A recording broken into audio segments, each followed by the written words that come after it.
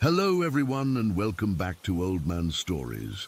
I'm aware that many of you use these videos to fall asleep, so before you doze off, I thought it would be a fun idea if each of you could leave a comment letting me know which part of the world you're listening from.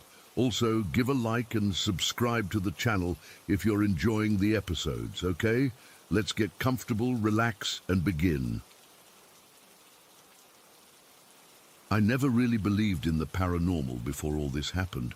Sure, I'd watch those ghost hunting shows and get a kick out of them, but I always assumed there was some logical explanation behind every haunting. That changed last year when my dad, sister, and I took on renovating my aunt's second home in Asheville. The house had been empty for about 2 years after my aunt inherited it, but never wanted to live there. It needed a complete overhaul. New kitchen, bathrooms, rewiring, the works. Since my dad's a contractor and business was slow, we agreed to take on the project. Initially, we thought it'd be more convenient to stay in the house while working on it, rather than making the hour-long commute each day. The first few days were uneventful. The place was dusty and had that musty smell that old uninhabited houses get. It was built sometime in the 1930s, with high ceilings and those old-fashioned single-pane windows that rattle when it's windy. Nothing special, but solidly built. About a week in, I noticed something odd. There were 3 Art Deco tiles my aunt had left on the windowsill in what would become the new kitchen. I remember them specifically because they had this geometric pattern in blue and gold that caught my eye. One morning, all 3 were neatly lined up on the floor about 6 feet from the window. I figured they must have fallen, though it seemed strange they'd land so perfectly arranged. That same day, I found a dead starling near the back door. Thought maybe it had somehow gotten in and knocked the tiles over before dying. Weird, but not impossible. I didn't mention it to Dad or my sister Ellie. The attic was particularly creepy. Every time I went up there, I'd find dozens of dead woodlice scattered across the floor. Not just a few, we're talking hundreds. I'd sweep them up, and the next day more would appear. There were no obvious entry points, and they weren't alive and then dying. They were already dead when they appeared. By the 3rd week, our tools started going missing. Not just misplaced, completely vanishing, only to reappear in places we'd already searched multiple times. Dad's favorite screwdriver disappeared from his tool belt while he was wearing it. We found it 2 days later, inside an empty paint can that had been sealed and unopened. Even now, I have no explanation for how that happened. The power tools were the worst. We'd be in the middle of cutting something, and the saw would die. We'd checked the plug to find it disconnected, even though none of us had been anywhere near it. This happened so frequently that Dad started duct taping the plugs to the outlets, which didn't help at all. One night over dinner at a local pub, we got talking to some of the neighbors who told us about the previous owner, an elderly woman who lived alone. Apparently she'd fallen in the conservatory, broken her hip, and couldn't reach the phone. She died of dehydration after lying there for 3 days before someone found her. That's when the mood changed for all of us. The house suddenly felt different, heavier somehow. The woman had left behind very few possessions. Most had been cleared out. But in one of the upstairs closets we found an old bathrobe. It was moth-eaten and smelled of lavender and something else I couldn't place. As a joke, and I feel horrible about this now, I sometimes put it on to scare Ellie. She'd scream and then laugh it off, but I could tell it genuinely freaked her out. One evening, after a particularly long day of work, Ellie mentioned that the bathrobe gave her the creeps. She said she'd had a dream about an old woman wearing it, standing at the foot of her bed. That night, feeling a bit unnerved myself, I decided to get rid of it. I took it to the garage, which was separate from the house, and buried it under a pile of tools in the darkest corner. I didn't tell anyone what I'd done. When I went to bed that night, I couldn't shake the feeling that something was watching me. The house had these weird noises, not the usual settling sounds, but deliberate creaks, like someone was walking around. I eventually fell asleep around 2 in the morning. I woke up to Ellie screaming. It was still dark, and I ran to her room thinking she was having a nightmare. When I got there, she was standing on her bed, pointing at my bed across the room. There, laid out perfectly flat as if someone was wearing it, was the bathrobe. Ellie was crying uncontrollably, saying she'd seen it float through the door and settle on my bed. I didn't believe her, of course. I assumed she'd found it in the garage and was playing a prank on me. But she was genuinely terrified. And when Dad came in, he confirmed he hadn't touched it either. We checked the garage, and the tools were still piled exactly as I'd left them. There's no way anyone could have retrieved the robe without disturbing them. That was the first incident that really shook me. After that, things escalated quickly. One night, a mirror that had been securely mounted to the wall for decades suddenly came crashing down directly onto my head while I was sleeping. I needed 4 stitches. The doctor at the ER asked if someone had attacked me because the cut was so precise. Dad was skeptical about everything until the incident with his crucifix. He's not particularly religious, but he keeps a small silver crucifix that belonged to his father. He had it hanging from the rearview mirror in his truck. One morning, as we were driving to the house, it suddenly detached, floated upward, and struck him directly in the eye. I saw this happen. There's no physical explanation for it. The windows were closed, there was no wind, nothing that could have caused it to move like that. By month 3, we were all sleeping poorly. At exactly 3:15 every morning, we'd hear footsteps in the kitchen. Heavy, deliberate steps that would pace back and forth for exactly 7 minutes before stopping abruptly. We checked the floors for loose boards, looked for animals that might have gotten in, even set up a camera one night. The footage showed nothing, but the sound was clearly captured on the audio. The smell of lavender became overpowering, especially in the upstairs bathroom. We tore out all the fixtures, checked for hidden sachets or old perfume bottles. Nothing. We even had a plumber check for gas leaks. The smell would come and go, sometimes accompanied by a drop in temperature so severe our breath would fog. The house centipedes were the worst for me. They're not common in the UK, but this house was infested with them. They'd appear out of nowhere, crawling across my pillow at night, in my shoes in the morning, even in sealed food containers. We had pest control out 3 times, and they found no evidence of an infestation, no nests, no entry points. After 4 months, we stopped staying overnight.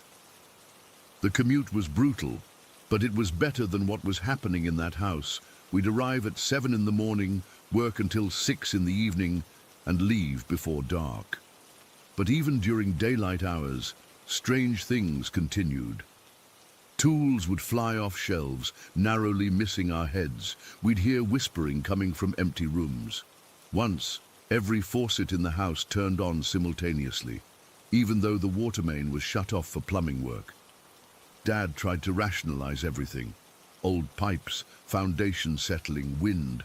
But I could see in his eyes that he was scared too. The final straw came when Ellie was painting a bedroom ceiling. She was alone in the room, on a ladder. She felt someone grab her ankle and pull. She fell 8 feet and broke her wrist. When we reviewed the footage from the camera we'd set up, we'd taken to recording everything by this point, there was clearly a dark shadow that moved across the floor toward her just before she fell. After that, we only went to the house in groups of at least 2, and we finished the renovation in record time. The quality probably suffered, but none of us cared anymore. We just wanted to be done with it. I thought once we were finished and out of there, things would go back to normal. But about a week after we completed the project, something happened at our own home.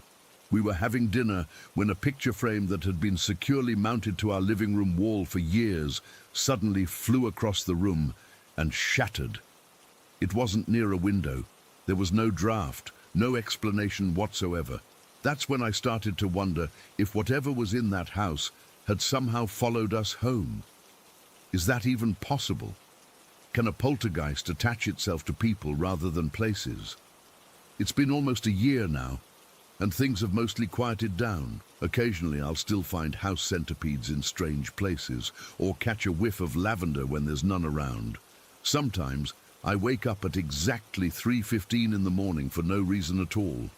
I've tried researching what happened to us. Some people suggest poltergeist activity is often linked to adolescence. My sister was 16 at the time, while others believe it's the energy of the deceased. All I know is that what we experienced was real, and I still can't explain it. The house has new owners now. I drive by occasionally, wondering if they're experiencing anything strange. Part of me wants to warn them, but what would I say? Watch out for flying tools and a bathrobe that moves on its own. They'd think I was crazy, so I keep it to myself. And jump every time I hear an unexpected noise or feel something brush against me when I'm alone. Some days I can almost convince myself it was all in my head. But then I look at the scar on my forehead from the mirror, or see Ellie absent-mindedly rubbing her wrist when it rains, and I know it was real. Whatever was in that house, whatever might have followed us home, it was real, and sometimes late at night I swear I can hear footsteps pacing in our kitchen. Story 2. I've been putting off writing this for months now, but I need to get it off my chest. I still get goosebumps thinking about it, and honestly, I'm typing this with all the lights on in my apartment. This happened last year when I was working as a shift manager at a newly opened Pizza Hut. Our location was in this small kind of run-down strip mall. Nothing special, just sandwiched between a laundromat and what used to be a video rental place. The Pizza Hut itself had this long open kitchen layout where customers could see pretty much everything we were doing. I liked the job well enough. The pay was decent, my co-workers were cool, and free pizza was definitely a perk. I'd been there about 3 months when the weird stuff started. At first, it was just little things, utensils not being where I'd left them, chairs pulled out when I knew we'd pushed them all in before closing. Normal stuff you can explain away when you're working with other people. Maybe someone forgot, right? That's what I kept telling myself. This particular morning, I was opening with Melissa, one of our cooks. She was probably the most level-headed person I knew, totally practical, didn't believe in anything supernatural, and would roll her eyes whenever someone brought up ghost stories. We both showed up at 5:30 in the morning, dressed in our required all-black uniforms. The sky was still dark, and the strip mall parking lot was completely empty except for our cars. I remember unlocking the front door, feeling that blast of pizza-scented air hit me as we walked in. The restaurant was dead silent, that weird kind of silence that almost feels heavy, you know. We flipped on the lights and started our opening routine. Melissa went to check the walk-in freezer while I counted the register drawer. Everything seemed totally normal. Around 6:15, I was taking the previous night's trash out through the back door. The dumpster was maybe 15 feet from the door, and I remember being annoyed because someone had stacked boxes instead of breaking them down, so I had to make multiple trips. Our back door had this hydraulic arm thing that made it close really slowly, and it always made this creepy squeaking sound. The back area wasn't well lit, just one flickering light above the door that cast these weird shadows on the cracked asphalt. On my third trip back in, I noticed Melissa was kneeling in front of the retarder doors. It's like a fridge where we store dough and stuff, putting away products for the day. I waved at her and went back to grab another trash bag. Couldn't have been gone more than 30 seconds. When I came back in, Melissa was standing right by the back door, her face completely white. She grabbed my arm so hard it left marks. "Sarah, were you just inside?" she asked, her voice shaking. Her hands were ice cold. "No, I've been taking trash out," I said, looking at her weirdly. "You okay?" She shook her head, and I noticed she was trembling. "Someone just walked by me. I thought it was you." "What do you mean? There's nobody else here." I looked around the empty kitchen. Our opening cook wasn't due for another 45 minutes. "I was kneeling at the retarder, putting away the cheese," she said. her voice barely above a whisper. I saw someone in all black walk from the back door to the dishwasher area. They stopped for a second, turned around and walked back toward the door. I thought it was you, but the hairs on my arm stood up. Did you see their face? No, she whispered. It was just a black figure, same height as you, wearing all black. I assumed it was you until I saw you were still outside. We both stood there for a moment, completely silent. Then Melissa laughed nervously. I'm losing my mind. Maybe I'm just tired. We checked the entire restaurant together, bathrooms, office, storage areas, everywhere. Nobody. All doors were still locked except the back one we were using. The security system showed no entries except when we'd first arrived. I tried to shake it off. Maybe it was a weird shadow or something. We went back to our opening duties, but the atmosphere had changed. Every noise made us jump. I caught Melissa looking over her shoulder constantly. Around 7, the ovens were preheating, and I was setting up the salad bar when I heard a metal pan clatter to the floor behind me. I spun around to see one of our large pizza trays on the ground, about 10 feet from where it had been stacked. Did you bump the counter? I called to Melissa, who was all the way across the kitchen prepping dough. She looked up, confused. I haven't been over there. I picked up the tray and put it back, telling myself it must have been balanced poorly. But I distinctly remember checking to make sure it was secure this time. 5 minutes later, it happened again, the same tray, now on the floor. No one was anywhere near it. Okay, this isn't funny, I said, my voice echoing in the empty restaurant. Melissa came over and we both stared at the tray like it might jump at us. Maybe it's the vibration from the ovens, she suggested, but we both knew the ovens had been running for weeks without knocking anything over. I put the tray in a completely different spot, and we continued working.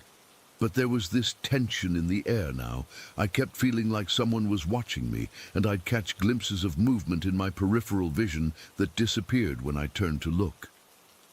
Around 7:30, I went to use the bathroom before the rest of the staff arrived.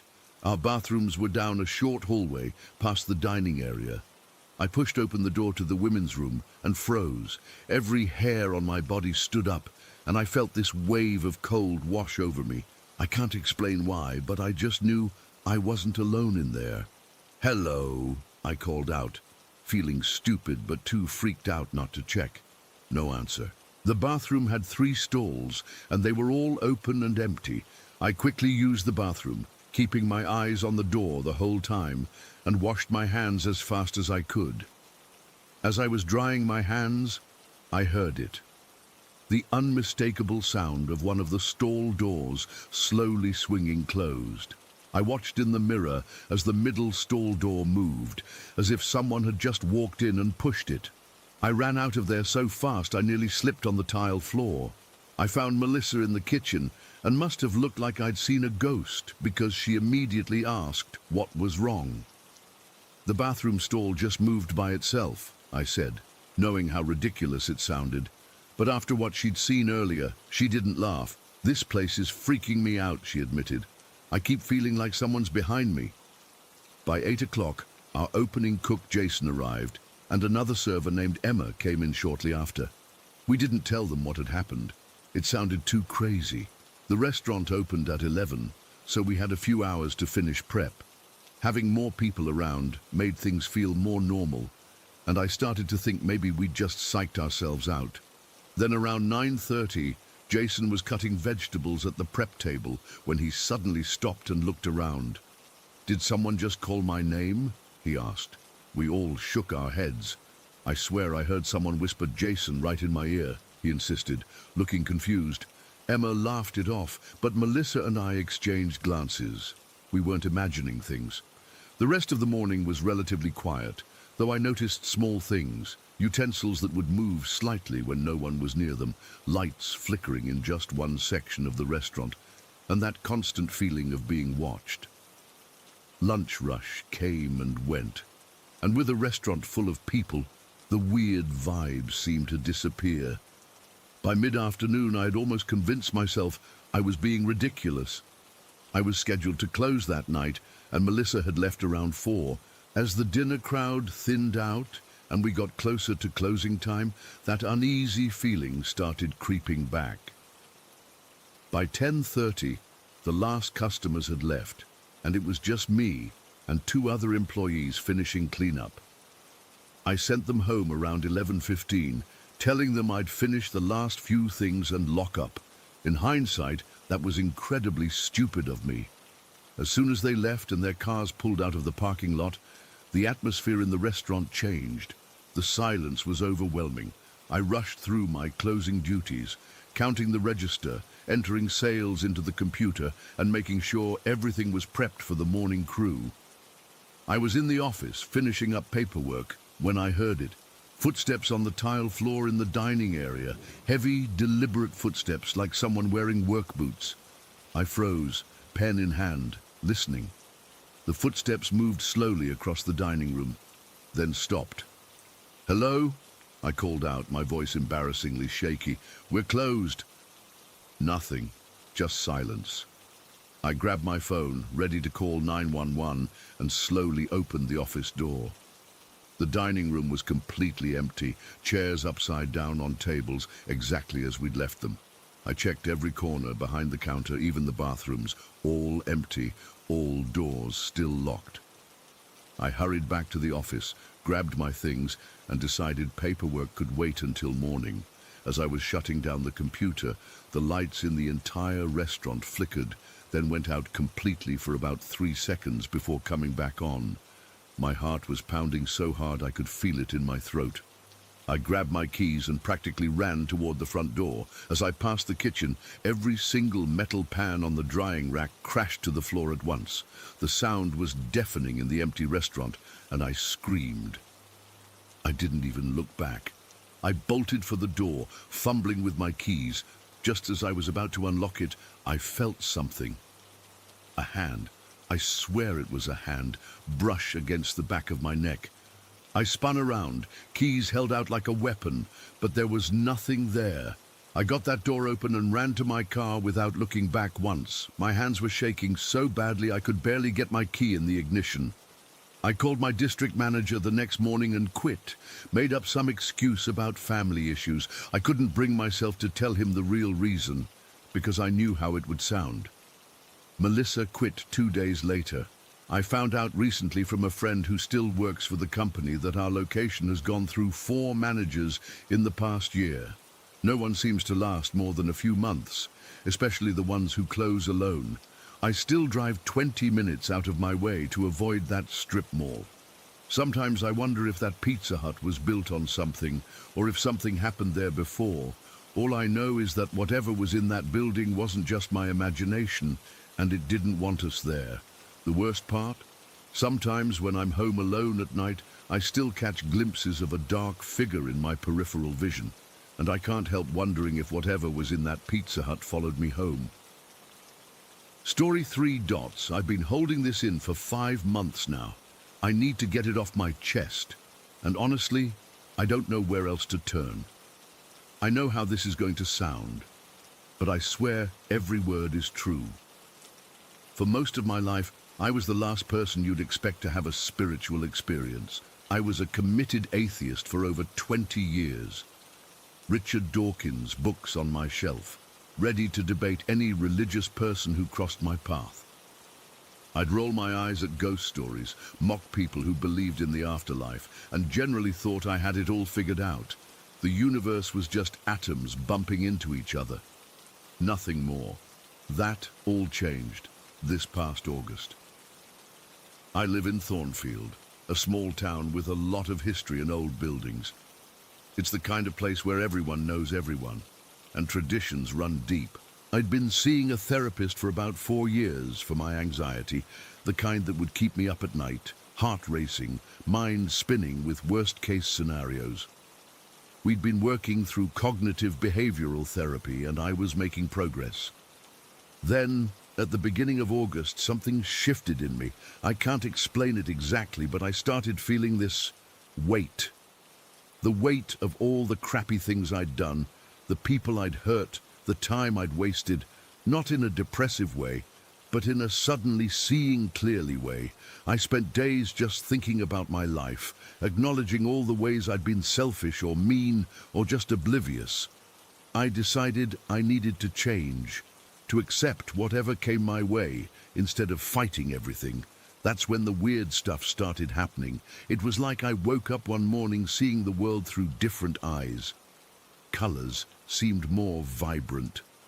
Music hit me differently. I could feel it in my chest.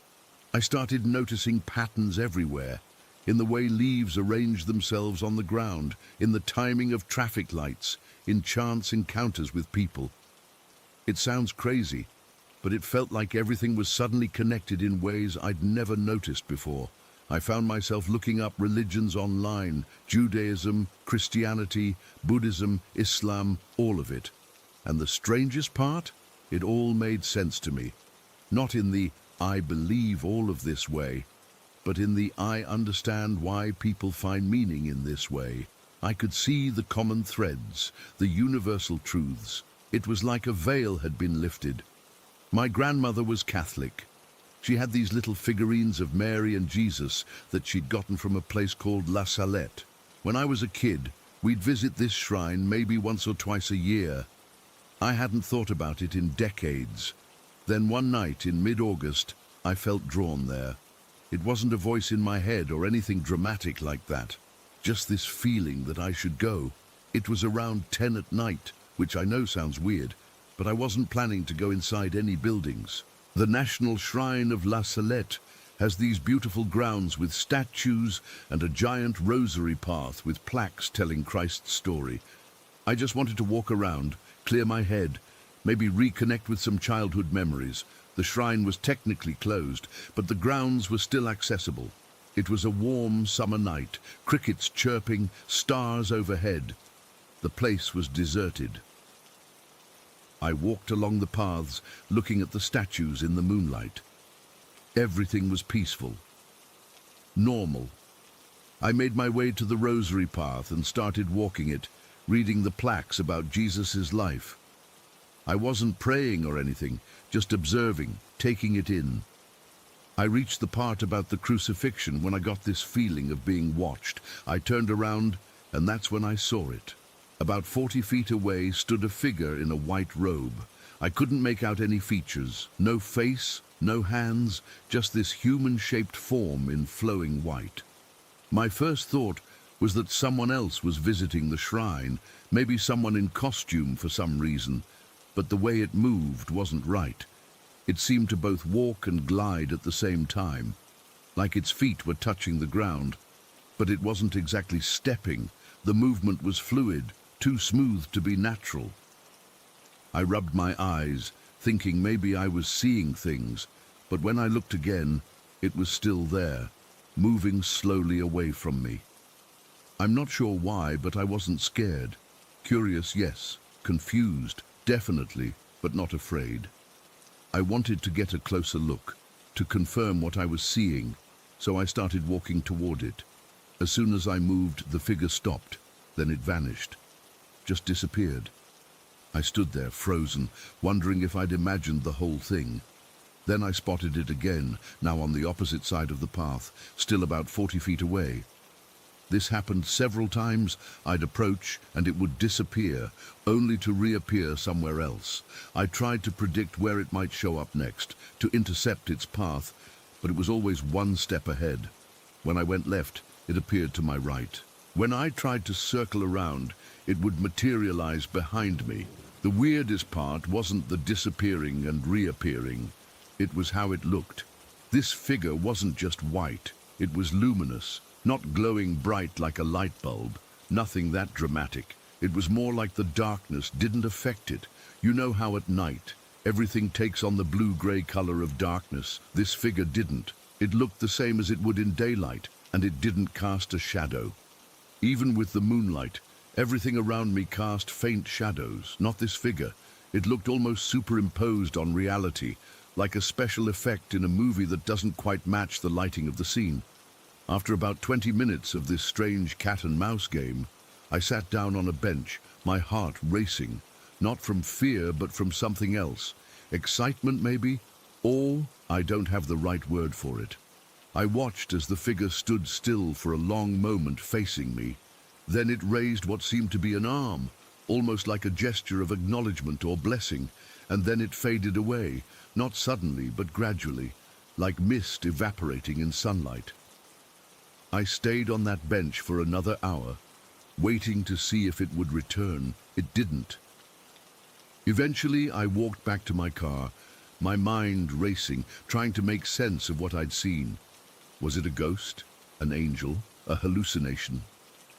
I've turned those questions over in my head thousands of times since that night. I'm still not sure. But what I am sure of is that it wasn't threatening.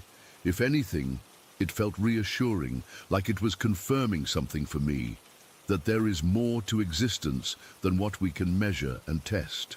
That the spiritual journey I'd suddenly found myself on wasn't a delusion or a phase. The next day, I went back to La Salette in broad daylight. Everything looked normal. I talked to one of the staff members, casually asking if they'd ever heard of strange sightings on the grounds. The older woman looked at me for a long moment before saying, "This is a place of miracles. The Blessed Mother appeared to children in La Salette, France. Who's to say what might appear to someone with an open heart?" I didn't tell her what I'd seen. I didn't tell anyone for weeks. How could I? The atheist who suddenly has a spiritual awakening and sees a glowing figure at a religious shrine. It sounds like the setup to a joke. Over the next few weeks, many of the strange perceptions I'd been having, the patterns, the heightened senses, gradually faded. Life started to feel more normal again, but the memory of that figure has never dimmed. I can close my eyes right now and see it perfectly, that impossible white form that both walked and didn't walk, that was affected by neither darkness nor shadow. I've researched religious apparitions since then. Some of what I read matches my experience, some doesn't. Most recorded apparitions communicate somehow. Mine never did, at least not in words. But I can't shake the feeling that it was trying to tell me something nonetheless, that its very presence was the message. 5 months later, I still don't know what to call myself. Not an atheist anymore, that's for sure. But I haven't joined any particular religion either. I've continued to read and learn and think. I meditate now. I pray sometimes, though not to any specific deity. The figure at La Salette changed me.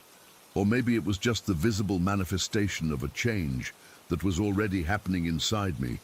Either way, I know what I saw. It wasn't a trick of the light. It wasn't my imagination. It wasn't someone playing a prank.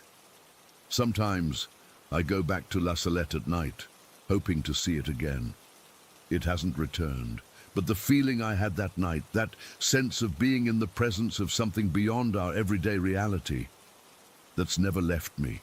And despite all my former skepticism, despite the voice in my head that still sometimes whispers that there must be a rational explanation, I know what I experienced.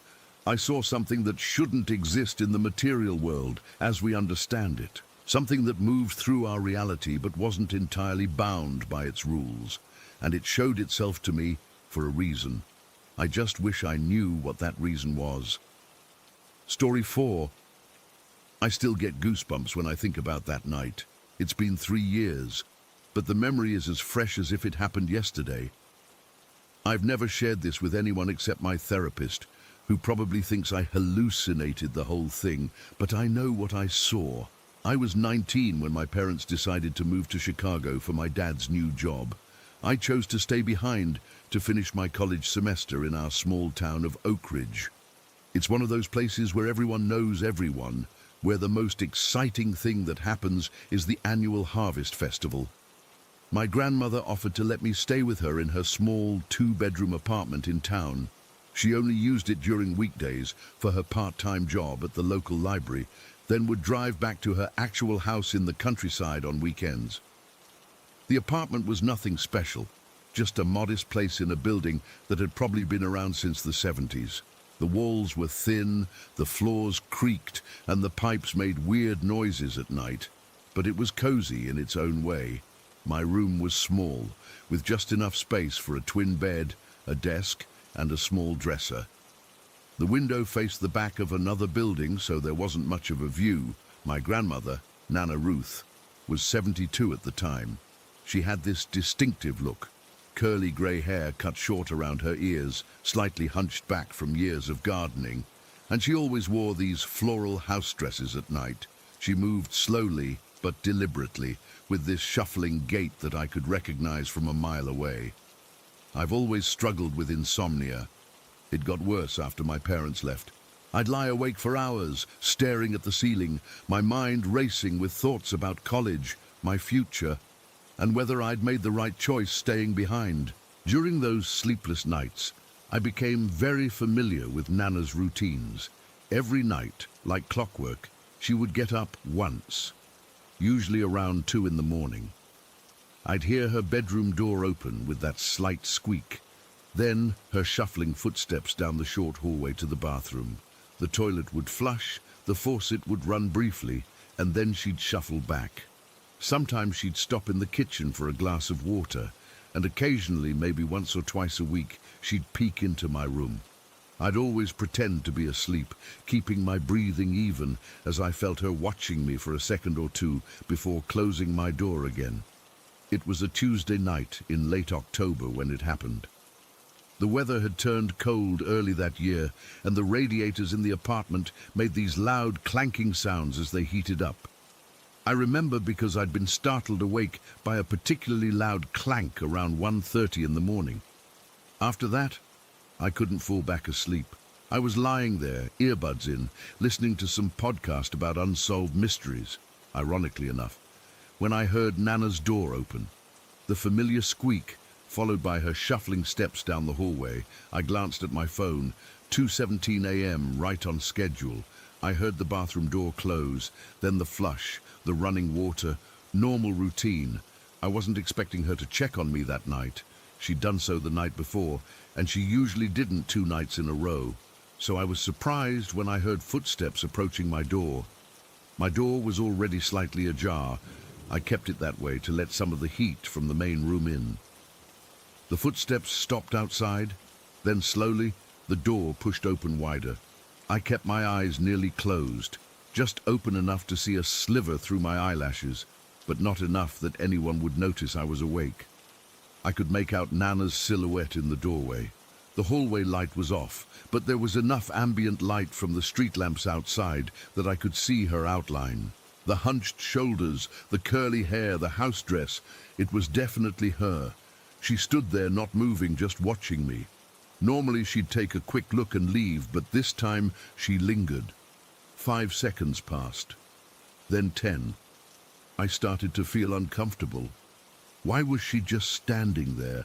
Had she noticed I was awake? Was something wrong? I opened my eyes a little wider, still pretending to be asleep, but trying to get a better look.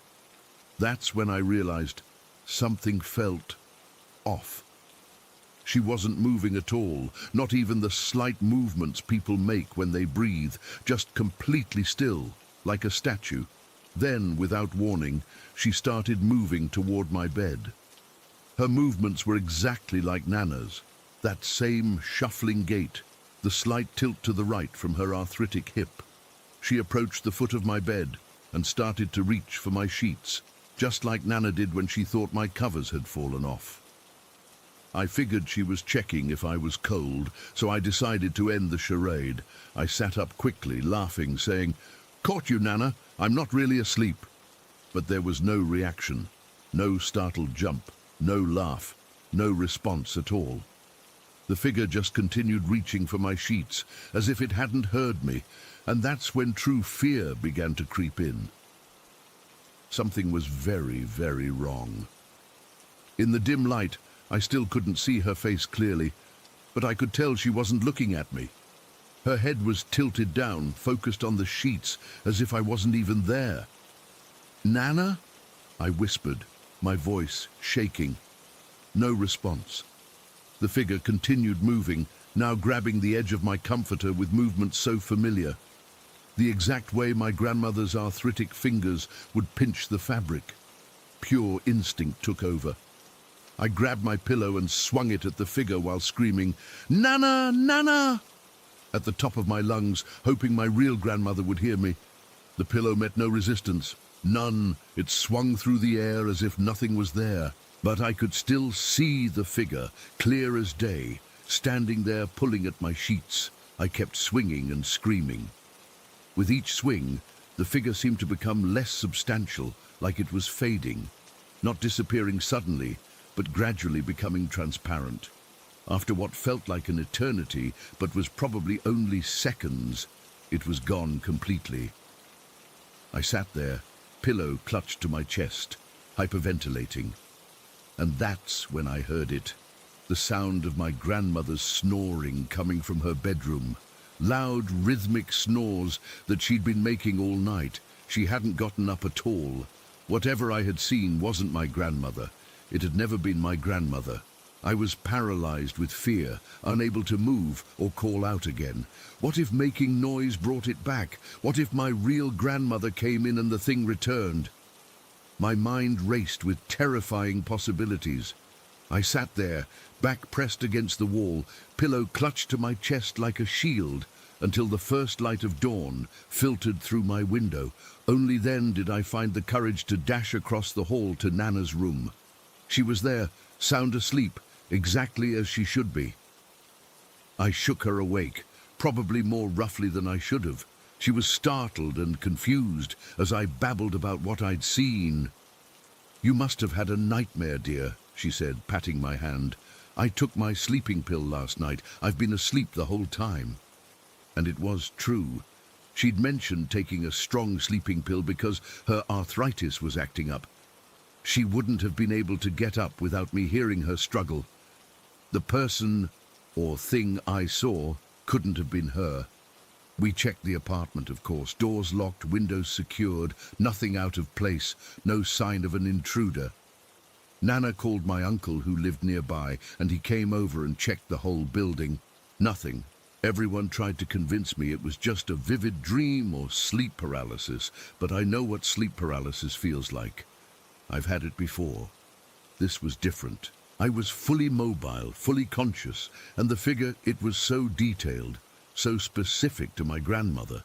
The way it moved, the exact shape of her hunched back, the precise way her fingers pinched the fabric.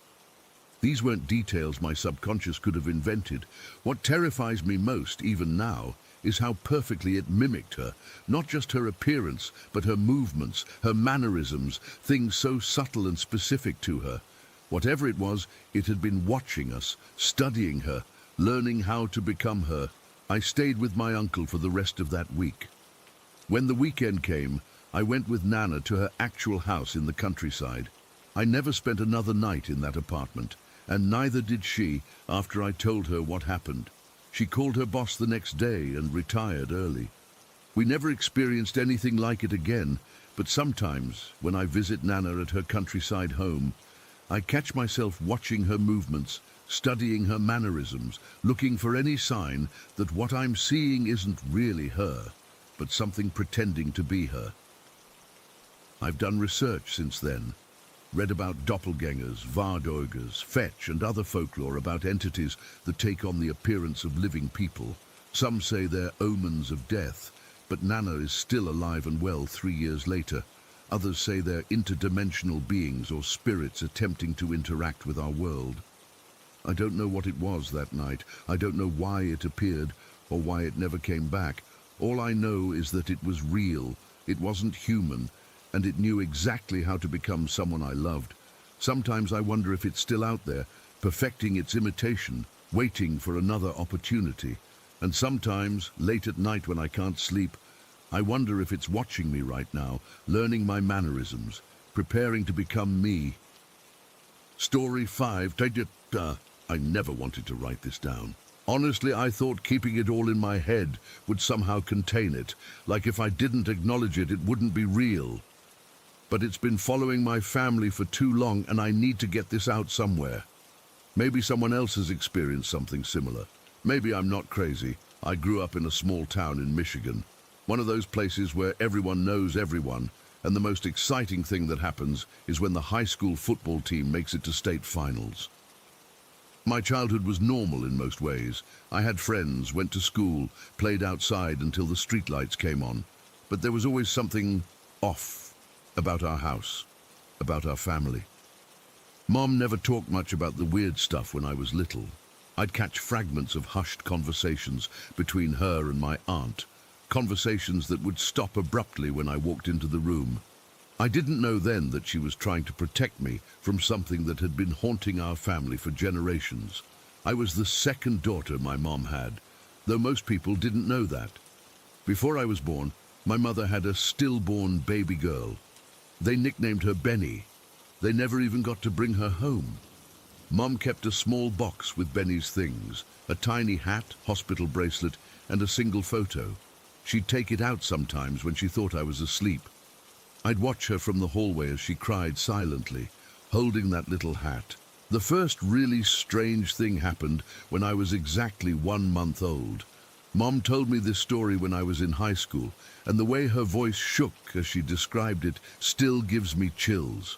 She'd put me down for a nap and was in the kitchen making dinner when she heard singing coming through the baby monitor, clear as day. A woman's voice singing, "Twinkle, twinkle, little star," in my nursery.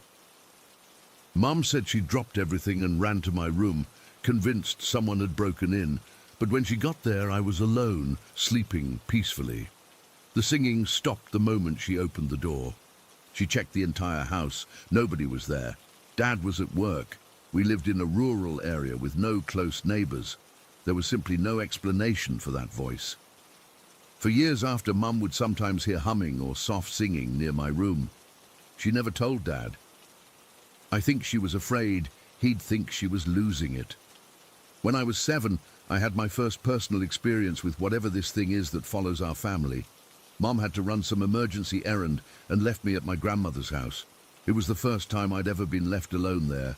Grandma had gone to the store. I was playing with some old toys in the living room when I saw a cat walking around the furniture. I didn't think much of it at first. I just assumed it was Grandma's cat, Mittens. I called to it, trying to get it to come play with me. The cat stopped, looked at me with these incredibly bright eyes, then walked behind the couch. When I went to look for it, there was nothing there. When I told Grandma about the cat later, her face went pale. Mittens had died 3 weeks earlier. She and Mom exchanged that look, the one adults give each other when they're trying to decide how much truth a kid can handle. "You must have imagined it, Jessica," Mom said, but her voice had that tight quality it gets when she's scared. I know what I saw. It wasn't a shadow or a trick of the light.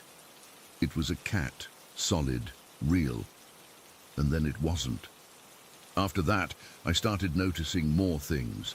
When I was around 8, I began seeing what I called the Mario ghost. I named it that because it reminded me of the ghosts in Super Mario. The ones that would freeze when you looked at them and move when you weren't watching. I'd catch glimpses of movement in my peripheral vision, but when I'd turn to look, nothing would be there. Then the second I looked away, the movement would start again. This happened almost daily for months. I'd be doing homework, watching TV, getting ready for bed, and there it would be, that flickering movement just out of direct sight. I tried telling Mom once. She sat me down and asked very specific questions. "Does it have a shape? Can you describe what it looks like? Does it try to communicate with you?" I couldn't answer most of her questions. It was just movement. Just a presence. But her reaction told me this wasn't normal, and it wasn't just my imagination running wild. It wasn't until I was 14 that Mom finally opened up about our family situation. We were driving home from a movie when she suddenly pulled over to the side of the road. I thought maybe she wasn't feeling well, but then she turned to me with this intense look. "Jessica, there's something I need to tell you about our family," she said. "I wanted to wait until you were older, but I think you need to know now." That's when she told me about the Denim Man. Since she was a little girl, my mother had been followed by what she described as a man dressed completely in denim. Jeans, denim jacket, even a denim hat. He never spoke, never tried to interact with her directly. He would just appear, standing in corners or doorways, watching. Sometimes he would walk around their house at night. Mom said she would hear footsteps in the hallway when everyone else was asleep. Her parents didn't believe her at first, dismissing it as an overactive imagination or night terrors. But then things started happening that couldn't be explained away so easily. Objects would get knocked off shelves when no one was near them. Doors would open and close on their own, and occasionally other people would see him too. When I was 19, Mom told me, I was at a bar with some friends. We were celebrating my birthday. One of my friends suddenly went white as a sheet and asked, "Who's that man staring at you?" When I turned around, there he was, the denim man, standing by the exit. My friend described him exactly as I'd always seen him, right down to the worn patch on his left knee. That's when I knew for certain he wasn't just in my head. As Mom continued talking, things from my childhood started making sense. The way she would sometimes freeze and stare at empty spaces. How she insisted on keeping nightlights in every room of our house. Why she never wanted me to sleep over at friends' houses when I was little. She was afraid the denim man would follow me there and reveal himself to strangers. Has he ever hurt anyone? I asked, my mouth dry with fear. No, she said. He just watches. But there's more to it than just him. That's when she told me about the other phenomena that had followed our family for generations. Things would go missing, keys, jewelry, important documents, only to reappear in obvious places days later after being explicitly asked out loud to be returned. My great-grandmother had been the first to discover this trick. After losing her wedding ring, she'd stood in the middle of her bedroom and firmly said, "I need that back now, please." The next morning, the ring was sitting on her bedside table. We've all done it since then. It works about 70% of the time. I once lost my college application paperwork the day before it was due. After tearing my room apart, I remembered the family trick. I stood in my room and said, "This is really important. I need those papers back right now." When I turned around, the entire packet was sitting neatly on my desk, arranged in perfect order. The scariest part happened last month, on my 23rd birthday. I'd moved into my own apartment about a year ago, my first time living alone. I'd been having that feeling of being watched for weeks, but had convinced myself it was just anxiety about work. I was in the shower when I heard what sounded like heavy boots walking across my living room floor.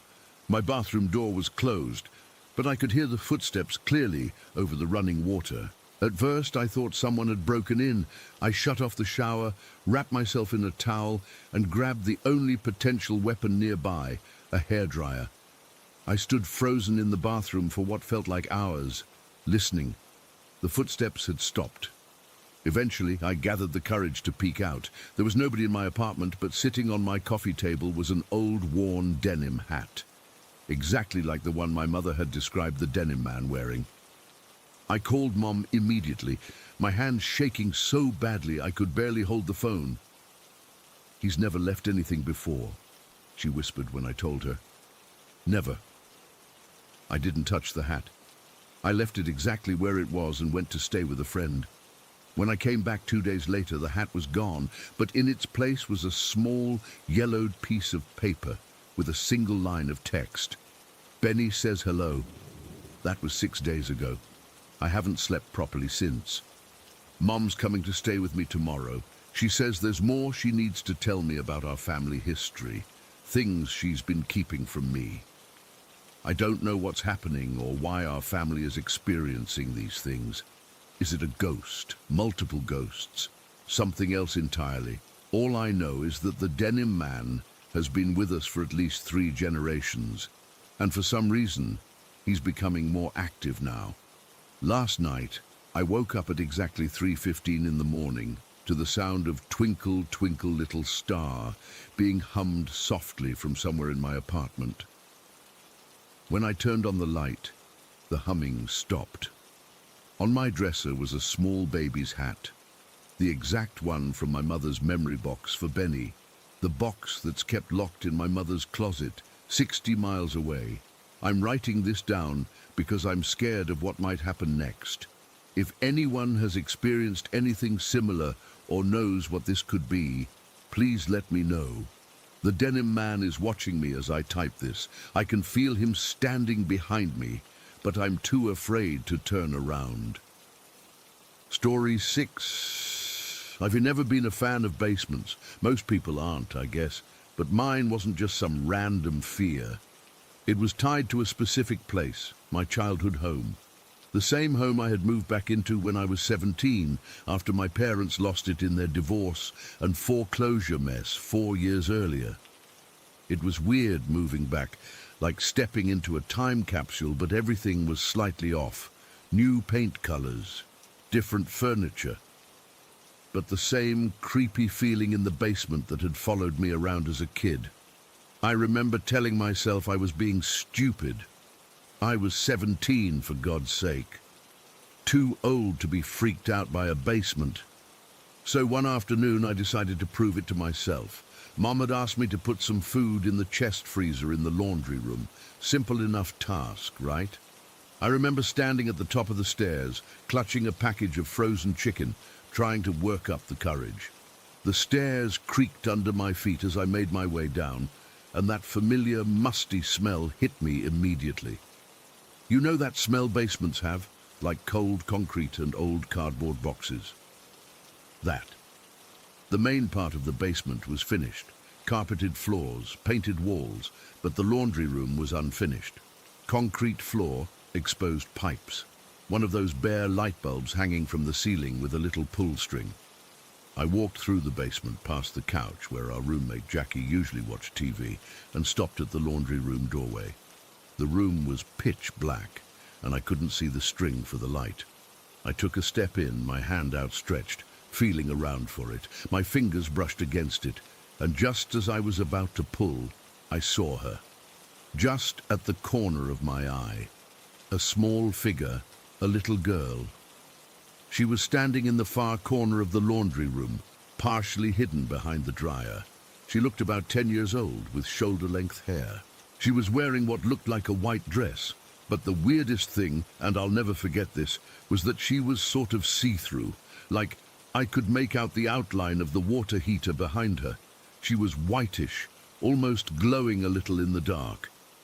I completely froze. My heart stopped, then started hammering so hard I thought it would burst out of my chest. You know that feeling when your blood turns to ice? That's what happened. I couldn't breathe, couldn't scream, couldn't move. We just stared at each other for what felt like forever, but was probably only a few seconds. Then some survival instinct kicked in. I dropped the chicken and backed out of the doorway, not taking my eyes off her. As soon as I was clear of the laundry room, I turned and bolted. I'm not ashamed to admit I went up those stairs on all fours like a freaking animal. I wasn't taking any chances. I burst into the kitchen, probably looking like I'd seen, well, a ghost. My mom was at the table paying bills. "What's wrong with you?" she asked, looking up from her checkbook. I was gasping for air, trying to explain what I'd seen. There's a girl in the laundry room. A little girl. Mom gave me that look.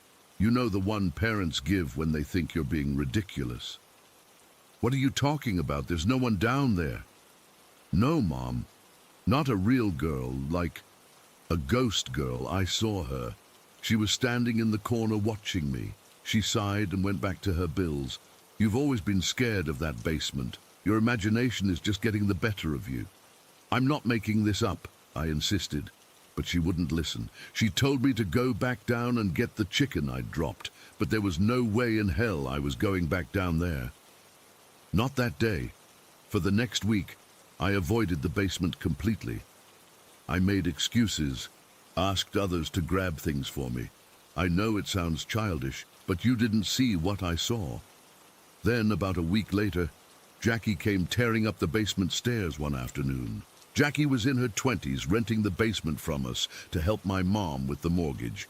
She usually kept to herself, did her own thing. But that day, she looked terrified. Her face was pale, and she was shaking. "Is everything okay?" my mom asked her.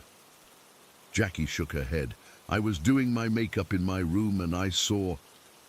She trailed off like she was embarrassed to say it. "Saw what?" Mom pressed. "This is going to sound crazy, but I saw a little girl in the doorway of the laundry room."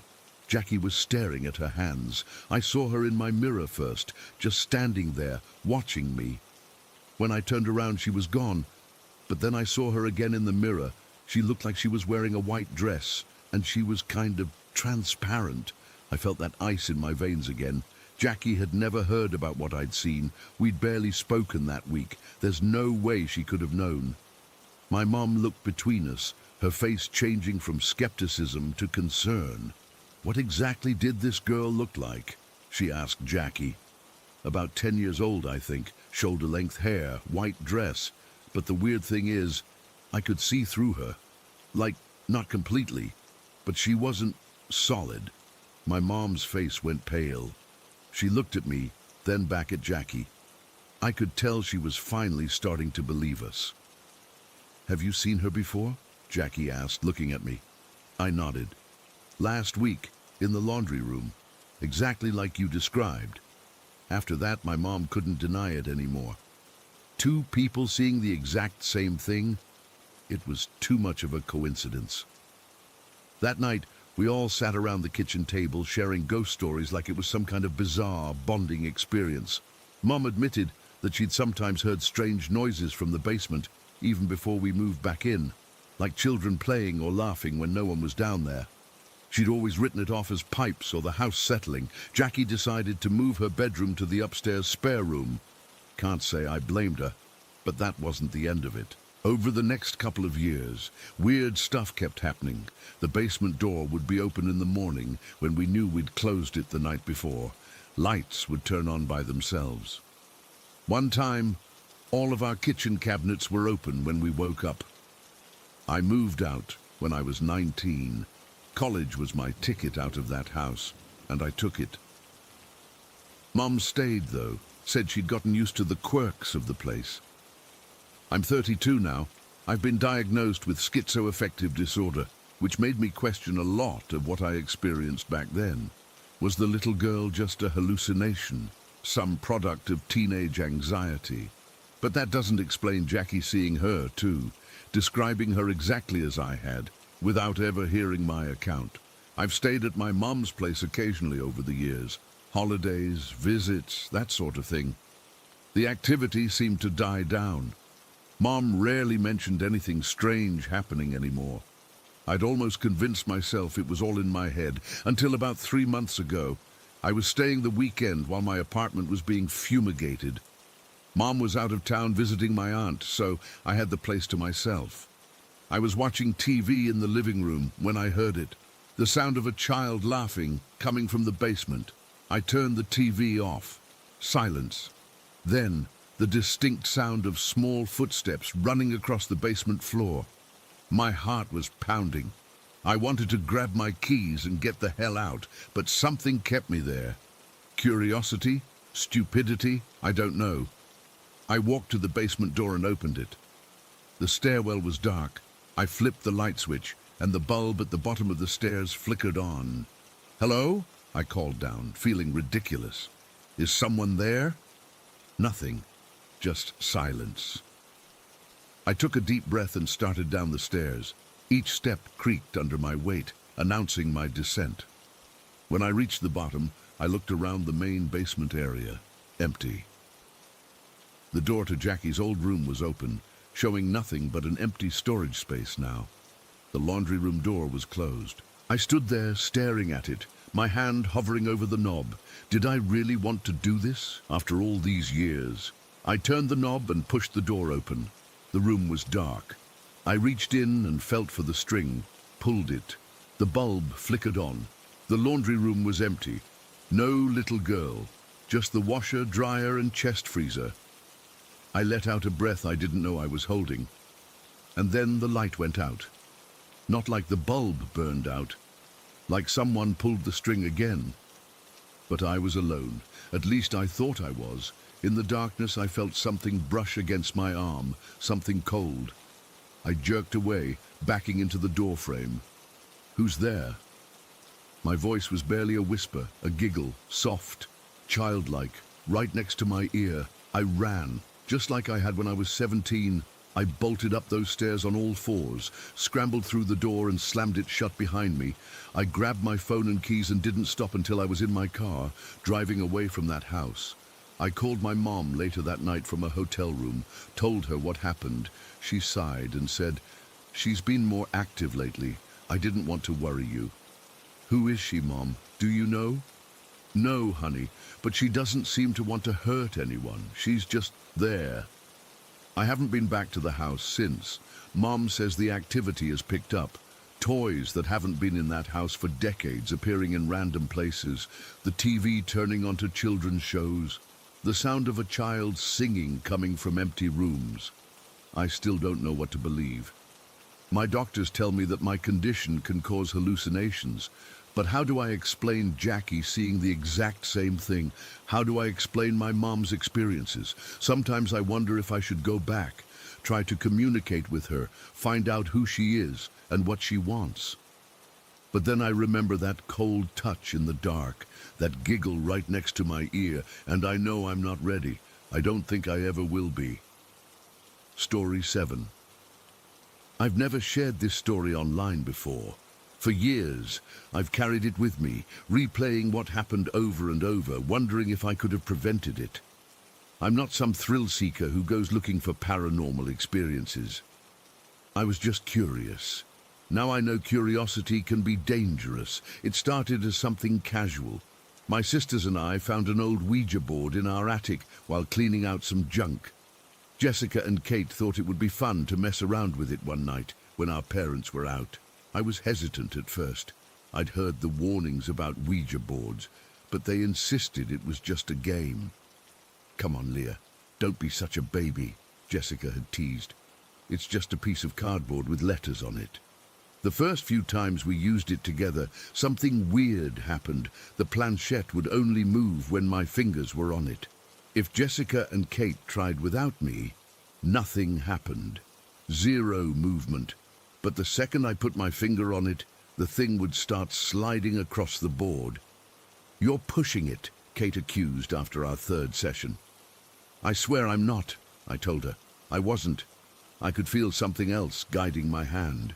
During those group sessions, we contacted what seemed like spirits with gibberish names. Ki, Quo, and Key.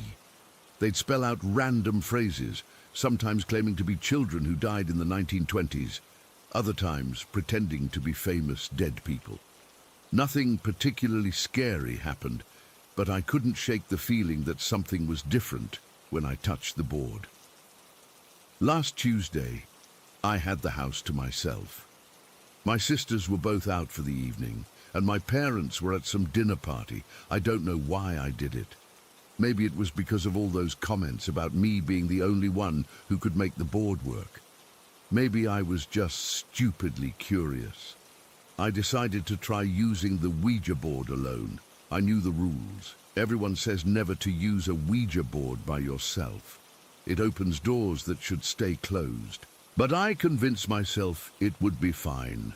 Just a quick session, I told myself, just to see what happens.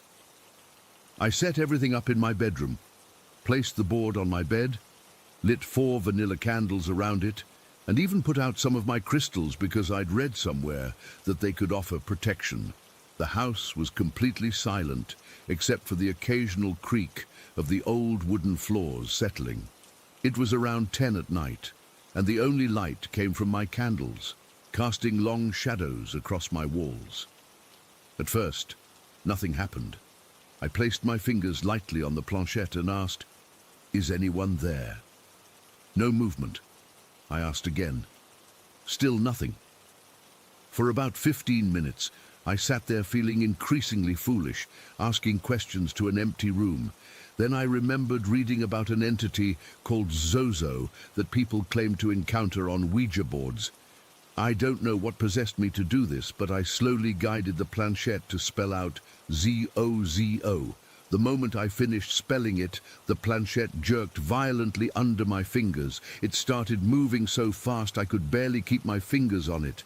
It wasn't the gentle, slow movement from our previous sessions. This was deliberate, forceful Z-O-Z-O, it spelled again, without me asking anything. My heart was pounding, but I continued.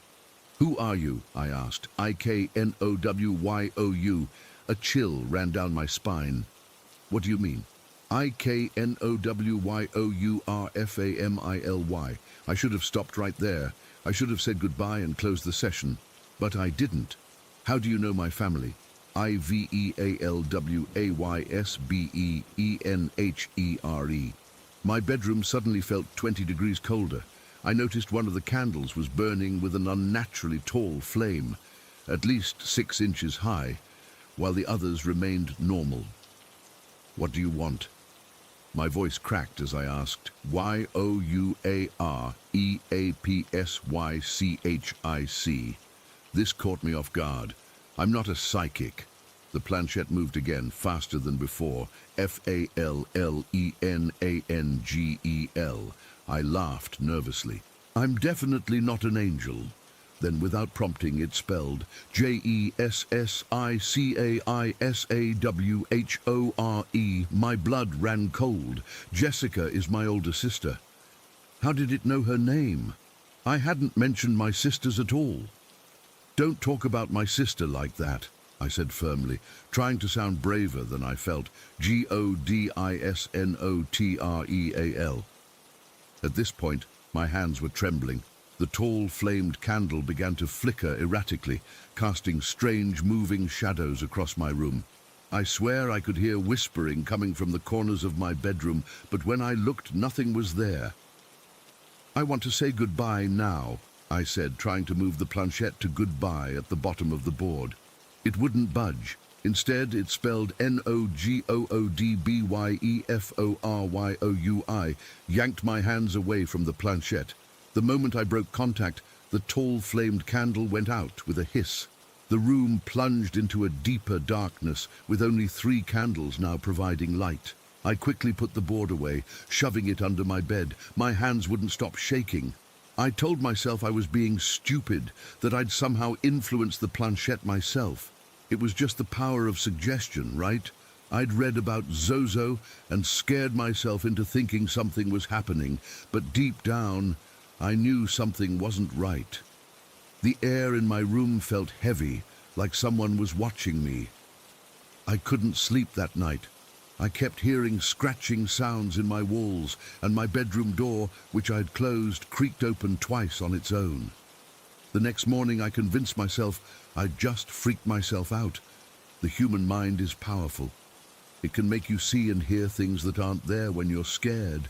I went about my day, trying to forget what happened. For a couple of days, things seemed normal. My sisters didn't know what I'd done, and I didn't tell them. I considered throwing the Ouija board away, but something stopped me. It felt like getting rid of it would somehow acknowledge that what happened was real.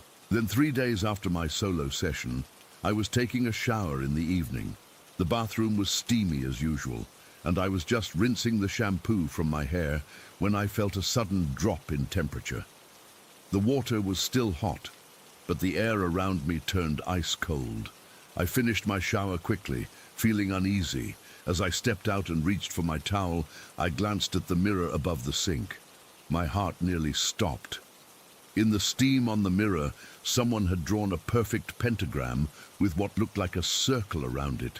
It wasn't there when I got in the shower. The bathroom door had been locked from the inside. No one could have come in. I didn't even dry off.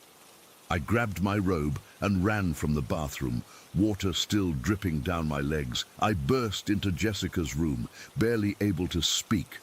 "What's wrong with you?" she asked, staring at me like I was crazy. I dragged her to the bathroom, but by the time we got there, the steam had dissipated. The mirror was clear. No pentagram. No evidence. There was something drawn on the mirror. I insisted. A pentagram. I swear it was there. Jessica looked at me with concern. Maybe you're just tired. Have you been sleeping okay? I couldn't tell her what I'd done.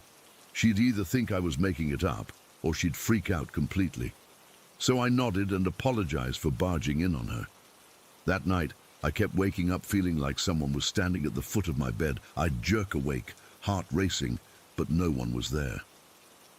Around 3 in the morning, I distinctly heard someone whisper my name right next to my ear. I shot up in bed, flipping on my light. My room was empty, but the Ouija board had somehow moved from under my bed to my desk. I haven't touched the board since that night. But weird things keep happening. My phone battery drains instantly, even when it's fully charged. I keep finding my belongings rearranged.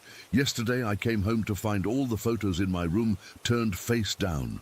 The worst part is the dreams. I keep dreaming about 3 figures standing in a circle around my bed. They never show their faces, but they keep chanting names that sound like Key, Quo, and Key. The same names from our initial Ouija sessions. In the dreams, they tell me I invited something into our home, and now it won't leave. I don't know if I contacted an actual malevolent entity or just some trickster spirit that feeds on fear. But I know something followed me out of that Ouija session. I can feel it watching me, even now as I type this. Last night I woke up at exactly 3:33 in the morning to find 3 scratches on my forearm that weren't there when I went to bed. They're not deep, but they burn like hell. I've tried researching how to close a Ouija session properly after the fact, but there's conflicting information. Some say I need to use the board again to say goodbye properly, but I'm terrified to touch it. Others say that would only make things worse. I don't know what to do. I broke the cardinal rule of Ouija boards, and now I'm paying for it.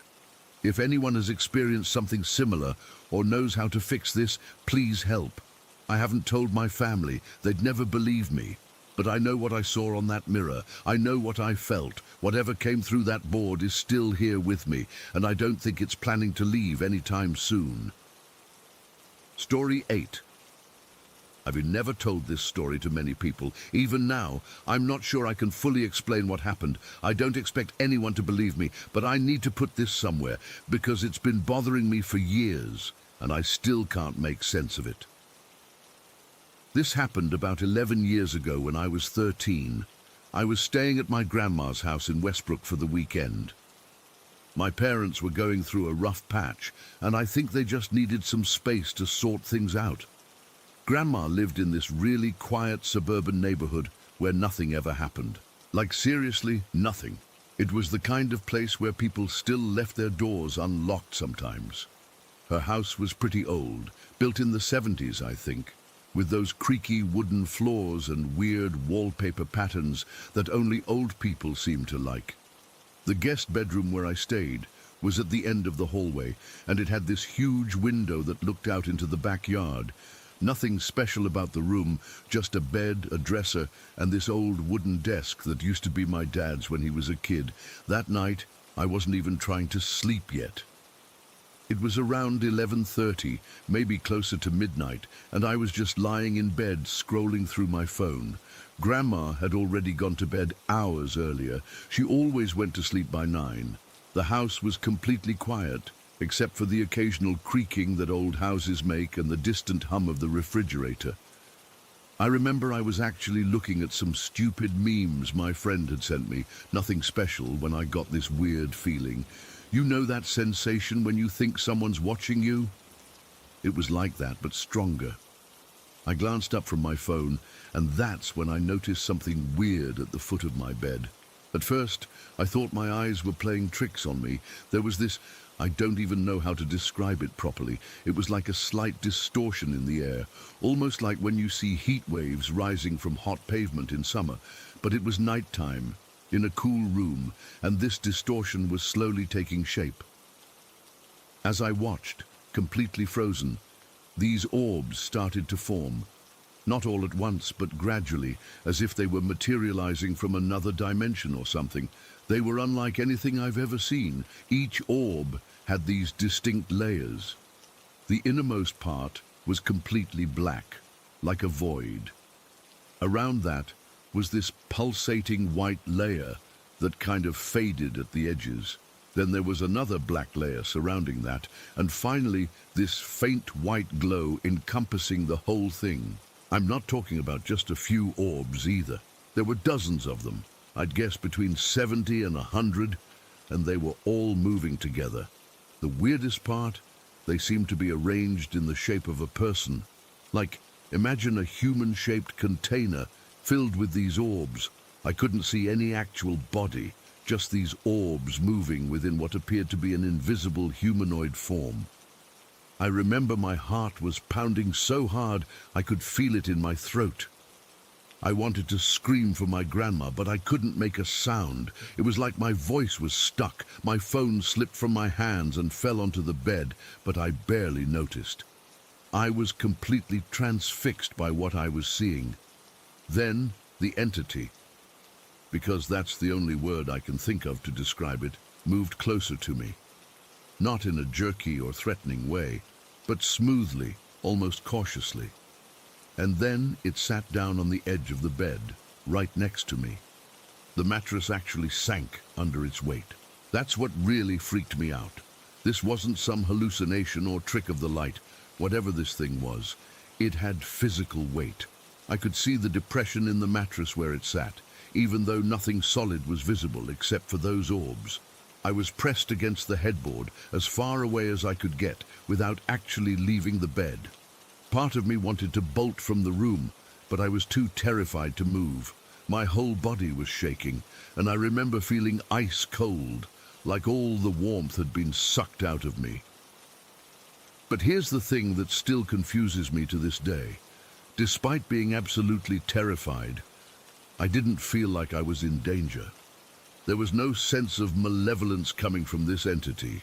It didn't try to touch me or harm me in any way. It just sat there. If anything, I got the impression it was curious about me, like it was studying me the same way I was studying it. The orbs within the invisible form continued to move, almost like they were pulsating in rhythm with each other. Sometimes they would move faster, sometimes slower, but they always maintained that human-like shape. I remember being particularly fascinated by how the inner black core of each orb seemed to absorb all light, while the white layers gave off their own soft illumination. This whole encounter lasted maybe 5 or 6 minutes, though it felt like an eternity. Then, as mysteriously as it had appeared, the entity started to fade away. The orbs didn't vanish all at once. They dimmed gradually, like someone slowly turning down a dimmer switch, until there was nothing left but empty space where it had been sitting. The mattress slowly rose back to its normal position as the weight lifted.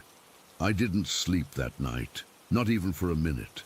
I just sat there clutching my phone, ready to call my mom if the orbs came back, but they didn't, at least not that night. I told my grandma the next morning, but she just gave me that look adults give kids when they think they're making stuff up.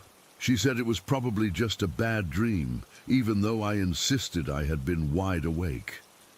I managed to get through the rest of the weekend without incident, and honestly, I started to convince myself that maybe I had imagined the whole thing. Maybe I had dozed off without realizing it and dreamed the entire encounter. That's what I wanted to believe anyway. But then, about a week later, after I'd gone back to my mum's house, it happened again. I was in my own bedroom this time, working on homework at my desk. It was earlier in the evening, around 8 or 8:30. My mum was downstairs watching TV, and I could faintly hear the sound of some reality show she liked. That same strange feeling came over me, the sensation of being watched. I turned around slowly, and there it was again, the cluster of orbs, forming that invisible humanoid shape, standing in the corner of my room. This time I wasn't frozen with fear. I was still scared, don't get me wrong, but there was also this weird sense of familiarity. Like, oh, it's you again. The entity didn't approach me this time. It just stood in the corner, the orbs pulsating and shifting within their invisible container. I remember whispering, "What do you want?" Not expecting an answer, just saying it out of instinct. The entity didn't respond, at least not verbally, but the orbs seemed to pulse more intensely for a moment, almost like it was reacting to my voice. After a few minutes, I got up the courage to call for my mom. I didn't scream or anything. I just called her name loud enough for her to hear me downstairs. As soon as I did that, the entity started to fade, just like before. By the time my mum came upstairs and opened my door, it was completely gone. This time, when I told my mom what I'd seen, she didn't dismiss me like my grandma had. She looked concerned, almost frightened. She sat down on my bed and asked me to describe exactly what I'd seen, in detail.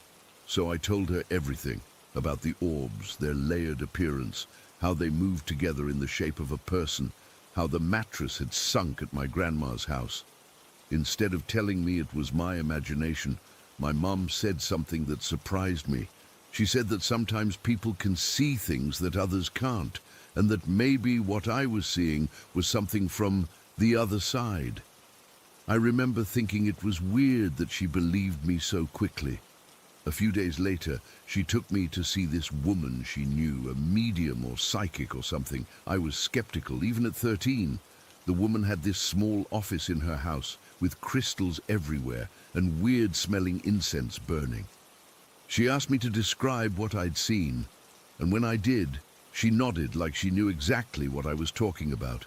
She told me that what I was seeing might be my spirit guide, or some kind of protective entity. She said some people are more sensitive to these things than others, especially during puberty when your energy is changing. I remember thinking it all sounded like a bunch of made-up nonsense, but I didn't say that. The orb entity appeared to me one more time after that, about a month later. Same appearance, same behavior, just there in my room, watching me for a few minutes before fading away, and then nothing. It never came back. I'm 24 now, and I still don't know what to make of that experience. I've done a lot of research over the years, trying to find other accounts of similar phenomena. I've looked up every type of ghost, spirit, or paranormal entity I could find information on. I've joined forums, read books, watched documentaries, the works. But I've never found anything that matches what I saw. The closest thing I've found are accounts of orbs in ghost hunting communities, but those are just small, single balls of light in photographs. What I saw was completely different. Complex, layered orbs moving together in a humanoid shape. I've considered every possible explanation. Maybe it was a hallucination caused by stress. My parents' issues were pretty rough on me.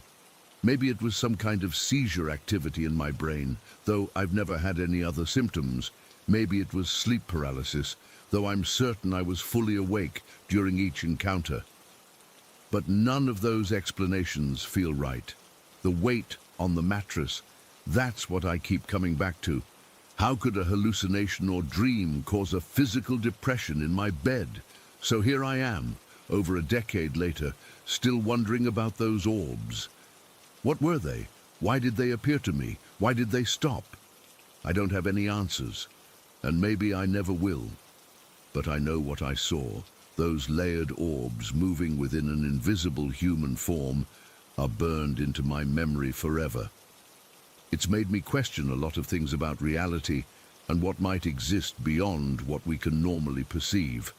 I'm not religious or particularly spiritual, but that experience left me open to the possibility that there's more to this world than what science can currently explain. If anyone has seen something similar or has any insight, I'd really like to hear it. This has been on my mind for years, and I still can't make sense of it. Story 9. I've never told this story outside my immediate family and closest friends. Even typing this makes my hands shake a bit, but I need to know if anyone else has experienced something similar.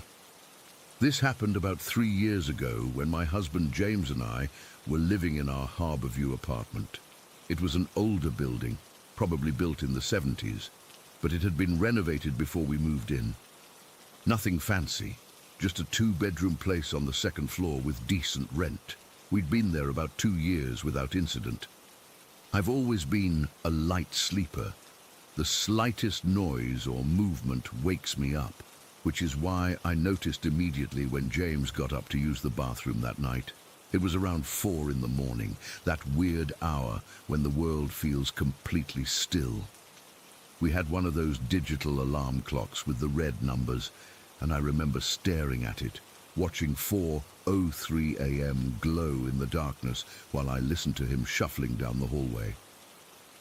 Our bedroom was mostly dark, but there was always a bit of ambient light coming through the blinds from the street lamps outside. Not enough to read by, but enough that you could make out shapes and silhouettes once your eyes adjusted. The bathroom was at the end of the hallway, so I heard when James closed that door behind him. I was laying on my side, facing away from his empty side of the bed, just waiting for him to come back so I could fall asleep again. That's when I felt something off. You know that feeling when you suddenly sense you're not alone? Like a change in the air pressure or something? At first, I thought maybe James had come back already and I just hadn't heard him. But then I realized I hadn't heard the bathroom door open again, or his footsteps in the hall, and I definitely would have felt the mattress dip if he'd gotten back into bed. That's when I noticed a slight movement at the foot of my side of the bed, just a shifting in the shadows. I froze. My heart started beating faster as I stared into the darkness. Slowly, I made out what looked like the top of someone's head, just barely visible over the edge of the bed, right by my feet, just watching me. It was dark, but I could clearly see the rounded shape of a head. No distinguishable features, just a black silhouette that was unmistakably a human head, peering over the edge of my covers. My first thought was that it was James. He sometimes had trouble sleeping and would get up to play video games in the chair in the corner of our bedroom. He'd wear headphones so he wouldn't wake me. Maybe he'd dropped something and was looking for it on the floor. "James," I whispered, my voice sounding way too loud in the quiet room. "Why are you sitting on the floor?" The head didn't move, didn't respond, just stayed there, perfectly still, looking at me. My blood turned to ice. I knew it couldn't be James, because I could still hear the bathroom fan running down the hall. My mind raced through possibilities. An intruder. But how would they have gotten in without making noise? We were on the 2nd floor, and I'm certain I'd locked all the doors before bed. I was too terrified to move. I just lay there, staring at this thing, staring at me. It felt like hours, but was probably only seconds. Then I heard the bathroom door open down the hall, followed by James's familiar footsteps approaching our bedroom. The bedroom doorknob turned with a click. In that exact moment, the head at the foot of my bed ducked down, quickly and deliberately disappearing from view. Not like someone slowly lowering themselves, but a sudden, jerky movement downward, like it knew it had been caught. James pushed the door open and I screamed. I'm not a screamer, never have been, but in that moment a scream ripped out of my throat like nothing I've ever experienced. "What? What is it?" James rushed to the bed, flipping on the lamp on his nightstand. I was pointing frantically at the foot of the bed, unable to form words. There's someone there." I finally managed to gasp. James immediately dropped to his knees, looking under the bed. He got back up, confusion on his face. "There's nothing under here." "Check the closet." I was shaking uncontrollably by this point, clutching the covers up to my chin. "Check everywhere." He did a thorough search of our room, under the bed, in the closet, behind the curtains. Nothing. He even checked all the windows to make sure they were locked, which they were. Then he searched the entire apartment. The spare bedroom, kitchen, living room, even looked behind the shower curtain. He came back looking bewildered.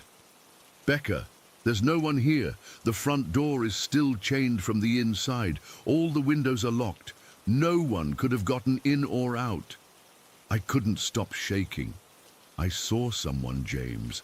I swear to God, I saw someone watching me from the foot of the bed. When you opened the door, it ducked down." He sat on the edge of the bed and put his arm around me. Maybe it was a dream.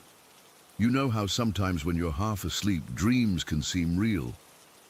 But I knew it wasn't a dream. I was wide awake. I'd watched him leave the room. I'd stared at the clock. I'd felt that presence before I even saw it. It had to go somewhere, I insisted. It couldn't just disappear. We ended up turning on all the lights and staying up the rest of the night. James tried to convince me it was just a shadow or my imagination, but he could see how genuinely terrified I was. He didn't make me feel crazy, which I appreciated. The next day, we went through the apartment again in daylight. Nothing was missing. No signs of forced entry. No explanation for what I'd seen. For weeks afterward, I couldn't sleep. I'd lay awake staring at the foot of the bed, jumping at every sound. James bought a security system with cameras for the apartment, partly to make me feel better, and partly because I think he was starting to worry that maybe I had seen something. The cameras never picked up anything unusual, but that didn't help me sleep any better. What bothers me most is the deliberateness of it all, the way it was just watching me, and the way it ducked down when it knew it was about to be caught. That wasn't the movement of a shadow or a trick of the light. It was conscious, intentional. About a month after it happened, I was talking to our neighbor, Mrs. Collins, an older woman who'd lived in the building for decades. I didn't tell her what I'd seen, but I casually asked if she'd ever experienced anything strange in her apartment. She gave me this look, this knowing look that made my skin crawl. "You saw it, didn't you?" she asked quietly. I just stared at her, unable to respond. "The watcher," she continued. "Sometimes it comes in the early morning hours. Just watches." I felt sick. "What is it?" I managed to ask. She shrugged. "No one knows. The building manager denies anything whenever anyone brings it up. Says it's just old pipes or the building settling. But I know at least 3 other residents who've seen it over the years." "Has it ever done anything besides watch?" "Not that I've heard," she said. "But that doesn't make it any less terrifying, does it? Sometimes just being watched is the worst violation." We moved out of that apartment 3 months later. James got a job offer in another city, and I practically packed our stuff overnight. I didn't tell him the real reason I was so eager to leave. That conversation with Mrs. Collins had confirmed my worst fears. Whatever I saw that night wasn't just in my head. In our new place, I've never experienced anything similar. But to this day, I can't sleep facing away from the door. I need to be able to see if anything or anyone is watching me, and I always make sure my feet are completely covered by the blanket, pulled up tight so nothing can peek over the edge. I don't know what was in our bedroom that night. A ghost, an intruder who somehow vanished without a trace. Something else entirely. All I know is what I saw. A dark shape that looked unmistakably like a human head watching me from the foot of my bed that disappeared the moment it might be seen by someone else. The rational part of my brain wants to believe it was just a shadow, a half-dream, my imagination running wild in those vulnerable pre-dawn hours. But deep down, I know what I saw. And sometimes, late at night when I can't sleep, I still feel that same change in the air, like someone's watching me from just beyond my field of vision. So I'm asking, has anyone else experienced something like this? Because 3 years later, I still don't have an explanation for what happened that night, and I'm not sure I want one. Story 10. I still get goosebumps when I think about that night. I've been hesitant to share this because it sounds crazy, but I need to get this off my chest, and maybe someone here has experienced something similar. My boyfriend Dylan and I moved into a house in Riverside with my roommate Jake about 8 months ago. The rent was reasonable. The neighborhood seemed quiet enough, and we needed a place quickly after our previous landlord sold his building. From the beginning, we noticed little things. Nothing scary, just odd occurrences. Sometimes we'd hear footsteps upstairs when nobody was there, or random taps on the walls. We kind of joked about having a friendly ghost and didn't think much of it. I even wondered if it might be my grandmother who passed away a few years back checking in on me. It felt benign, almost comforting in a weird way. That all changed 3 weeks ago. It was a Thursday night, around 11:30. Dylan and I were in our bedroom watching some true crime show on Netflix. We had both worked long shifts that day. I'm a nurse at the local hospital, and Dylan works in IT. My 2 dogs, Benny and Milo, were sleeping at the foot of our bed. Jake was in his room across the hall, probably gaming with his headphones on like he usually does at night. We were about halfway through the episode when Dylan suddenly grabbed the remote and hit pause. "Did you hear that?" he asked, sitting up straighter. I hadn't heard anything and told him so. "It's probably just the neighbor kids playing outside," I said. The family next door had 3 children who were always running around, even at inappropriate hours. Dylan shook his head. No, it was inside the house. We both sat there silently for a few seconds, listening. That's when we heard it. 2 distinct whistles coming from Jake's bedroom. Not like a casual tune, but deliberate. 2 short, sharp whistles like someone trying to get our attention. The hairs on my arms instantly stood up. It's hard to explain the feeling that washed over me, but it was like the entire energy in our room changed. It felt unwelcoming, almost aggressive. I remember feeling suddenly cold and frozen in place. "Jake," Dylan called out, but there was no response.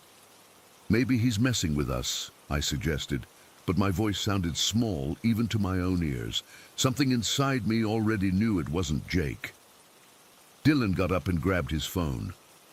"I'm going to check it out," he said, starting the voice recorder app. I don't know why he thought to record, but I'm grateful he did. "Be careful," I whispered as he walked toward our bedroom door. I stayed put, listening as Dylan's footsteps moved across the hallway. My dogs were still asleep, which I found odd. They usually react to any unusual sounds.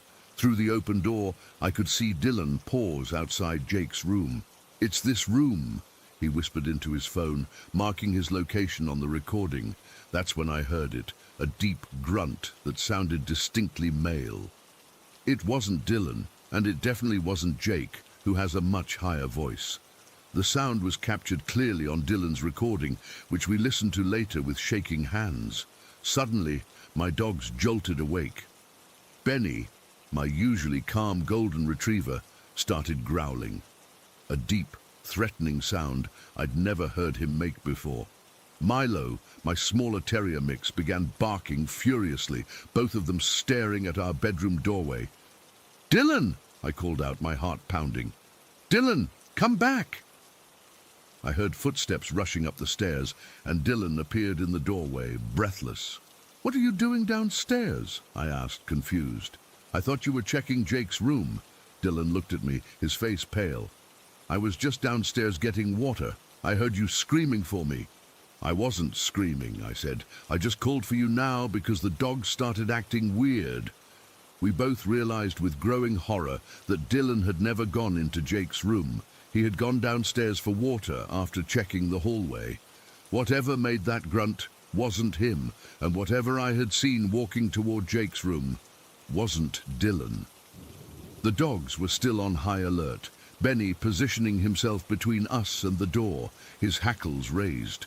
Milo had jumped onto my lap, trembling but still barking. We closed and locked our bedroom door that night. Neither of us slept. We just sat there with the lights on, waiting for morning, jumping at every creak and sound in the house. The next day, Jake came out of his room looking exhausted. Before we could even tell him what happened, he asked, "Did either of you knock on my door last night?" We hadn't. Around 3 in the morning, I heard 3 distinct knocks on my door, he said. When I asked who it was, I heard someone say my name. I thought it was one of you needing something, but when I opened the door, nobody was there. We played the recording for Jake. When we got to the part with the grunt, his face went white. "That's what I heard after the knocks," he said.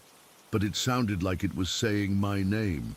Since that night, things have escalated in ways I can't explain rationally.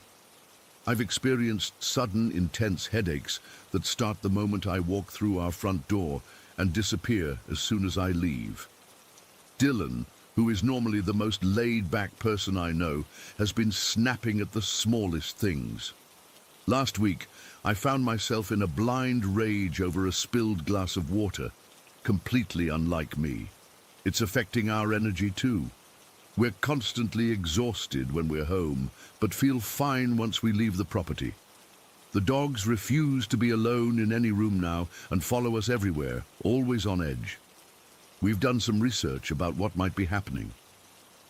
The 3 knocks and calling Jake's name really freaked us out when we read that 3 knocks are sometimes considered a mockery of the Holy Trinity and can indicate something demonic. I'm not particularly religious, but this information sent chills down my spine. What's most terrifying is that whatever this is seems intelligent and capable of affecting us emotionally and physically. It's like it's feeding off our negative energy or deliberately trying to create conflict between us. Last weekend, Dylan and I were having breakfast when we both heard the whistling again, this time from the kitchen pantry.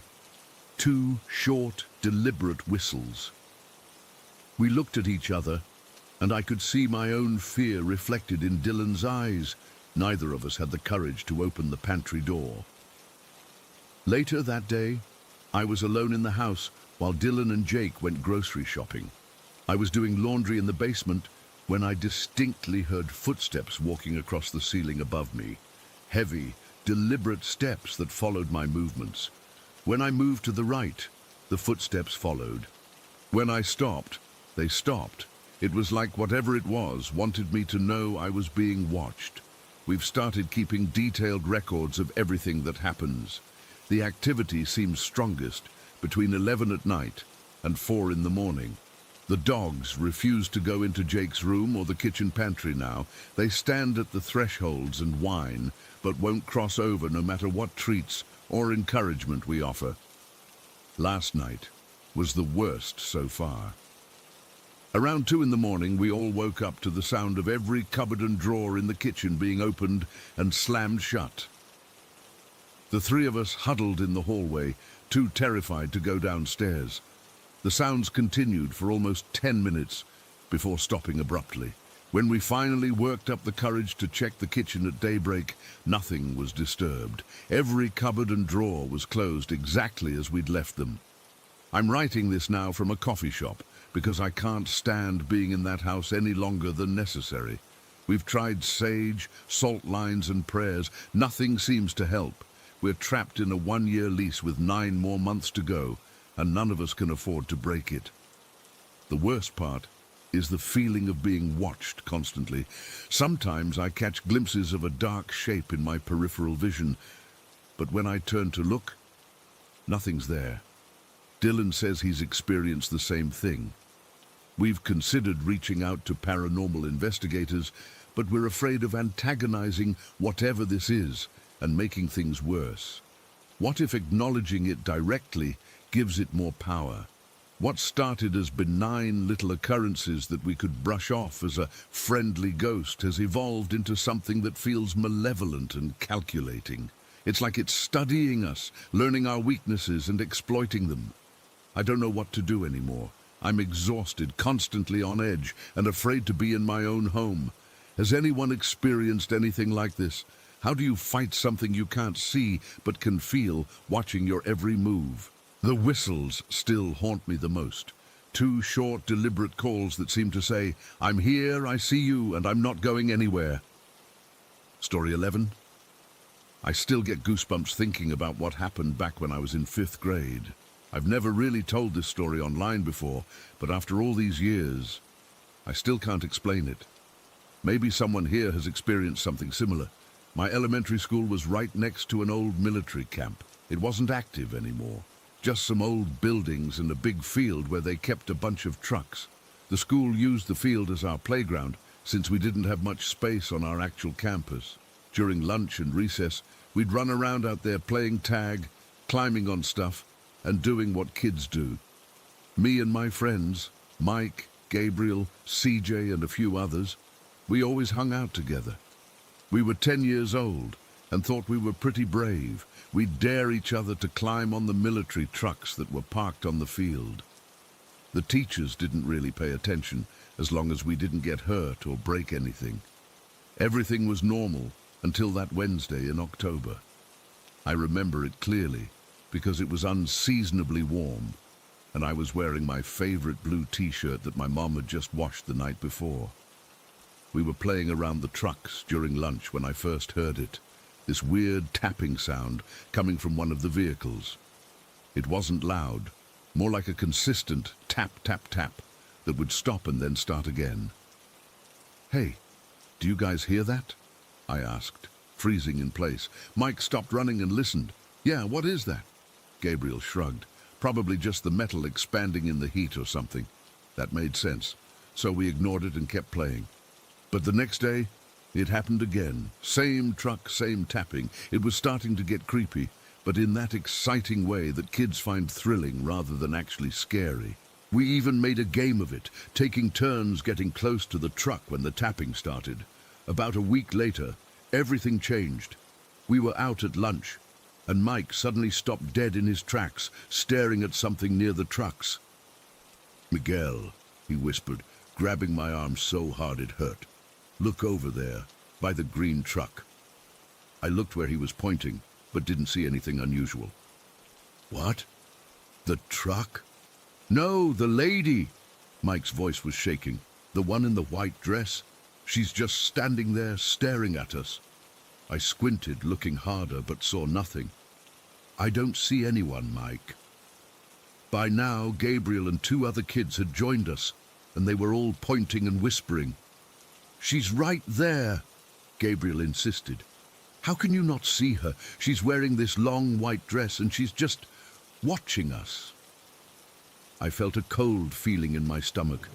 I was looking exactly where they were pointing, but there was nobody there, just the truck and the empty field beyond it.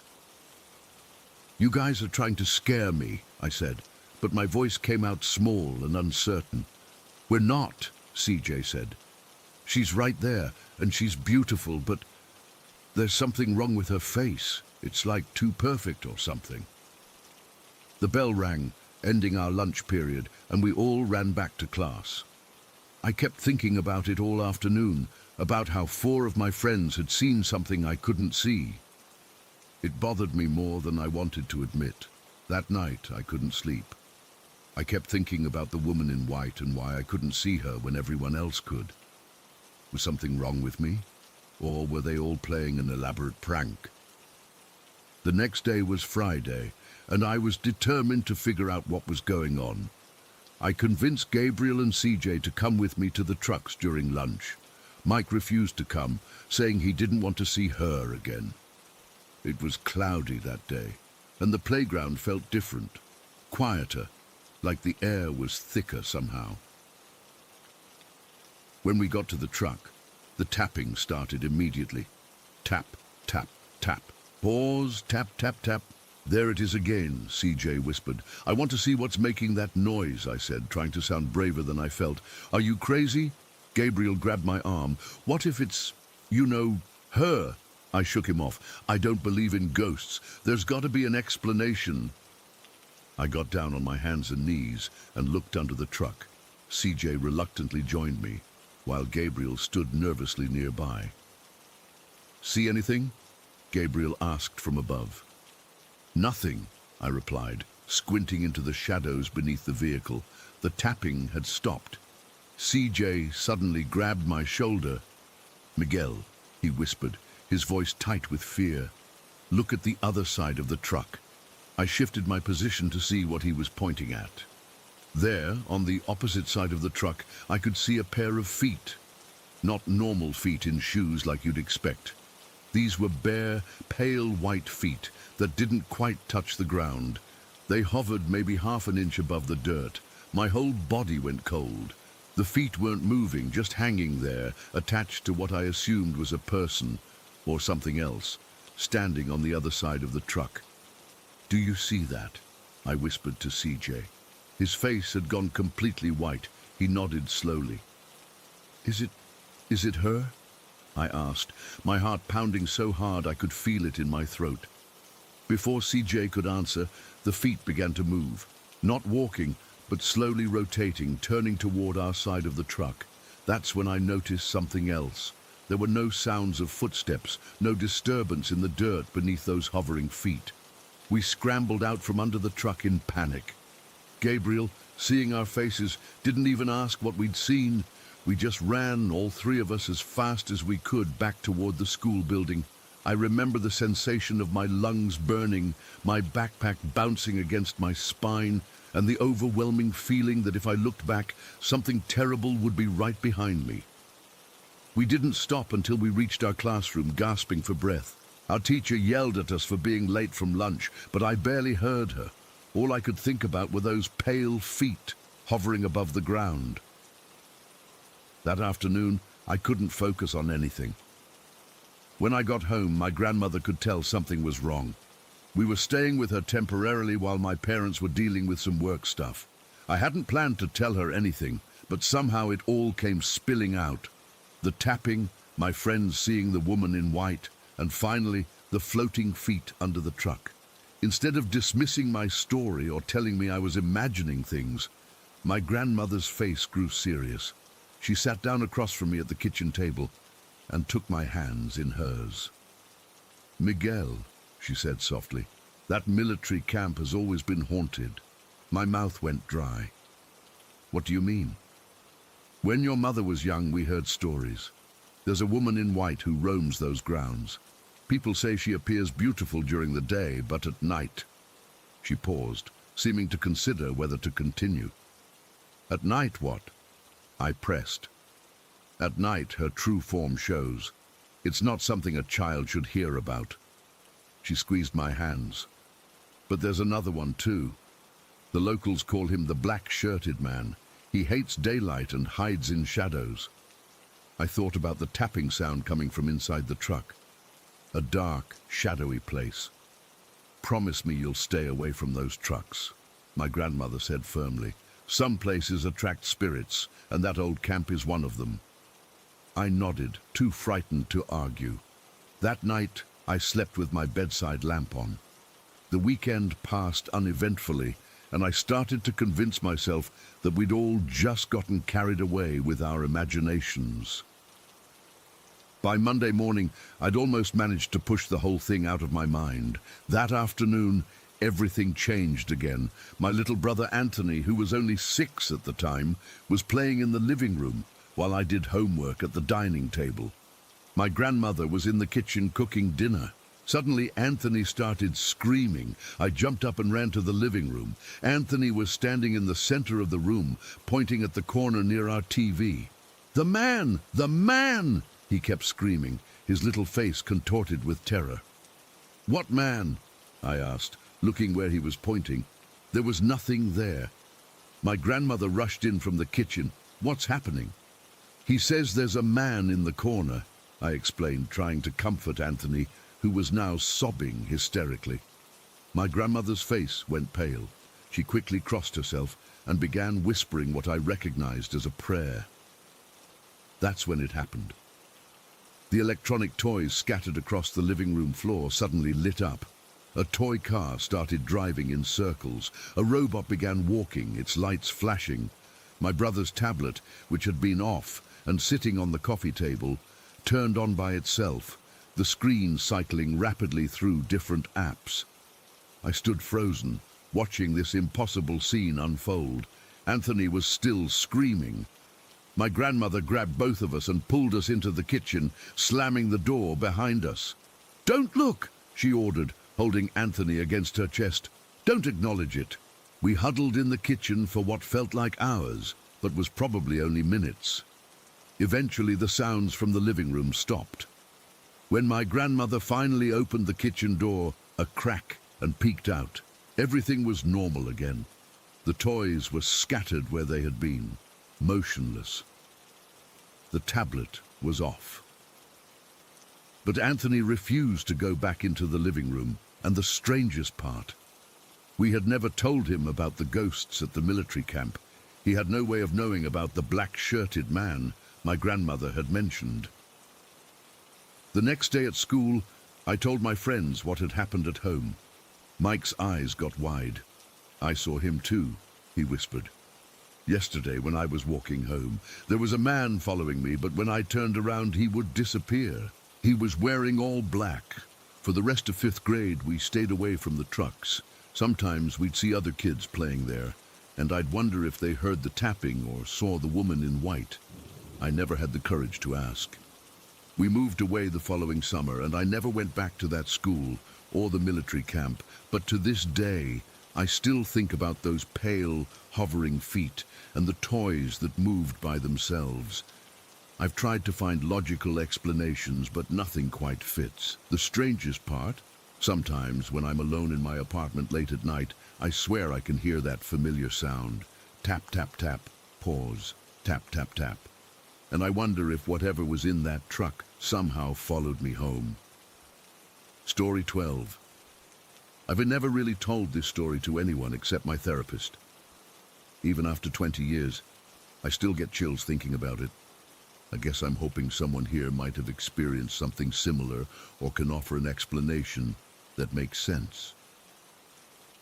This happened when I was 6 years old. We lived in this old 2-story house in a small town in Michigan. Nothing particularly special about the place, built in the 1940s, creaky floors, drafty windows, just a normal older home. My room was upstairs at the end of the hallway, across from my parents' bedroom and next to my younger brother's room. I remember it was fall, probably October, because I had just started 1st grade and Halloween decorations were starting to appear around the neighborhood. That night, I went to bed as usual.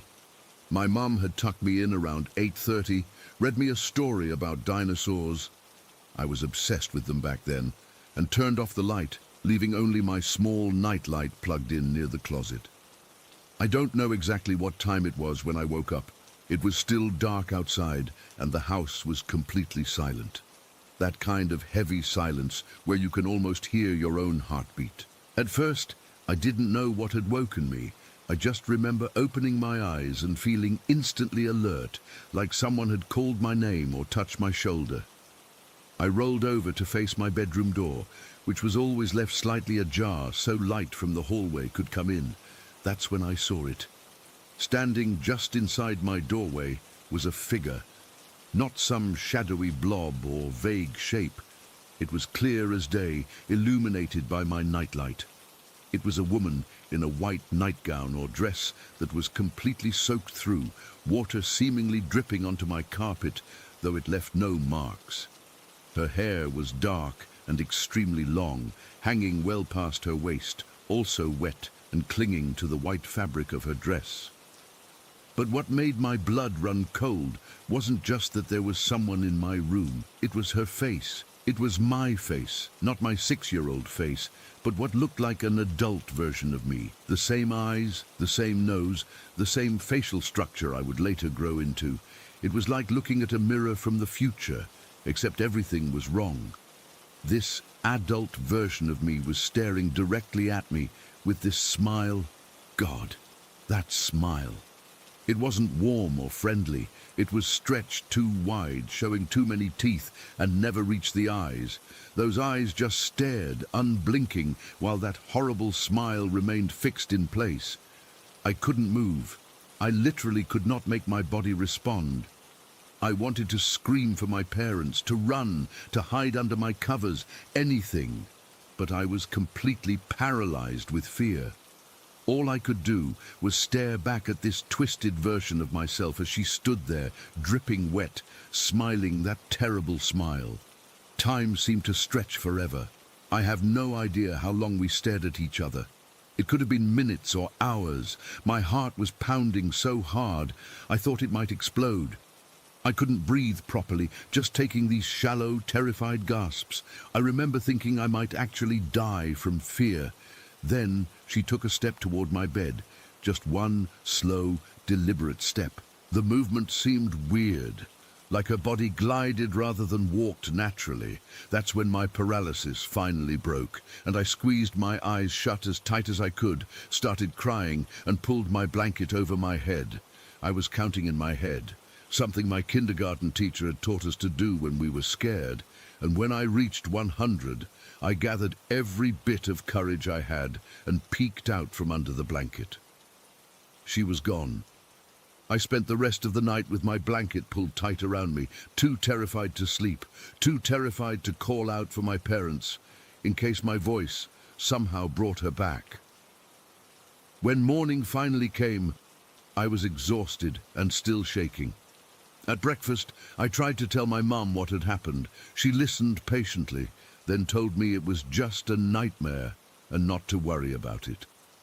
Dad was less patient and said I needed to stop reading scary books before bed, which I wasn't even doing. They both treated it like it was nothing, just a kid with an overactive imagination. But I know what I saw. It wasn't a dream. I was wide awake, and that thing with my face was standing in my room. For weeks afterward, I was terrified of going to bed. I'd make excuses to stay up later, beg to sleep in my parents' room, or even try to sneak into my little brother's room to sleep on his floor. My parents eventually got frustrated with my behavior and started getting stricter about bedtime. They even took me to a child psychologist who said I was just going through a phase and suggested a more structured bedtime routine. I never saw that exact figure again in my room, but I felt watched constantly in that house, especially at night. I'd wake up sometimes with that same feeling of alertness, that sense that something had called me awake, but nothing would be visibly there. About 2 years after my experience, something happened that made me realize I might not have been the only one experiencing strange things in our house. My younger brother, who was about 5 at the time, came running inside one summer afternoon, completely white-faced and terrified. He told my mom that he'd seen a lady in a white dress standing at the edge of our backyard, watching him play. When Mom asked what the lady looked like, he said he couldn't see her face because her hair was in the way, but that she was all wet, like she fell in a pool. My blood ran cold hearing him describe that. He hadn't been there the night I saw my entity, and I'd stopped talking about it long before then because my parents had made it clear they thought I was making things up. There's no way he could have known about the wet white dress. Even more disturbing, my brother started talking about hearing children's voices around the house when no one else was home. He said they would say simple things like, "Hello," and "Come play," and sometimes just laugh. My parents blamed it on the neighbor kids playing outside, but my brother insisted the voices were coming from inside our empty house. I never heard those voices myself, but I believed him. After what I'd seen, I believed him completely. We moved away from that house when I was 9. After my dad got a new job in another state, I was so relieved to leave, though I never told my parents that. My brother seemed happier in our new house too. For a while, things were normal. We were just a regular family, in a regular house with no wet, smiling entities. But then, when I was 16, my brother was murdered. He was walking home from a friend's house, took a shortcut through a park, and was attacked. They never caught who did it. The police said it was probably a random act of violence or a robbery gone wrong. I don't know if what happened to him had any connection to what we experienced in that house, but sometimes I wonder if whatever was there followed us, followed him specifically. I'm 26 now. I have my own apartment, a decent job, friends who know nothing about any of this. From the outside, I look perfectly normal. but I still sleep with a light on. I still wake up sometimes with that feeling of being watched, and sometimes when I catch my reflection unexpectedly in a store window or the black screen of my phone, I'm terrified I'll see that smile looking back at me. Over the years, I've developed theories about what I saw that night. Maybe it was some version of myself from the future, coming back to see me as a child, but not knowing how terrifying she would appear. Maybe it was something darker, something that took a form it thought would be comforting, but didn't understand human expressions well enough to get the smile right. Or maybe it was something malevolent that deliberately chose the most disturbing form it could. What's more unsettling than seeing your own face twisted into something wrong? I've researched doppelgangers, time slips, demons that mimic human appearances, and sleep paralysis. Nothing quite fits what I experienced. Sleep paralysis comes closest, but I know I was fully awake, and the experience didn't end when I moved. It ended when I hid, and the entity chose to leave. What haunts me most is the connection to my brother. Did he see the same entity, but in a different form? Was it somehow tied to his death years later? And if it was able to find him once we moved, could it find me too? I still have dreams about that face, my face, with that terrible smile. In the dreams, she's always a little closer to my bed than she was the time before. Sometimes I wonder if one night I'll wake up and she'll be right next to me, that wet hair dripping onto my pillow, that smile inches from my face. I don't know what it was that visited me that night. I don't know what it wanted or why it chose me. But 20 years later, I still check behind doors before I enter rooms. I still avoid looking into mirrors in the dark. And sometimes, when I'm washing my face at night and I look up into the bathroom mirror, I find myself holding my breath, terrified that when I raise my eyes, I'll see her behind me, still smiling that insidious smile that never, ever reached her eyes. Story 13. I never believed in ghosts or anything supernatural until I moved into my family's old house in Oak Ridge. It's been almost 6 years now, and I still can't explain what keeps happening here. I've tried to rationalize it all, but at this point, I'm running out of explanations. The house has been in my family since it was built back in 1910. My great-grandfather was the original owner, and it's passed through the generations since then.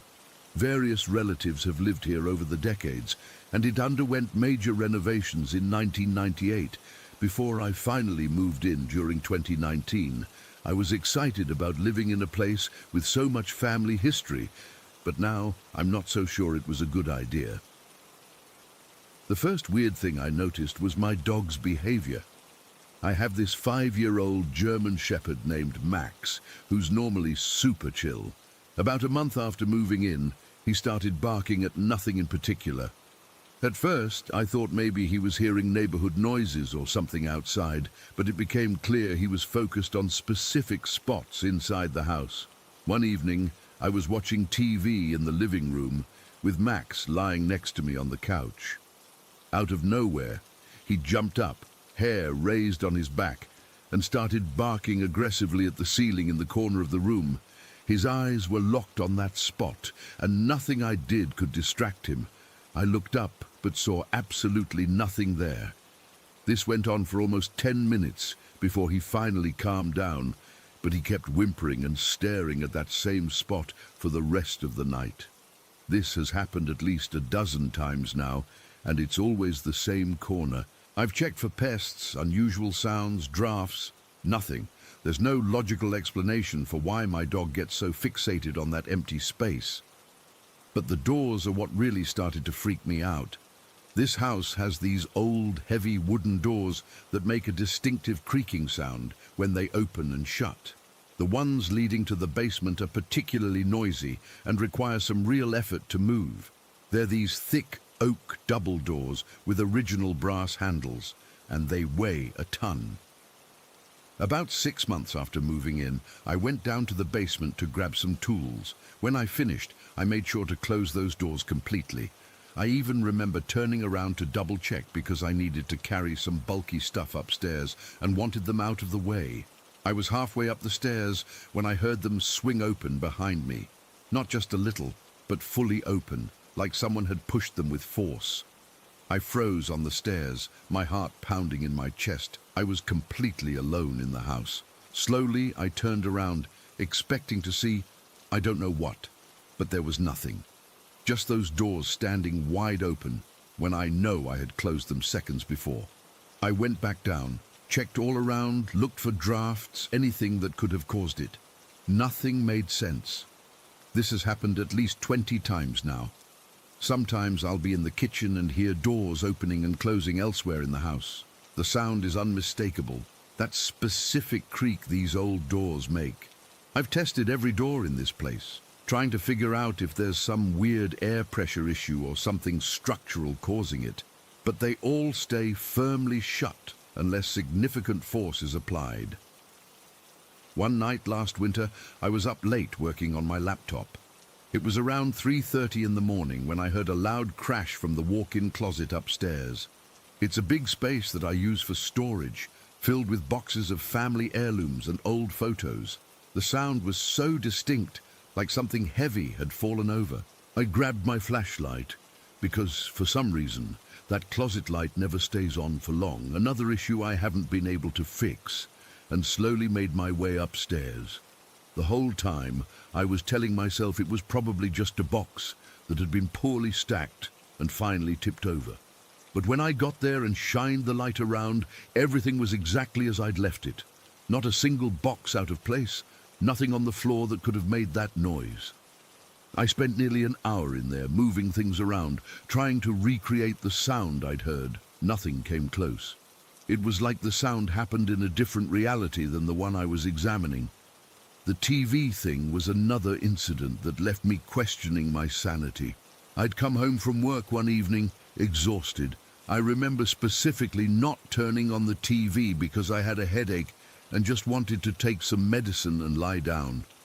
I went upstairs to the bathroom to get some painkillers, and when I came back down less than 5 minutes later, the TV was on, volume low, tuned to some random History Channel documentary about medieval architecture. The remote was exactly where I'd left it on the coffee table, untouched. I live alone. There was no one else in the house. The TV isn't smart enough to turn itself on, and it's not on any kind of timer. I've checked the settings a dozen times since then. It's happened 3 more times that I can recall, always when I'm in another part of the house. But what happened last month, that's what finally pushed me over the edge from skepticism to believing something is seriously wrong with this house. It was a Tuesday night, around 11 o'clock. I was in the living room going through some work emails before bed. The house was completely silent except for the occasional clicking of my keyboard. The living room is separated from the main staircase by these old glass-paned doors. They're original to the house, with that wavy, slightly distorted antique glass. I had closed them earlier because it had been a chilly evening, and the downstairs heating works better with the doors shut. I remember looking up from my laptop because I thought I heard something, and that's when it started. From the staircase, on the other side of those glass doors, I heard breathing. Not quiet breathing, but heavy, labored breathing, with a strange snorting quality to it. It was rhythmic and deliberate, like someone standing there just breathing heavily. It would get louder for a few seconds, then quieter, then louder again.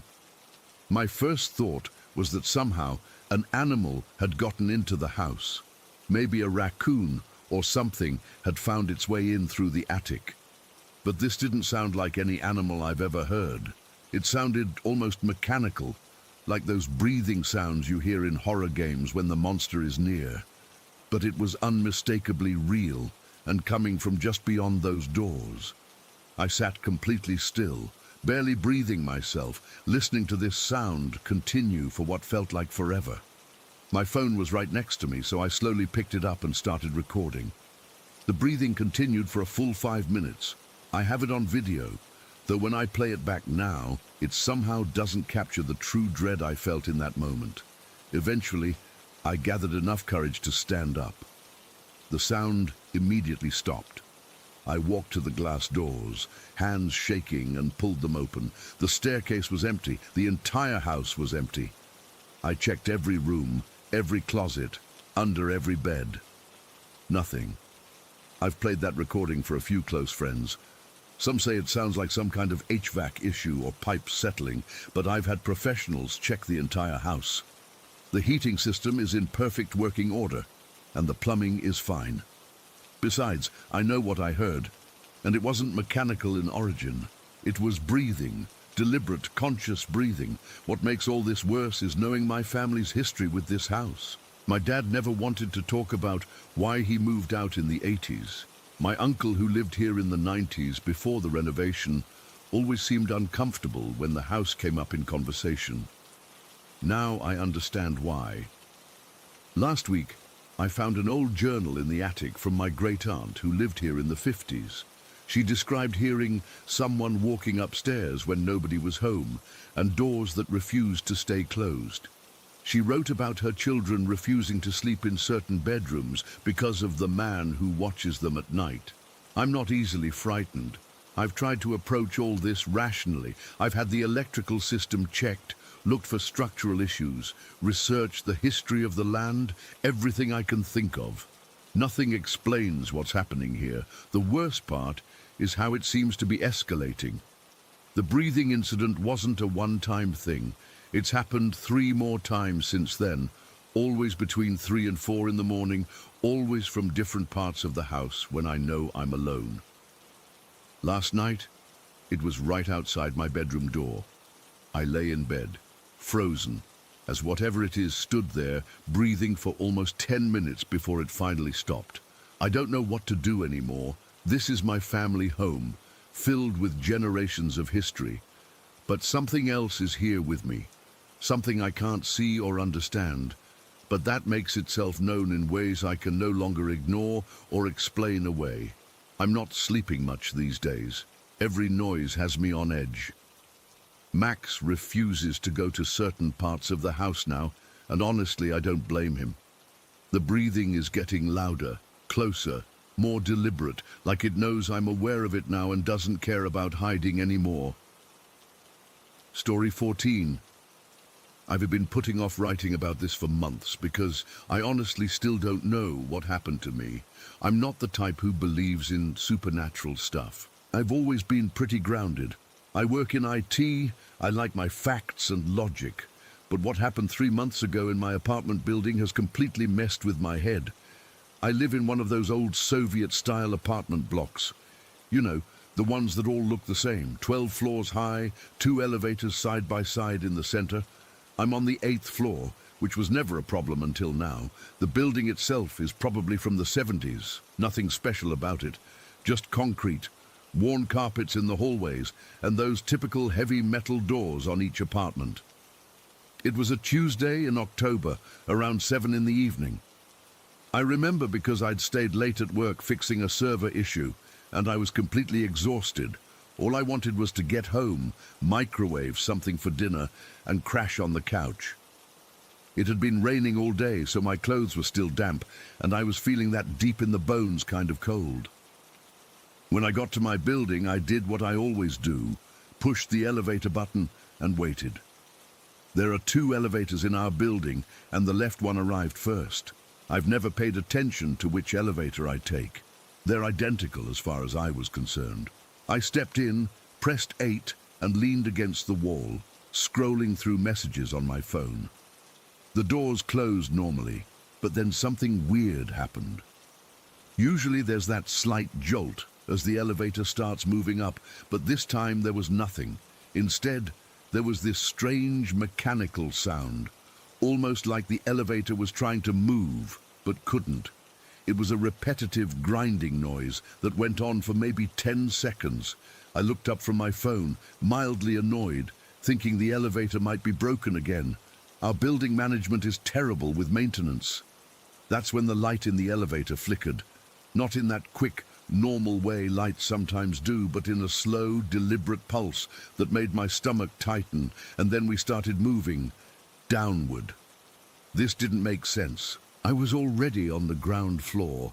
There's no basement in our building accessible by the regular elevators. The parking is separate, and the storage areas are reached through a different entrance. For a second, I thought maybe I'd forgotten and had actually entered from the second floor for some reason, but I knew that wasn't right. The light in the elevator changed too. It wasn't the usual harsh white fluorescent light anymore. It had shifted to this yellowish glow, like an old incandescent bulb from decades ago. Our elevators had been updated with LED lighting years ago. I watched the floor indicator above the door. Our building has always had these old-school floor indicators with Roman numerals that light up as you pass each floor. But now they were Arabic numerals, plain numbers, and they were counting down from what appeared to be negative numbers. -3, -4. My heart started racing. I stabbed at the emergency button, but it didn't light up or make any sound. I hit the ground floor button again, then every other button on the panel, but nothing responded. The elevator kept descending. When it finally stopped, I was holding my breath. The doors opened with that familiar ding, but what I saw outside wasn't familiar at all. It looked almost like my floor. The hallway had the same general layout, but everything was slightly wrong. The carpet wasn't the faded blue I was used to, but a dull brownish color. The walls weren't the off-white I knew, but a pale yellow.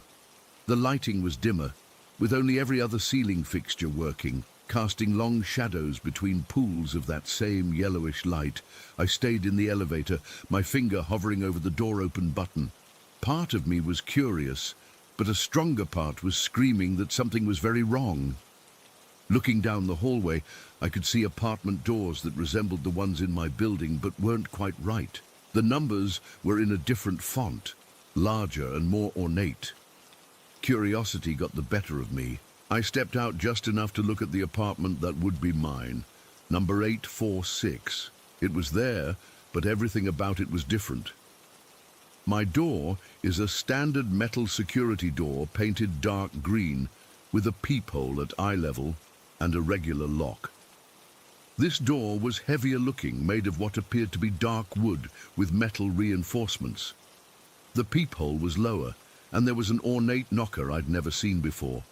My welcome mat with a stupid "wipe your paws" joke on it was gone, replaced by what looked like an old rug with faded geometric patterns. Most disturbing was the lock. It wasn't a modern keyhole, but something that looked ancient, like something you'd see in a museum. It was larger, with a strange shape that I knew my key would never fit. I stood there trying to process what I was seeing when I heard a sound from inside the apartment. Someone, or something, was home. Before I could back away, the door began to open inward. I froze. What happened next is the hardest part to describe, and I know it's going to sound insane. The door opened and there was something there. I say something because my brain couldn't process what I was seeing. It was like looking at one of those optical illusions where your mind can't decide what it's seeing. It was visible but incomprehensible. It had a shape that kept shifting slightly. Not like it was transforming, but like my perception of it couldn't stabilize. It wasn't exactly human-shaped, but it wasn't totally alien either. It was just wrong. The thing made a noise, not a scream or a growl, but what sounded like words in a language I'd never heard. The closest comparison I can make is to the distorted speech from that game, "Papers, Please," garbled and mechanical, but clearly attempting communication. Each sound it made sent chills down my spine. My body reacted before my mind could catch up. I stumbled backward into the elevator, hitting the back wall hard. The doors began to close, painfully slowly. The thing moved toward the elevator, not rushing but with purpose. I frantically hit the close door button, pressing it over and over. Just as the doors finally shut, the thing reached them, and I swear I felt something, not a hand, but something, brush against the gap as they closed. Then everything went completely dark. The yellow light was gone. The floor indicator was gone.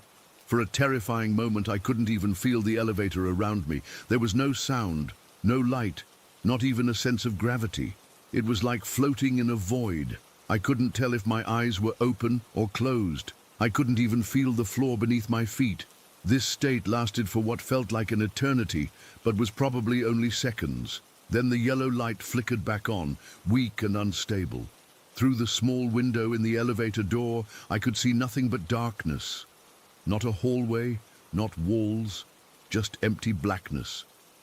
I pressed the ground floor button again, desperate now.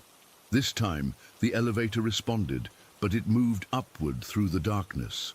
I watched the floor indicator, now working again but showing strange symbols I didn't recognize before switching back to negative numbers, counting upward. When the elevator reached what should have been the ground floor, everything suddenly snapped back to normal. The harsh white LED lighting returned. The Roman numerals on the floor indicator were back. When the doors opened, I saw the familiar lobby of my building exactly as it should be. I practically fell out of the elevator, gasping for breath. A neighbor from the third floor gave me a strange look as she walked past, but said nothing. The building looked normal, the sounds were normal, everything was as it should be. Still shaking, I took the same elevator back up to my floor. I needed to see my apartment, needed to confirm everything was normal. The ride up was completely ordinary.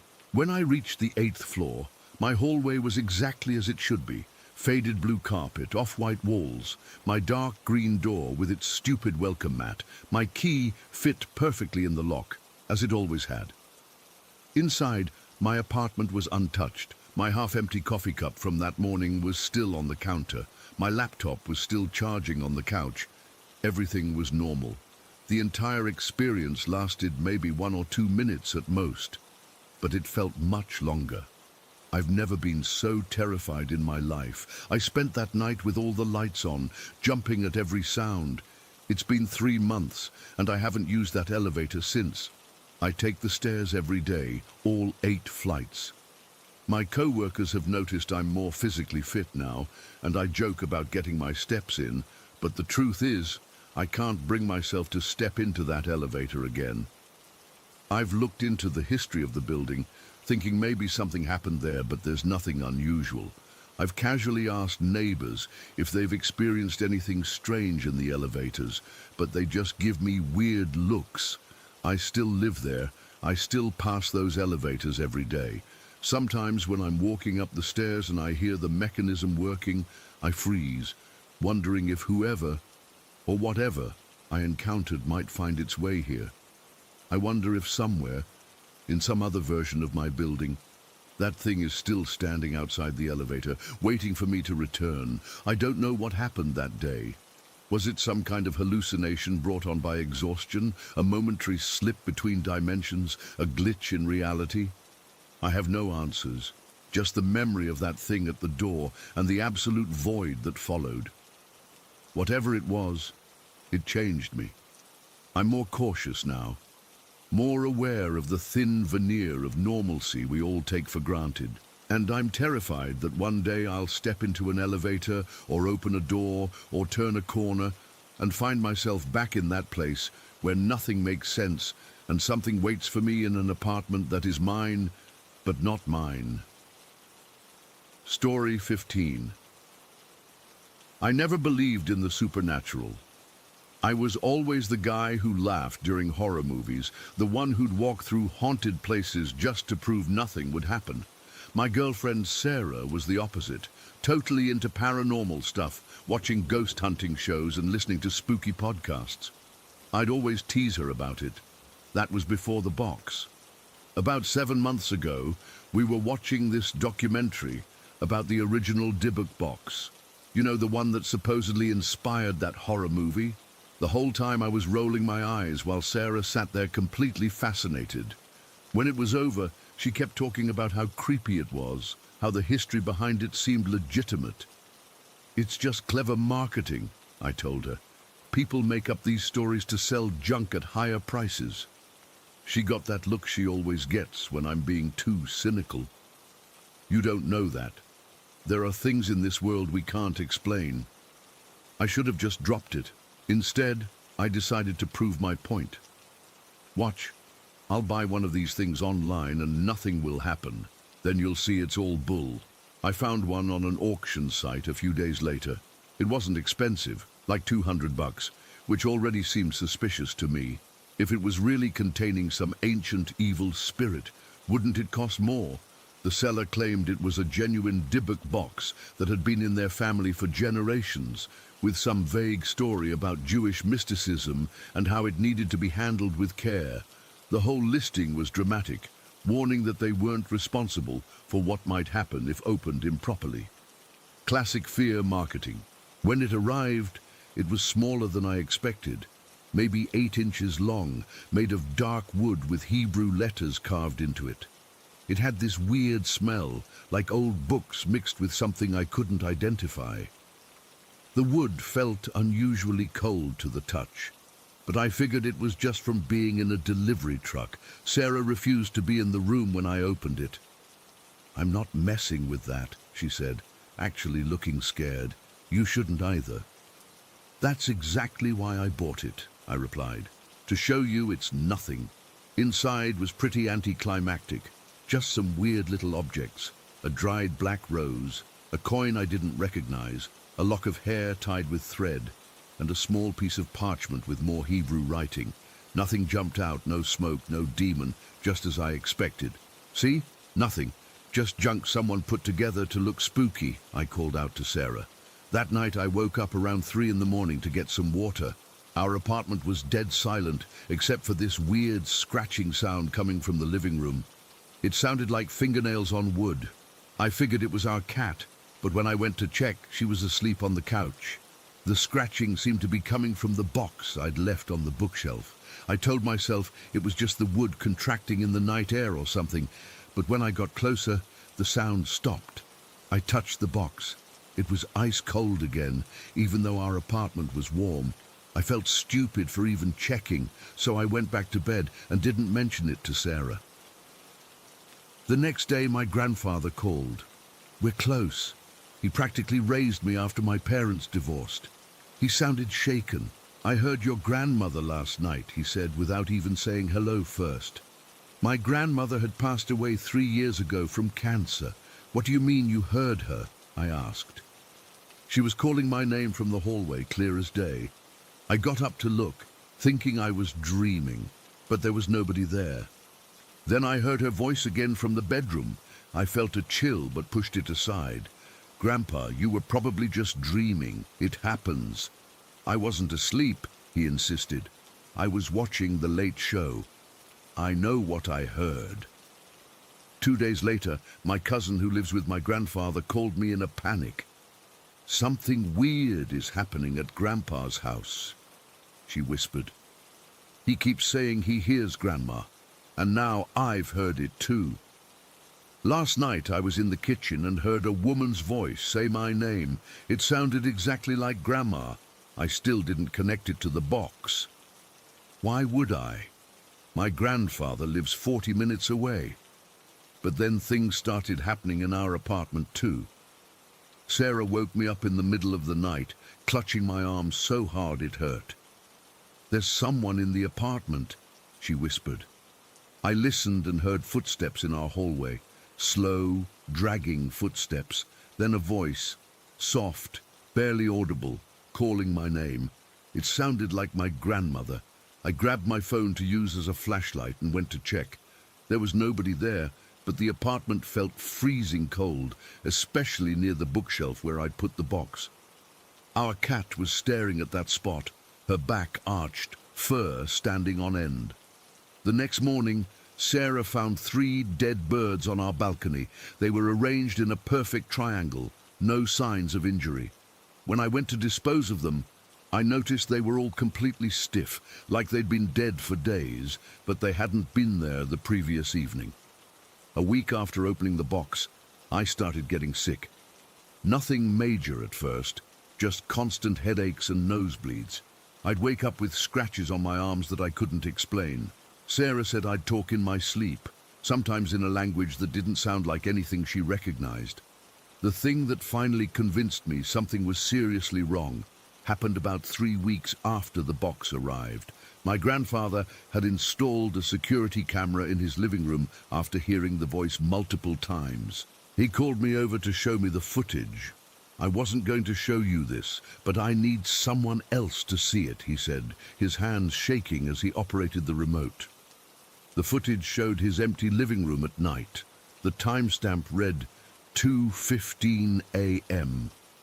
There was no movement for about 30 seconds. Then the audio picked up a voice, unmistakably my grandmother's, calling my grandfather's name. The camera's night vision showed no one in the room, but the voice was clear. "Richard, I'm cold. Let me in." I felt sick watching it. My grandfather looked at me with tears in his eyes.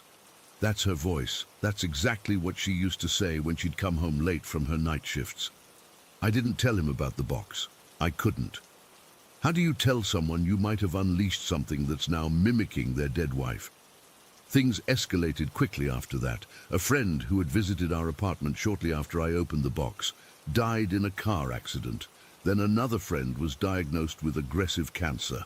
A third had a psychotic episode and ended up in a psychiatric hospital, all within 2 months.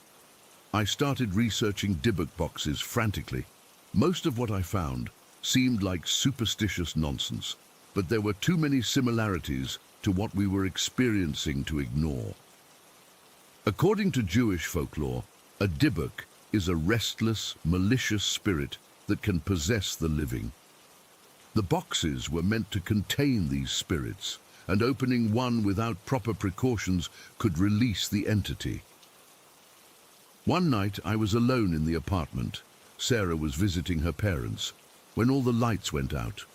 It wasn't a power outage. I could see lights on in the building across the street. In the darkness, I heard my grandmother's voice again, this time right behind me. "Why did you open it?" the voice whispered. "You weren't supposed to open it."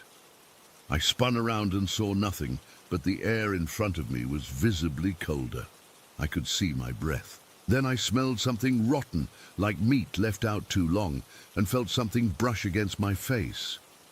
The next morning, I looked in the mirror and saw 3 parallel scratches down my cheek that hadn't been there when I went to bed. I tried to reseal the box using instructions I found online.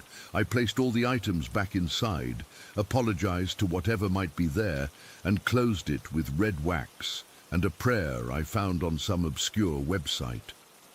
For a few days, things seemed better. Then my grandfather called again. He'd had a heart attack. It wasn't severe, but the doctors couldn't explain what caused it. While in the hospital, he told the nurses he could see my grandmother standing at the foot of his bed every night. Sarah started waking up with bruises she couldn't explain. Our cat disappeared for 3 days, then returned looking terrified and wouldn't come near the bookshelf where I kept the box. I moved the box to the storage unit in our building's basement. That night, every smoke alarm in the building went off simultaneously at 3 a.m., despite there being no fire. When maintenance checked the system, they found nothing wrong. About 2 months ago, I started seeing a shadowy figure in our apartment, just glimpses at first, a dark shape moving in my peripheral vision, then more solid sightings. A tall, thin shadow standing in doorways or at the foot of our bed. It never appeared when Sarah was looking, only to me. I'm convinced now that what we're hearing isn't my grandmother at all. This thing is mimicking her voice to seem familiar, to make us trust it. I've read that demons often disguise themselves as loved ones to gain access. I've developed constant health problems, recurring infections, extreme fatigue, unexplained pains. 3 doctors have found nothing wrong with me. Sarah's had similar issues. We fight constantly now, over nothing. Sometimes in the middle of an argument, I'll see her expression change, like she's someone else for a split second. Last week, I went back to the storage unit to check on the box. It wasn't there. I tore the place apart looking for it, then remembered taking it back to the apartment during a moment of desperate curiosity. But when I got home, It wasn't there either. Sarah swore she hadn't seen it in weeks. That night I woke up to find Sarah standing over me, staring. Her eyes looked wrong somehow. Too wide, too dark. "What's wrong?" I asked. "Nothing," she said. But her voice had a strange quality to it. "Go back to sleep." I've started hearing my grandmother's voice everywhere now. At work, in my car, in public places. Sometimes she says terrible things, things my real grandmother would never say. Sometimes she just repeats my name for hours. My grandfather still hears her too. I can't bring myself to tell him what I've done. I can't tell him that what he's hearing isn't really his wife of 50 years, but something else using her voice. Last night was the worst yet. I woke up feeling like I was being choked. I couldn't breathe, couldn't move. I saw the shadow figure standing in the corner of our bedroom, taller than should be possible, its head almost touching our 8-foot ceiling. As I watched, unable to move or scream, it stretched even taller, becoming impossibly thin, and then suddenly shrank down to the floor and crawled under our bed. I don't know what to do. I can't find the box to try to reseal it properly. I've tried contacting the seller, but the account has been deleted. I've reached out to religious figures, a rabbi, a Catholic priest, even a self-proclaimed psychic. But either they don't believe me, or their suggestions haven't worked. Whatever this thing is, it's getting stronger. It's in our home. It's following my family, and I'm terrified it's starting to follow me to work. Yesterday, my co-worker asked me why I was talking to myself in the bathroom. I wasn't. At least I don't think I was. I shouldn't have opened that box. I shouldn't have marked something I didn't understand. I don't know where to turn or what to do. I just know it's getting worse, and I'm afraid it's too late to stop it. Story 16. I never believed in ghosts, demons, or anything supernatural. I'm a programmer by trade, living in Charleston with my wife Emma, who was 8 months pregnant when this all started. I'd spend evenings after work watching these paranormal investigation channels on YouTube, not because I believed any of it, but because I found it entertaining to see how easily people fell for what was clearly fake. These investigators would always use these ghost hunting apps that supposedly let spirits communicate through random word generators. I'd watch and think, this is such obvious bullshit. The apps clearly had algorithms designed to produce creepy or relevant-seeming words. As someone who understands code, I could see right through it. So about 3 months ago, I decided to prove my point by making my own app. I figured I could create something similar, but with completely transparent code that would show how these ghost communication tools were just elaborate parlor tricks. I called it Spirit Speak as a joke. The mechanics were simple. The app would detect either a tap on the screen or physical movement of the phone, then randomly select a word from a database of about 5,000 common English words and display it. Nothing fancy, just a black screen with white text. No spooky sound effects or visuals like the commercial apps. I couldn't get the text-to-speech working initially, so it just showed the words silently. I finished coding it one Friday night while Emma was asleep. It was around 2 in the morning, and our apartment was dead quiet. I decided to test it out right there at my desk. Just for fun, I dimmed my desk lamp and asked out loud, "Is anyone here?" Then shook my phone. The word Josh appeared on the screen. I chuckled to myself. Pure coincidence, obviously. I didn't even know anyone named Josh. I asked, "Who are you, Josh?" and shook the phone again. Father. That made me pause. I am a father, or about to be one anyway. Emma was due in less than 2 weeks. Still, father is a common word. I reminded myself this was random selection. I was the one making connections where there weren't any. "Are you talking about me being a father soon?" I asked, feeling a bit stupid talking to my own app. Wife. My heart skipped a beat. I still told myself it was coincidence, but 3 somewhat relevant words in a row was starting to feel weird. "What about my wife?" I asked, my voice a bit quieter now. Danger. I immediately closed the app. A cold sensation washed over me. I sat there in the dark, staring at my home screen. The word danger connected to wife hit too close to home. I'd been worried about Emma's pregnancy. She'd had high blood pressure during the 3rd trimester, and I constantly worried about complications during childbirth. I deleted the app from my phone that night, told myself I was being ridiculous, that it was just random chance generating those specific words in that specific order. The odds were low, but not impossible. I decided to revisit the code in the morning with fresh eyes. The next day I looked at my random word selection algorithm. Everything seemed normal. It was truly randomizing selections from the database. I couldn't find any bugs that would cause it to select contextually relevant words. I chalked up the previous night's experience to coincidence and my own sleep-deprived imagination. The weekend came, and early Sunday morning, Emma went into labor. Everything seemed fine at first, but during delivery, she started hemorrhaging. The doctors worked quickly, but she lost a lot of blood. Those moments watching her pale face as they worked to stop the bleeding were the most terrifying of my life. All I could think about was that word, danger. Emma pulled through, thank God. Our daughter Lily was born healthy, and after a blood transfusion, Emma stabilized. The doctor said if we'd arrived at the hospital any later, things might have gone very differently. Once we were back home and settled with the baby, I couldn't stop thinking about that app. I knew it was just random chance, but what if it wasn't? What if there was something more to it? Against my better judgment, I decided to rebuild the app with some improvements. This time, I got the text-to-speech function working properly. I also tweaked the movement detection to be more sensitive. I wanted to see if I could replicate what had happened before. It was late on a Tuesday night, about 2 weeks after Lily was born. Emma and the baby were asleep. I sat alone in my home office, the only light coming from my computer screen and a small desk lamp. I installed the updated app on my phone and opened it. "Is anyone there?" I asked, shaking the phone gently. No response. I shook it again, harder this time. "Hello?" A mechanical voice spoke the word through my phone speaker.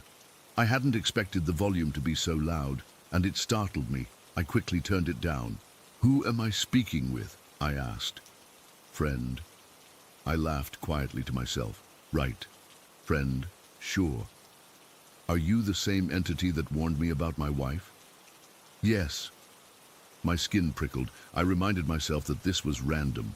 There was no entity, but the coincidences were starting to pile up. "Thank you for the warning," I said, feeling utterly ridiculous talking to my phone like this. "My wife is okay now." "Good." I was about to ask another question when I noticed something strange happening with the app. The screen started cycling through words rapidly, too fast for me to read. It was as if the movement detection had gone haywire, registering phantom movements. I hadn't programmed it to do this. The text-to-speech function was struggling to keep up with the rapid changes, but it managed to pronounce 3 words clearly before I could close the app. Demon, acknowledge, me. I felt a chill run down my spine. I didn't react outwardly, didn't say anything, didn't acknowledge what I'd heard. Something primal in me knew that would be a mistake. Instead, I calmly closed the app and put my phone down. My hands were shaking. I told myself it was just a bug in the code, that the word demon was probably in the database, along with thousands of other words. The selection was random, the pattern was a coincidence, but why was the app cycling through words on its own? I hadn't programmed it to do that. I opened my code editor and started reviewing the app. I needed to understand what had happened. As I scrolled through the code, my computer screen suddenly flickered. The power in the apartment dipped for a second. All the lights dimmed, then came back on. And then I noticed something that made my blood run cold. In my Word database file, scrolling automatically without me touching the keyboard, were hundreds of words being added to the database in real time. Words like watching, soul, take, baby, soon. I yanked the power cord from my computer and backed away from the desk. This wasn't possible. Someone had to be hacking me. But how? The app wasn't even published. It was just on my local machine and my phone. I deleted the app from my phone again and shut down my computer completely.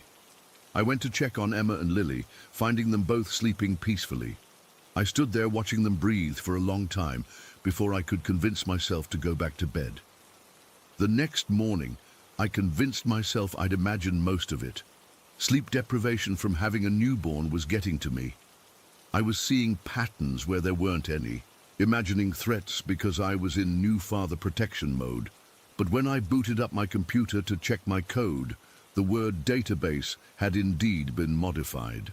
There were thousands of new words, dark, threatening words that I definitely hadn't added. I deleted the entire project, every file associated with it. I ran virus scans, changed all my passwords, and even reset my phone to factory settings. I told myself it was just a security breach, nothing supernatural. That night, I was feeding Lily around 3 in the morning when my phone lit up on its own. The screen showed my Spirit Speak app, the app I had deleted, opening by itself. Before I could react, it cycled through a few words and the mechanical voice spoke. "I'm still here." I nearly dropped Lily. I put her down in her crib and grabbed my phone. The app was gone again, not just closed, but completely absent from my home screen. I checked my installed apps. Nothing. For the next few days, strange things kept happening. Electronics would malfunction around me. The baby monitor would pick up whispers that weren't coming from Lily's room. My computer would boot up in the middle of the night. The worst was when I found my phone one morning with the Notes app open. There was a message typed out that read, "Acknowledge me or I take what you love." I didn't tell Emma about any of this. She was still recovering, and I didn't want to stress her out. I told myself repeatedly that this had to be some elaborate hack, or maybe I was having some kind of breakdown. Then last night, I woke up to the sound of Lily crying. As I got up to check on her, I heard Emma gasp. She was already standing by Lily's crib, staring at her phone in horror. "What's wrong?" I asked. She turned her phone to show me. On her screen was an app she'd never installed, my Spirit Speak app, and on it was a single word, "Acknowledged." Story 17. I've never told this story to anyone outside my family before. It's been 6.5 years, but I still get goosebumps thinking about it. I was 14 when it happened, living in Porto Novo, this tiny village in Portugal where everyone knows everyone's business. The kind of place where old ladies sit on their doorsteps watching the world go by, and where most conversations revolve around church activities or who's growing the best tomatoes. It started on a cold winter day. Nothing special about it, just an ordinary Tuesday during winter break. I was kicking a football around in my grandparents' backyard, practicing some tricks I'd seen Cristiano Ronaldo do on TV. My grandparents' house was this old stone building with a narrow corridor connecting the backyard to the front yard. The corridor was always kind of dark, even during daytime. Because it was covered and had no windows, I accidentally kicked the ball too hard and it rolled into this corridor. I wasn't worried. I'd retrieved the ball from there hundreds of times before. But this time something felt different. As I approached the corridor, I got this weird feeling in my stomach, like when you're about to take an exam you haven't studied for. I walked into the corridor, and that's when I saw it for the first time. At the far end, where the corridor opens to the front yard, I glimpsed something dark, like a shadow, but it wasn't just any shadow, it was shaped like a person, standing completely still, watching me. The moment I focused my eyes on it, it vanished. Just gone. Like it had never been there. I remember freezing in place, the hair on my arms standing up, but then I thought, it's just the light playing tricks, and grabbed my ball. The rest of the day I tried to forget about it, but that image kept flashing in my mind. That night I had trouble sleeping, feeling like something was watching me from the dark corners of my room. The next afternoon I was outside again, helping my grandmother hang laundry. My sister was inside watching TV, and my grandfather was fixing something in his workshop. I walked past that same corridor on my way to get more clothespins, and that's when I saw it again. This time, it wasn't just a vague shadow. I could make out hands, actual hands, gripping the edge of the wall, and there was a head, and this is the part that still makes my skin crawl. It didn't have a face, just a blank, dark space where features should be. It was tall, too. I'm 172 centimeters, and this thing must have been at least 2 meters. Again, when I focused directly on it, it disappeared. My heart was pounding so hard I could feel it in my throat. I dropped the clothespins and ran back to my grandmother, making up some excuse about forgetting something inside. I tried to convince myself it was my sister playing some kind of prank. She was 12 and always trying to scare me. But deep down, I knew she couldn't have disappeared that quickly, and she definitely wasn't 2 meters tall. The third day is when everything went to hell. My sister and I were playing hide and seek in and around the house. It was my turn to seek, and I was checking all our usual hiding spots. I walked toward the front gate, thinking she might be hiding behind the big olive tree near it. The gate was about 15 meters from where I stood, a rusty old thing that creaked whenever anyone opened it. That's when I saw it again, the figure. But this time, it wasn't just standing there. It was trying to climb over the gate, reaching toward me. I can still see those long black arms stretching out, the bulky, shadowy body contorting as it pulled itself up, and still no face. Just that horrible blank void where eyes, a nose, and a mouth should have been. It only lasted for half a second before vanishing, but that image is burned into my memory forever. I screamed so loud that my grandparents and sister all came running. I was shaking, tears streaming down my face, unable to even point at what I'd seen because it was already gone. My grandmother sat me down at the kitchen table while my grandfather checked outside. My sister kept asking what was wrong, but I couldn't form the words. Finally, when I calmed down enough to speak, I told my grandmother everything. The shadow in the corridor, the faceless figure, the thing climbing over the gate. I expected her to tell me I was imagining things or that I'd been watching too many scary movies, but she didn't. Instead, she got this serious look on her face, the kind adults get when they're trying not to show they're worried. She made me a cup of hot chocolate and told me she knew someone who could help. The next morning, my grandmother woke me up early. "We're going to see Senor Antonio," she said. I didn't know who that was, but I could tell by her tone that this wasn't optional. We took the old bus that came through our village twice a day, traveling for about 30 minutes until we reached an even smaller village than ours. Senor Antonio lived in a small white house with blue trim, like many houses in Portugal. But there was something different about his place. It had these strange plants growing all around it, and little stone figures placed near the front door. He was ancient, probably in his 80s, with hands so gnarled they looked like tree roots, and a face full of deep wrinkles. His eyes were sharp and clear, like he could see right through you. My grandmother explained why we were there, speaking in a hushed voice. Senor Antonio nodded, then turned to me. "Tell me what you saw, Menino," he said. His voice was gentle but firm, so I told him everything, my voice shaking at times. He led us into a room that I'll never forget. Every wall was covered with religious imagery, crosses of all sizes, pictures of Jesus, the Virgin Mary, and various saints I didn't recognize. Candles were burning even though it was daytime, and there was this smell in the air, like incense but earthier. After hearing my story, Senor Antonio sat quietly for a long time, his eyes closed. When he finally spoke, what he said surprised me. "The entity you saw may not be evil," he said. "Sometimes spirits reach out to those who can see them. Perhaps this is someone trying to communicate with you, someone who hasn't been able to speak to you for a long time." That thought was almost worse than thinking it was some demon. The idea that it might be someone I knew, someone who had died. I felt sick. Senor Antonio must have seen the fear on my face because he placed his hand on my shoulder. "Don't worry," he said. "I will help you close this door." He asked my grandmother to light a special candle. Then he took my hands in his. They were warm and rough, like holding sandpaper. He closed his eyes and recited a prayer. Not the usual ones I knew from church, but something older, something that sounded almost like a conversation. When he finished, he looked at me and said, "You won't see it again, but if you do, you must not show fear.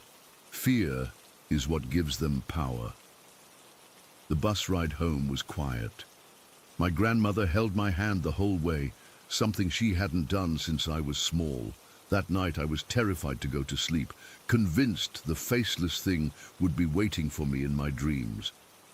But I slept soundly, and when I woke up, I felt lighter somehow. The strangest part? I never saw the entity again, not in the corridor, not by the gate, not anywhere.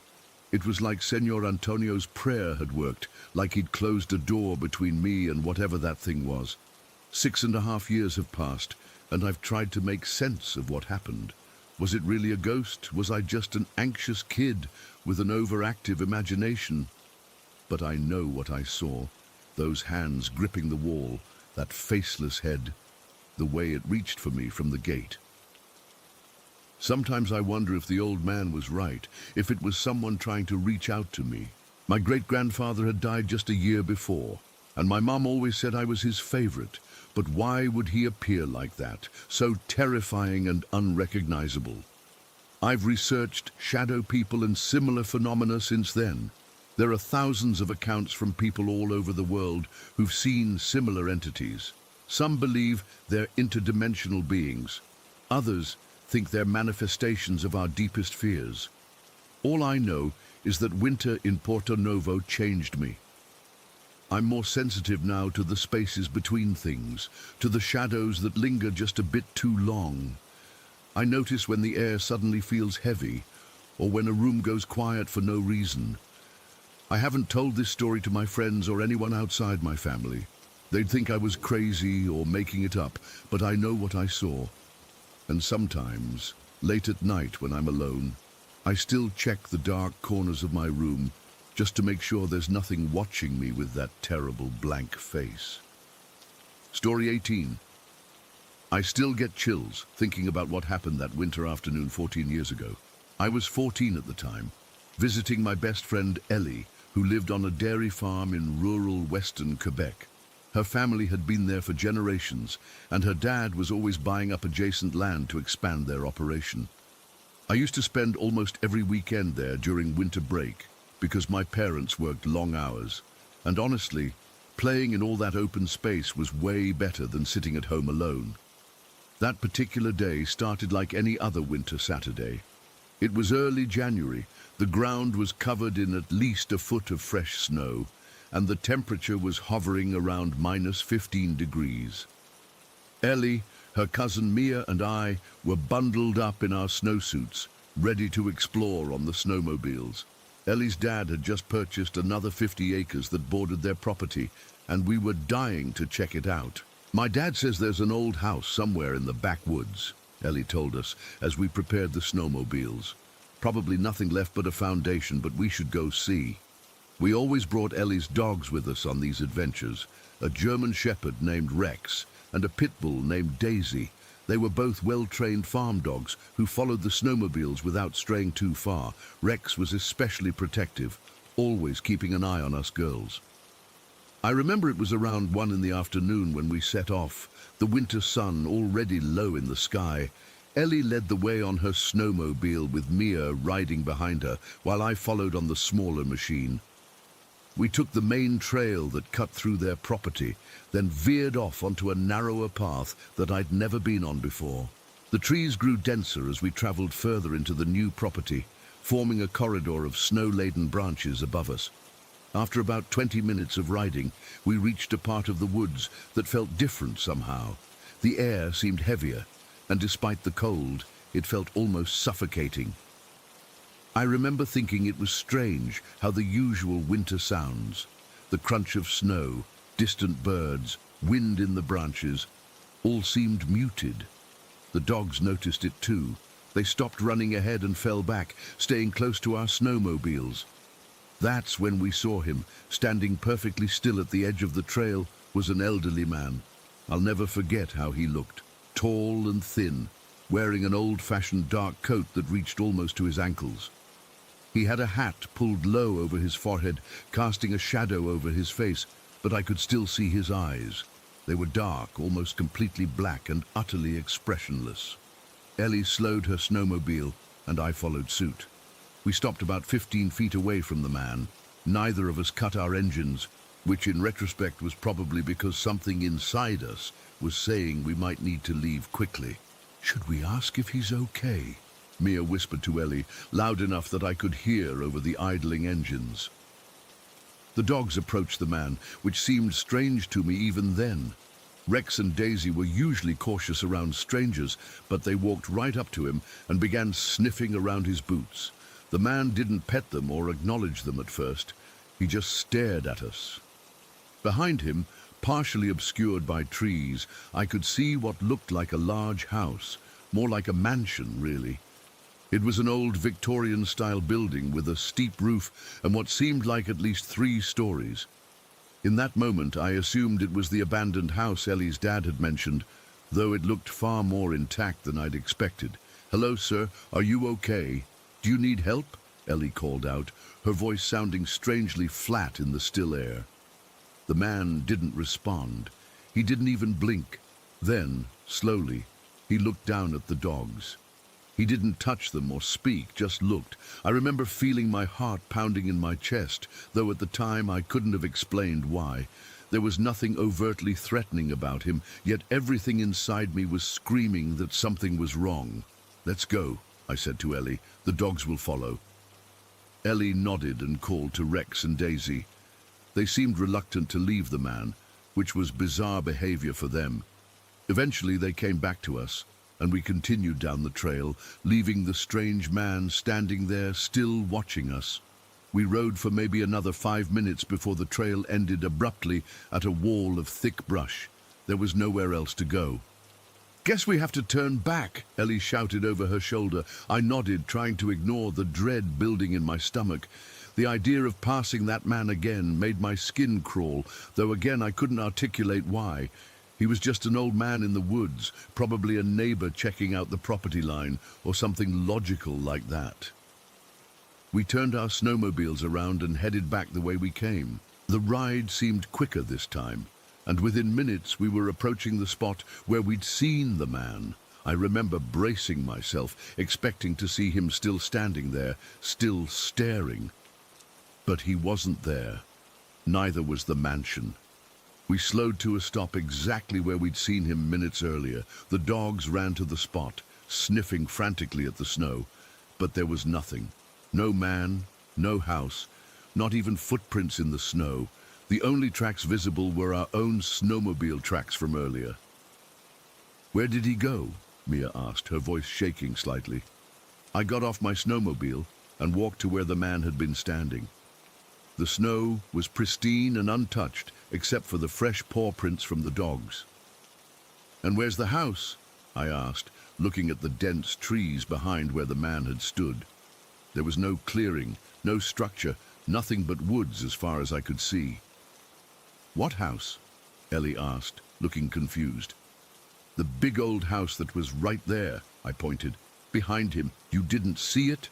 Ellie and Mia exchanged a look. "I saw it," Mia said quietly. "It was huge, Victorian-looking." Ellie nodded slowly. "I saw it too. I thought it was the abandoned house my dad mentioned, but it can't just be gone." The dogs were still sniffing around, whining softly. Rex's hackles were raised, and Daisy kept circling back to us, as if trying to herd us away from the area. "Let's get out of here," I said, suddenly feeling like we were being watched from the trees. We didn't talk much on the ride back to the farmhouse. Each of us was lost in our own thoughts, trying to make sense of what we'd seen, or hadn't seen. When we got back, we didn't mention the incident to Ellie's parents. Somehow, it felt too strange, too personal. 3 days later, Ellie called me at home. "Me and my brother went back to that spot yesterday," she said without preamble, "and my heart was racing just thinking about it. Nothing, just trees. We walked all through that area. There's no house, no foundation, nothing. My dad says there's never been a house back there as far as he knows." "What about the man?" I asked. "No sign anyone had been there at all," she replied. And get this, Rex refused to get out of the truck. He's never done that before. I tried to forget about the incident after that. I told myself it was just our imaginations playing tricks on us in the winter woods. But I never went exploring on that part of the property again, and neither did Ellie or Mia. Years passed. We all grew up, went to different colleges, moved away. I hadn't thought about the incident for a long time until 5 years ago, when the three of us reunited for Ellie's wedding. After a few drinks at the rehearsal dinner, Mia brought it up. "Do you guys remember that weird old man we saw in the woods that time?" she asked quietly. The memory hit me like a physical blow. I could suddenly see those dark, empty eyes as clearly as if it had happened yesterday. "With the house that wasn't there," Ellie added, her face serious. "You both still remember that?" I asked, surprised by how vividly it had stayed with all of us. We compared our memories that night, and they matched almost perfectly. The man's appearance, the Victorian mansion behind him, the way he vanished along with the building, the lack of footprints. The only detail we disagreed on was the exact color of his coat. I remembered it as black.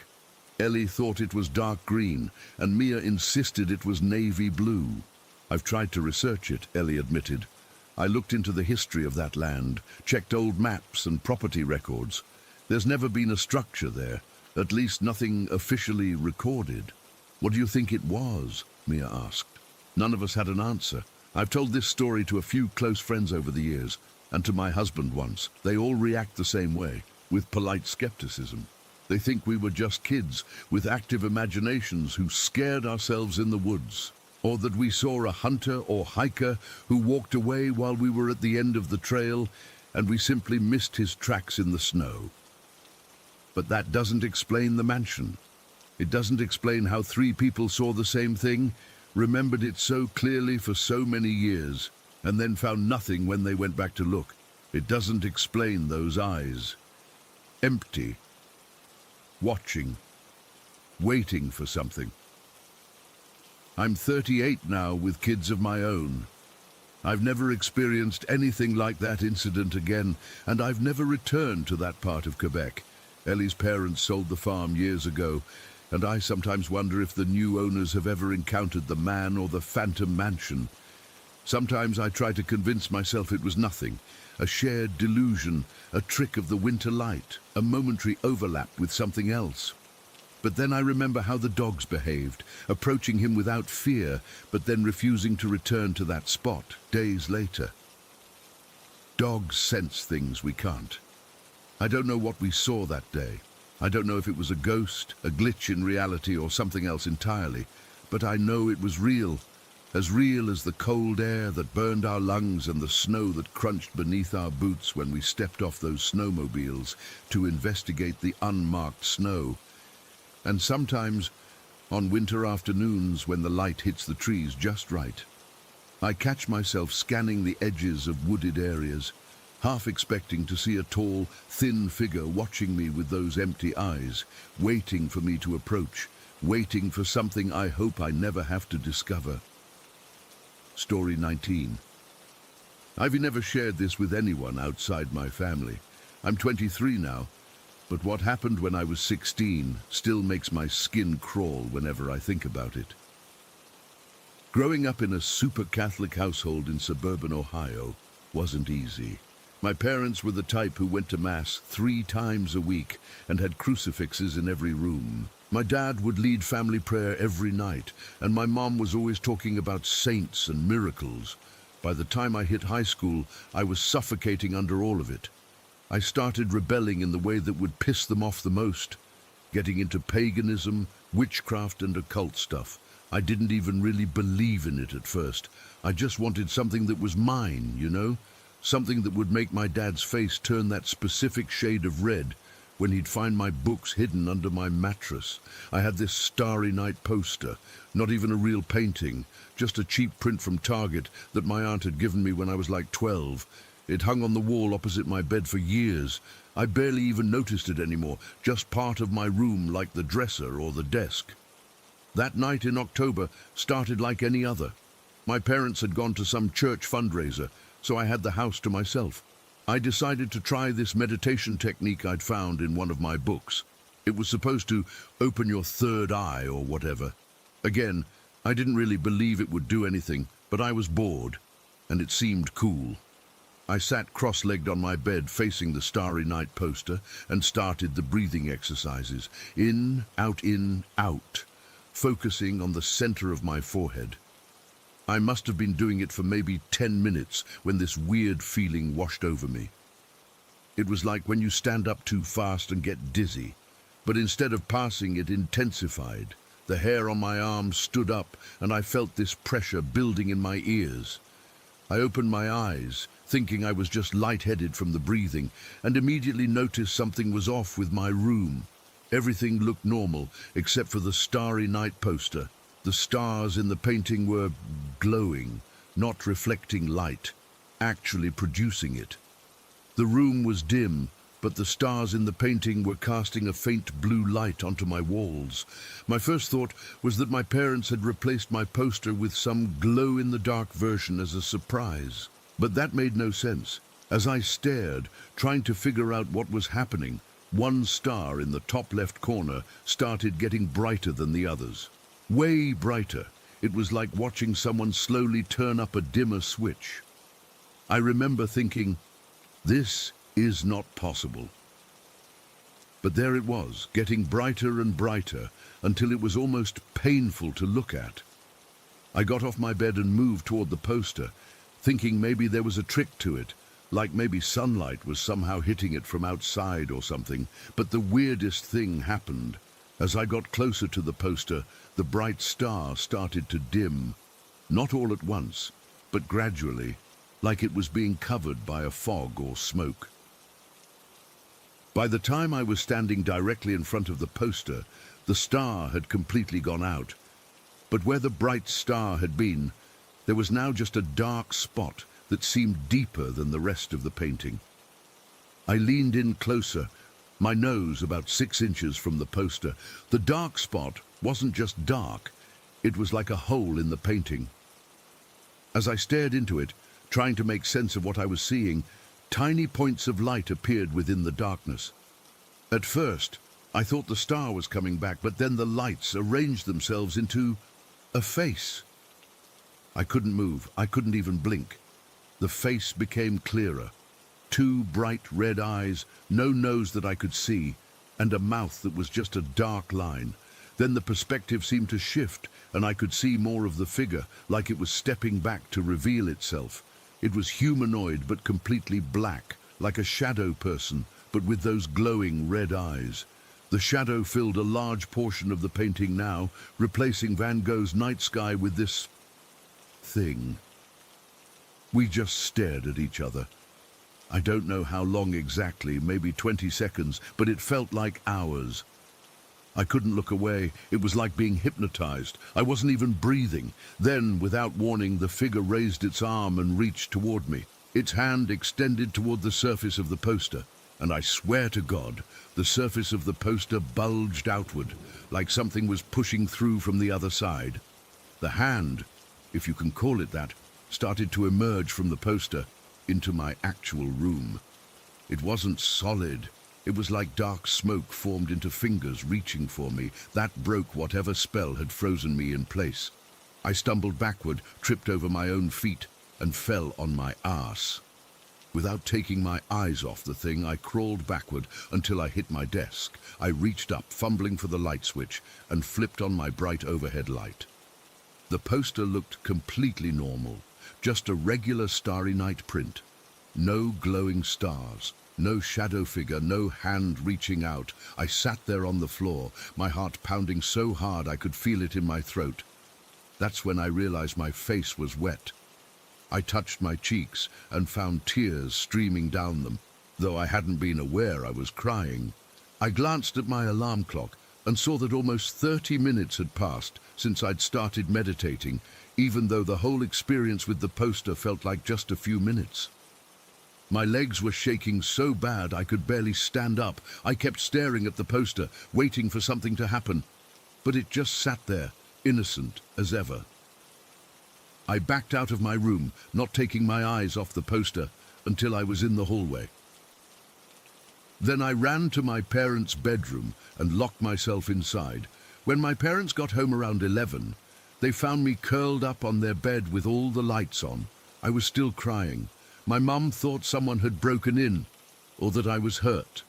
When I finally managed to tell them what happened, my dad got this look on his face. Not anger, but fear.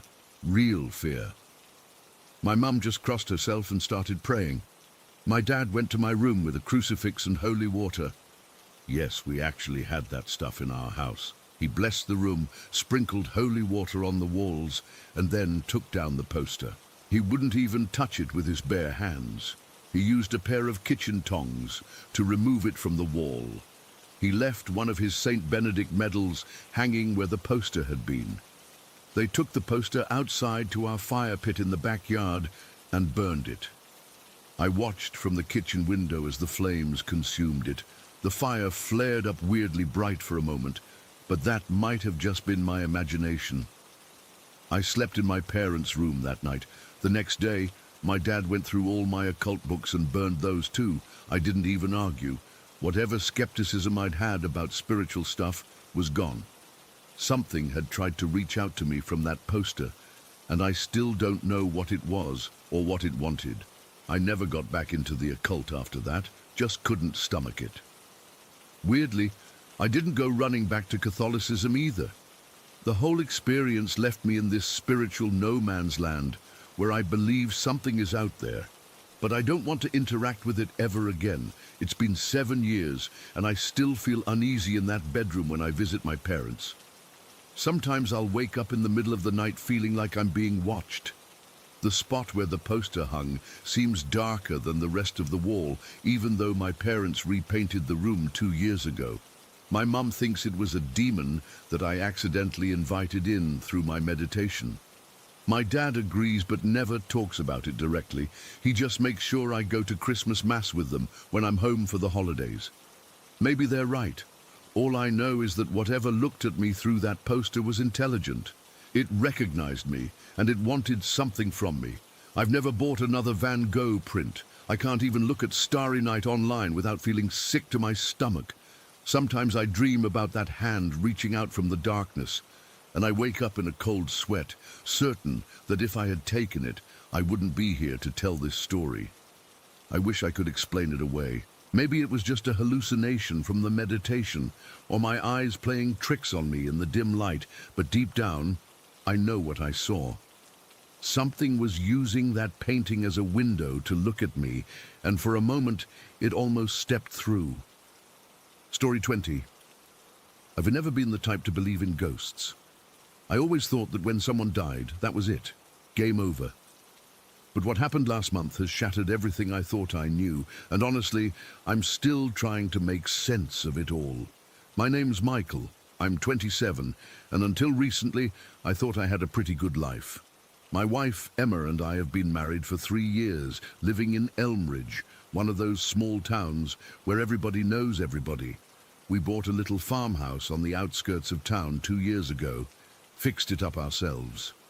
It was our pride and joy. Emma works as a nurse at the local clinic while I run my carpentry business from the workshop I built in our yard. We weren't rich, but we were happy. At least, I thought we were. Everything changed when Sarah died. Sarah was Emma's best friend. Since they were 12 years old, they had that kind of friendship where they could go weeks without talking and then pick up exactly where they left off. Sarah was like family to us. She'd been Emma's maid of honor at our wedding, spent every Christmas with us, and helped us move into our house. She was the one person Emma trusted completely. Sarah's death blindsided all of us. She was only 28, healthy, active. She did yoga 3 times a week and ran half marathons. There were no warning signs. One day, she just collapsed at work from a seizure. By the time the ambulance arrived, she was gone. The doctors said sometimes these things happen. Some undiagnosed condition that had been there all along, just waiting. Emma took it hard, really hard. She barely spoke at the funeral, just stood there clutching my hand so tightly, her knuckles turned white. For days afterward, she moved through our house like a ghost herself, going through the motions of living without really being present. I tried to be there for her, but grief is a funny thing. Sometimes the closer you try to get, the further someone pulls away. It was exactly 7 days after the funeral when I had the first dream. I'd fallen asleep on the couch watching TV. Emma had gone to bed early, emotionally exhausted, as she had been every night since Sarah died. In my dream, I woke up to the sound of someone moving in our kitchen. When I went to investigate, Sarah was standing there, wearing the same blue dress she'd worn to our anniversary dinner 3 months earlier. "Hey, Michael," she said, like it was the most normal thing in the world for her to be in our kitchen at. I looked at the clock in my dream. 3:17 in the morning. The weird thing was I wasn't scared. In the dream, it seemed completely logical that she would be there. I remember saying, "Emma's going to be so happy to see you." Sarah shook her head. "She can't see me. Only you can." She ran her hand along our kitchen counter, the one I had built myself. "How is she doing?" "Not good," I told her. "She misses you so much." Sarah nodded, like she'd expected that answer. "Will you tell her something for me? Tell her I'm okay and it wasn't anyone's fault." Then she asked me about her cat, who was staying with her parents. She wanted to know if anyone had found the box of letters in her closet and given them to her mother. She asked specific questions about mutual friends that I couldn't answer because I didn't know. "I need someone to talk to," she said. "I don't have anyone else to turn to." I woke up with a jolt at 6 in the morning, still on the couch, with the most overwhelming feeling that I'd actually spoken to Sarah. The dream was so vivid, so real, not like the usual jumbled nonsense of dreams. I could remember every word, every detail of her face, the way she fidgeted with the bracelet on her wrist, a nervous habit she'd always had. I didn't tell Emma right away. She was fragile, and I was worried about upsetting her more. But 3 nights later, it happened again. This time, Sarah was sitting at our dining table when I woke up in my dream. She smiled when she saw me and patted the chair next to her. "I was hoping you'd come," she said. "We talked for what felt like hours." She asked about Emma again, and I told her how Emma kept Sarah's photo by her bedside now, how she sometimes wore Sarah's scarf, even though it was too warm for it. Sarah seemed comforted by this. "I miss her," Sarah said, "but it's better this way." She wouldn't understand what I need to say. When I asked what she meant, Sarah changed the subject, asking me about a silver necklace she'd lost. She thought it might be in Emma's car from the last time they went shopping together. The dreams continued, every few nights. Sometimes Sarah would be in the kitchen, sometimes in our living room, once even in the garden outside. Each time she'd ask about Emma, then ask about her possessions, her friends, things she'd left unfinished.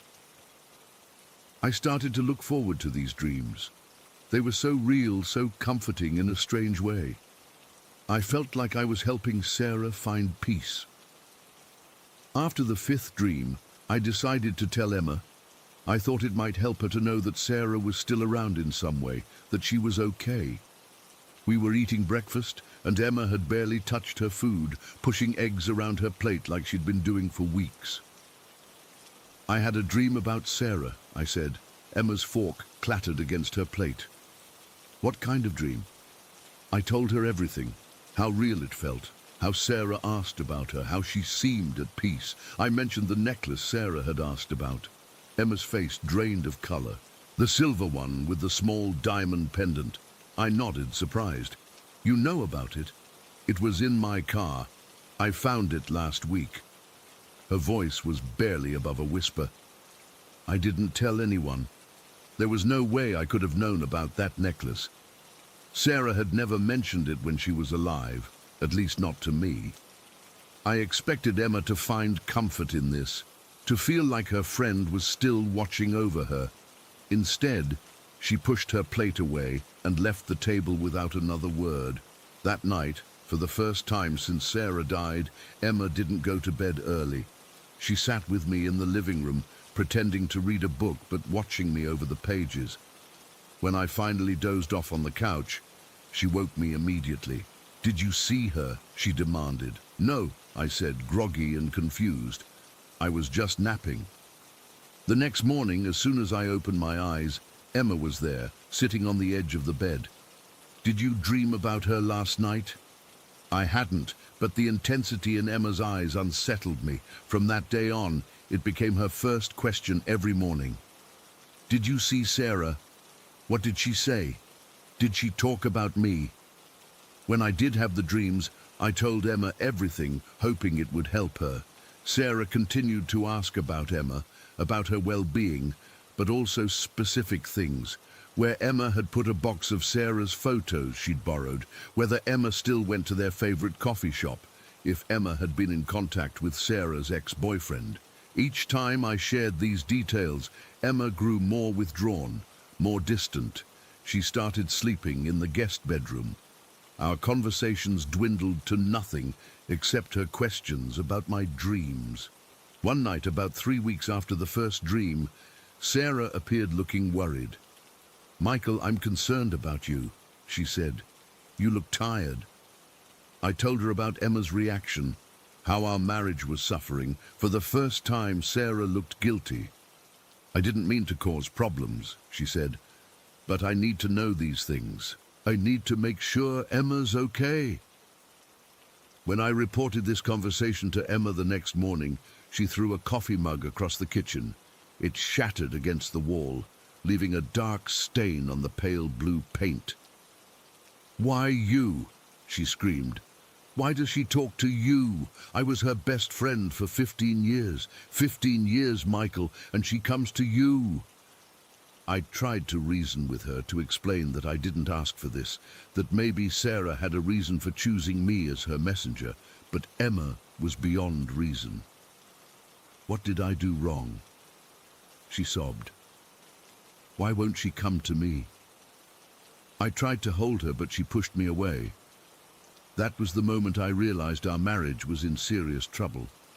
As the weeks passed, Emma became a stranger to me. She stopped asking me about the dreams, stopped talking to me altogether, except for necessary communication about bills or groceries. She took extra shifts at the clinic to avoid being home. When she was home, she locked herself in the guest bedroom. I could hear her crying through the door sometimes, but she wouldn't let me in. The dreams continued, but less frequently. Sarah seemed to sense the damage she was causing. "I'm sorry," she said, in what would be one of our last conversations. "I just needed someone to talk to. I didn't have anyone else." "Why me?" I finally asked her. "Why not Emma?" Sarah looked away, her expression sad but resolute. "Emma wouldn't understand what I need to say, and she wouldn't be able to handle it." "Handle what?" I pressed. Sarah just shook her head. "Some things are better left unsaid, Michael. Just take care of Emma for me. She needs you, even if she doesn't show it right now." Last night I had what I think was my final dream of Sarah.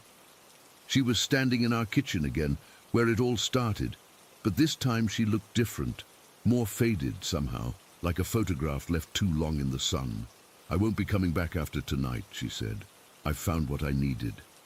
"What was it?" I asked. "What were you looking for all this time?" She smiled, that familiar Sarah smile, half sad and half mischievous. "Just confirmation," she said. "I needed to know Emma was in good hands." She walked to me and placed her hand on my shoulder. It felt cold, even in the dream. "Tell Emma I'm sorry for not coming to her directly. Tell her I love her and I always will. But most importantly, Tell her to look in the bottom drawer of my old desk at my parents' house. She'll understand then. I woke up with tears streaming down my face. For the first time in weeks, Emma was there, watching me from the doorway of our bedroom. "She's gone," I said. "She's not coming back." Emma didn't say anything.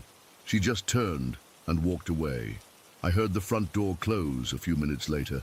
I don't know what was in that drawer at Sarah's parents' house. Emma went there this morning without telling me. She's been gone all day, and she's not answering my calls or texts. Our marriage might be beyond saving at this point. I don't know if what I experienced was really Sarah's ghost or just my subconscious mind processing grief in a strange way.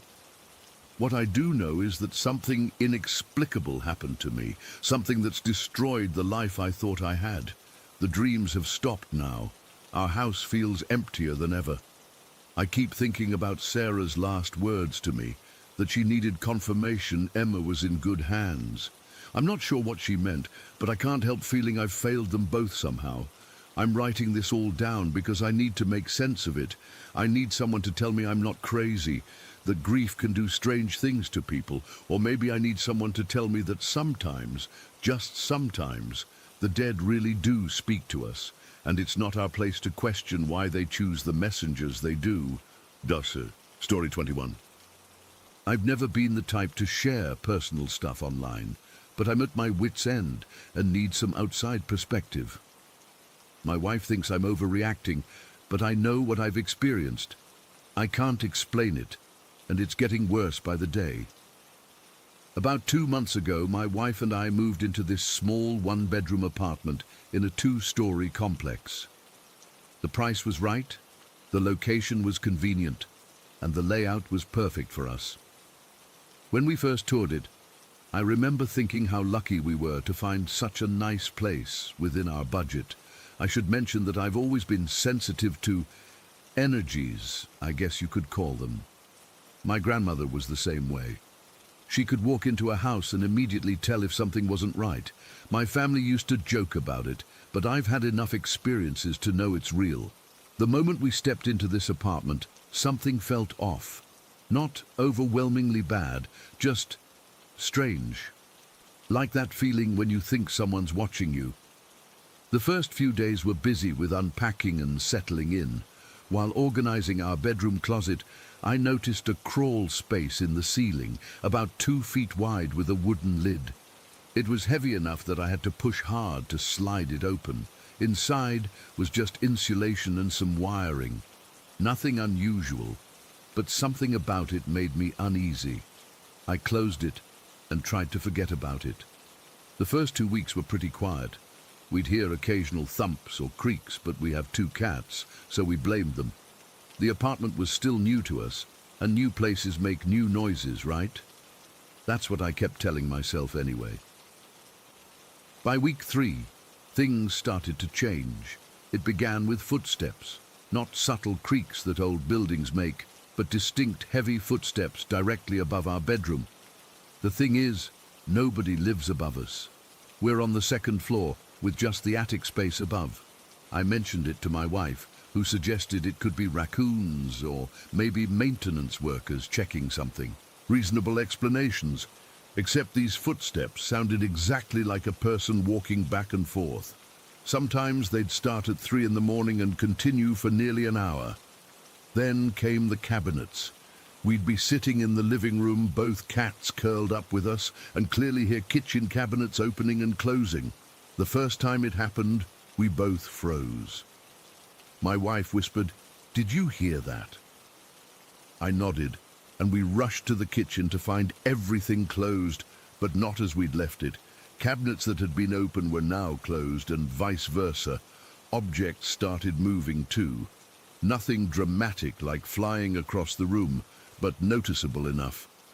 I'd place my keys on the counter and find them on the floor. My wife's hairbrush would move from the bathroom to the bedroom. Small things that could be explained away if they happened once or twice, but this was constant. About a month in, my wife noticed something that really freaked her out.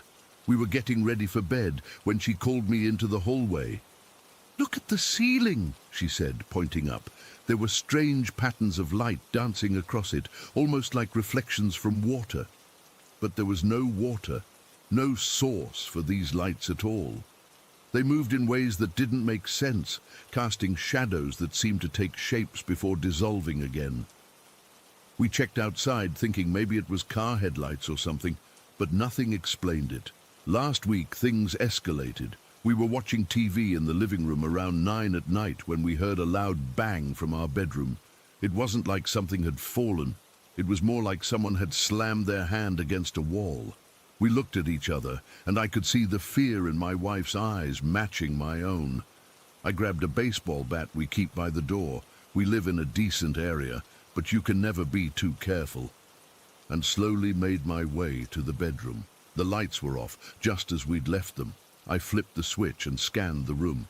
Nothing seemed out of place at first, until I noticed the closet door was open slightly. I'm obsessive about closing doors, especially closet doors. I never leave them open. With my heart pounding in my chest, I approached the closet and pulled the door open fully. Everything looked normal until I glanced up at the crawl space. The lid had been moved, not completely removed, but shifted about 6 inches to the side. There was fresh drywall dust on the shelf below it. My hands were shaking as I grabbed a chair from the corner and positioned it under the crawl space. My wife stood in the doorway, asking what I was doing. I couldn't even answer her. I just needed to see. Standing on the chair, I pushed the lid completely off and shined my phone's flashlight inside. The space was only about a foot tall, too small for a person to fit comfortably. There was nothing in there except insulation, dust, and some wiring, just like before. But something had moved that lid. Something strong enough to push aside something I struggled to move myself. We slept in the living room that night, neither of us willing to go back into the bedroom. My wife suggested it could have been the cat somehow, but we both knew that was impossible. The lid was too heavy and the shelf too high for them to reach. The next morning, I called the property management office and asked if anyone had been in our apartment. They assured me no maintenance had been scheduled and no one had access to our unit without our permission.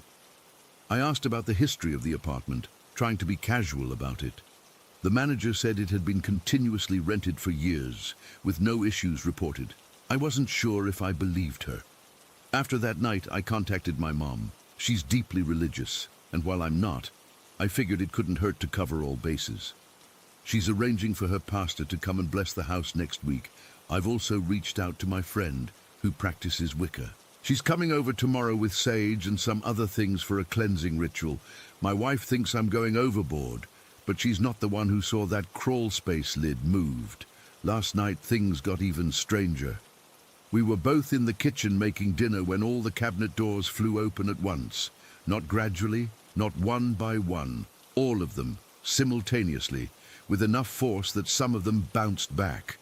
Our cats were both in the living room, visible from where we stood.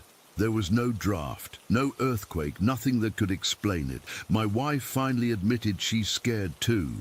She told me she's been having nightmares about someone watching her from the closet, someone who isn't quite human. She hadn't mentioned it before because she didn't want to feed into my concerns, but now she can't deny something's happening. This morning, I woke up to find all our framed photos turned face down, every single one, in every room. My wife was still asleep and the cats were curled up at her feet. I stood in the hallway, looking at the row of photos on the wall, all perfectly rotated to face the wall. It would have taken someone several minutes to do this so precisely, without making noise. I'm sitting in our living room right now, typing this out while my wife is at work. I just heard the bedroom closet door creak open. I'm not going to check it. I can't. The cats are both staring in that direction, their ears flat against their heads. One of them just hissed. The footsteps above me have started again, slow, deliberate steps that pause occasionally, as if whatever is up there is listening for my reaction. Sometimes they speed up, like someone running back and forth. Right now, they're directly above where I'm sitting. I don't know what to do anymore. We can't afford to break our lease and move out. The property manager clearly thinks I'm making this up. No one else in the building has reported anything unusual. It's like whatever is here is specifically focused on us. Or maybe just on me. Wait. The crawl space. I just heard it. The sound of wood sliding against wood. It's opening. I'm going to stop typing and call my wife. I need her to come home now. Something is in our apartment, and I don't think it's ever been human. The lights are flickering now. My phone battery just dropped from 80% to 10 in seconds. I don't know if this will even post before my phone dies. If anyone has experienced anything like this or has any advice, please help. I don't think we can last another night here, but I don't know where else to go. The footsteps have stopped. Now it's completely silent. That's somehow worse. Story 22. I've been debating whether to share this for a long time. Part of me wants to forget it ever happened, but the memories keep me up at night even years later. I need to get this off my chest, and maybe someone here has experienced something similar. 5 years ago, I was working as a night clerk at a Best Western Plus just outside a small town in Texas. The hotel wasn't anything special. 3 floors, about 80 rooms, standard amenities. It was built in the early 2000s near this massive flea market that brought in tourists on weekends. The job was pretty chill most nights. Check in late arrivals, handle the occasional complaint, watch Netflix when things were slow. What I didn't know when I took the job was the hotel's history. My manager Mike was pretty straightforward about everything except rooms 301 and 303. All he told me was to avoid putting guests in those rooms unless we were completely booked. When I asked why, he just shrugged and said they had maintenance issues. About a month into the job, I was training with Donna, this older lady who'd been there since the hotel opened. During a slow night, I asked her about those rooms. "You don't know about what happened there?" she asked, looking surprised. Turned out there was a reason. Mike was vague. About 8 years before I started, during deer hunting season, a couple in their mid-30s had checked into room 301 for the weekend. At the same time, 2 brothers were staying in 303 for an extended period. They were working a construction job nearby. According to Donna, the brothers came back from hunting one Sunday night and started fighting. They'd been drinking, and things escalated fast. The guests in 302 called the front desk, complaining about shouting and things being thrown around. The manager on duty went up to check and was about to knock when he heard a gunshot. He ran back downstairs and called the police. But before they even arrived, 2 ambulances pulled up outside. No one had called them, at least not from the hotel. The paramedics rushed upstairs without saying a word to the manager. When the police finally showed up, they were confused about who called the ambulances. After about 45 minutes, they brought down 2 body bags and the younger brother in handcuffs. His face was all beat up from the fight. The whole story came out later. The younger brother had shot his older brother with a high-caliber hunting rifle, but the bullet didn't stop there. It went through the wall into room 301, hitting the wife who was just getting ready for bed. Both she and the older brother died before help arrived. "That's why we don't like putting people in those rooms," Donna explained. "Too many complaints." I laughed nervously. "What, like they're haunted?" She didn't laugh back. "You'll see." I thought she was just messing with me. Old-timers always try to freak out the new guy, right? But over the next few months, I started noticing weird things. Guests in 301 and 303 would call down in the middle of the night, complaining about the TV turning off by itself. Others reported smelling gunpowder or this sickly, sweet, rotting meat smell. A few claimed they heard a woman screaming or a man banging on walls. I always just apologized and offered them a different room. Most of the time they'd accept, and that would be the end of it. I never really believed the stories myself. Old buildings make noises, electronics malfunction, and people's imaginations run wild when they're in unfamiliar places. Then last winter we had this massive ice storm hit the area. I was working a double shift because the morning clerk couldn't make it in. Around noon, Mike called and told me the roads were completely frozen over and I wouldn't be able to drive home safely.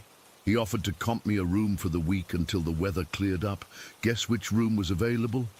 Yeah, 301. I wasn't thrilled, but I was exhausted after working 16 hours straight. I figured I'd sleep through any weird noises anyway. I grabbed my emergency overnight bag from my car and headed up after my replacement finally arrived. The room looked normal enough. King bed, desk, TV, bathroom, nothing special. I took a quick shower, set my phone alarm and crashed hard around 2 in the afternoon. I woke up around 8 that evening. At first I couldn't figure out what had woken me. Then I realized the bathroom faucet was running. I was positive I'd turned it off after my shower. I got up, shut it off and went back to bed. But now I was too alert to fall back asleep. I turned on the TV to watch some Netflix, but after about 20 minutes, it suddenly shut off. When I tried to turn it back on, nothing happened. I checked the connections, but everything seemed fine. After unplugging it and plugging it back in, it worked again. Just a glitch, I told myself. Old wiring or something. Around 10, I heard yelling from room 303. It sounded like 2 men arguing. I couldn't make out the words, just angry voices rising and falling. I checked my phone to see if anyone had checked in there, but according to the system, the room was empty. I got up and pressed my ear against the wall. The yelling got louder, then suddenly stopped. A few seconds later, there was a loud thud against the wall, like someone had been thrown against it.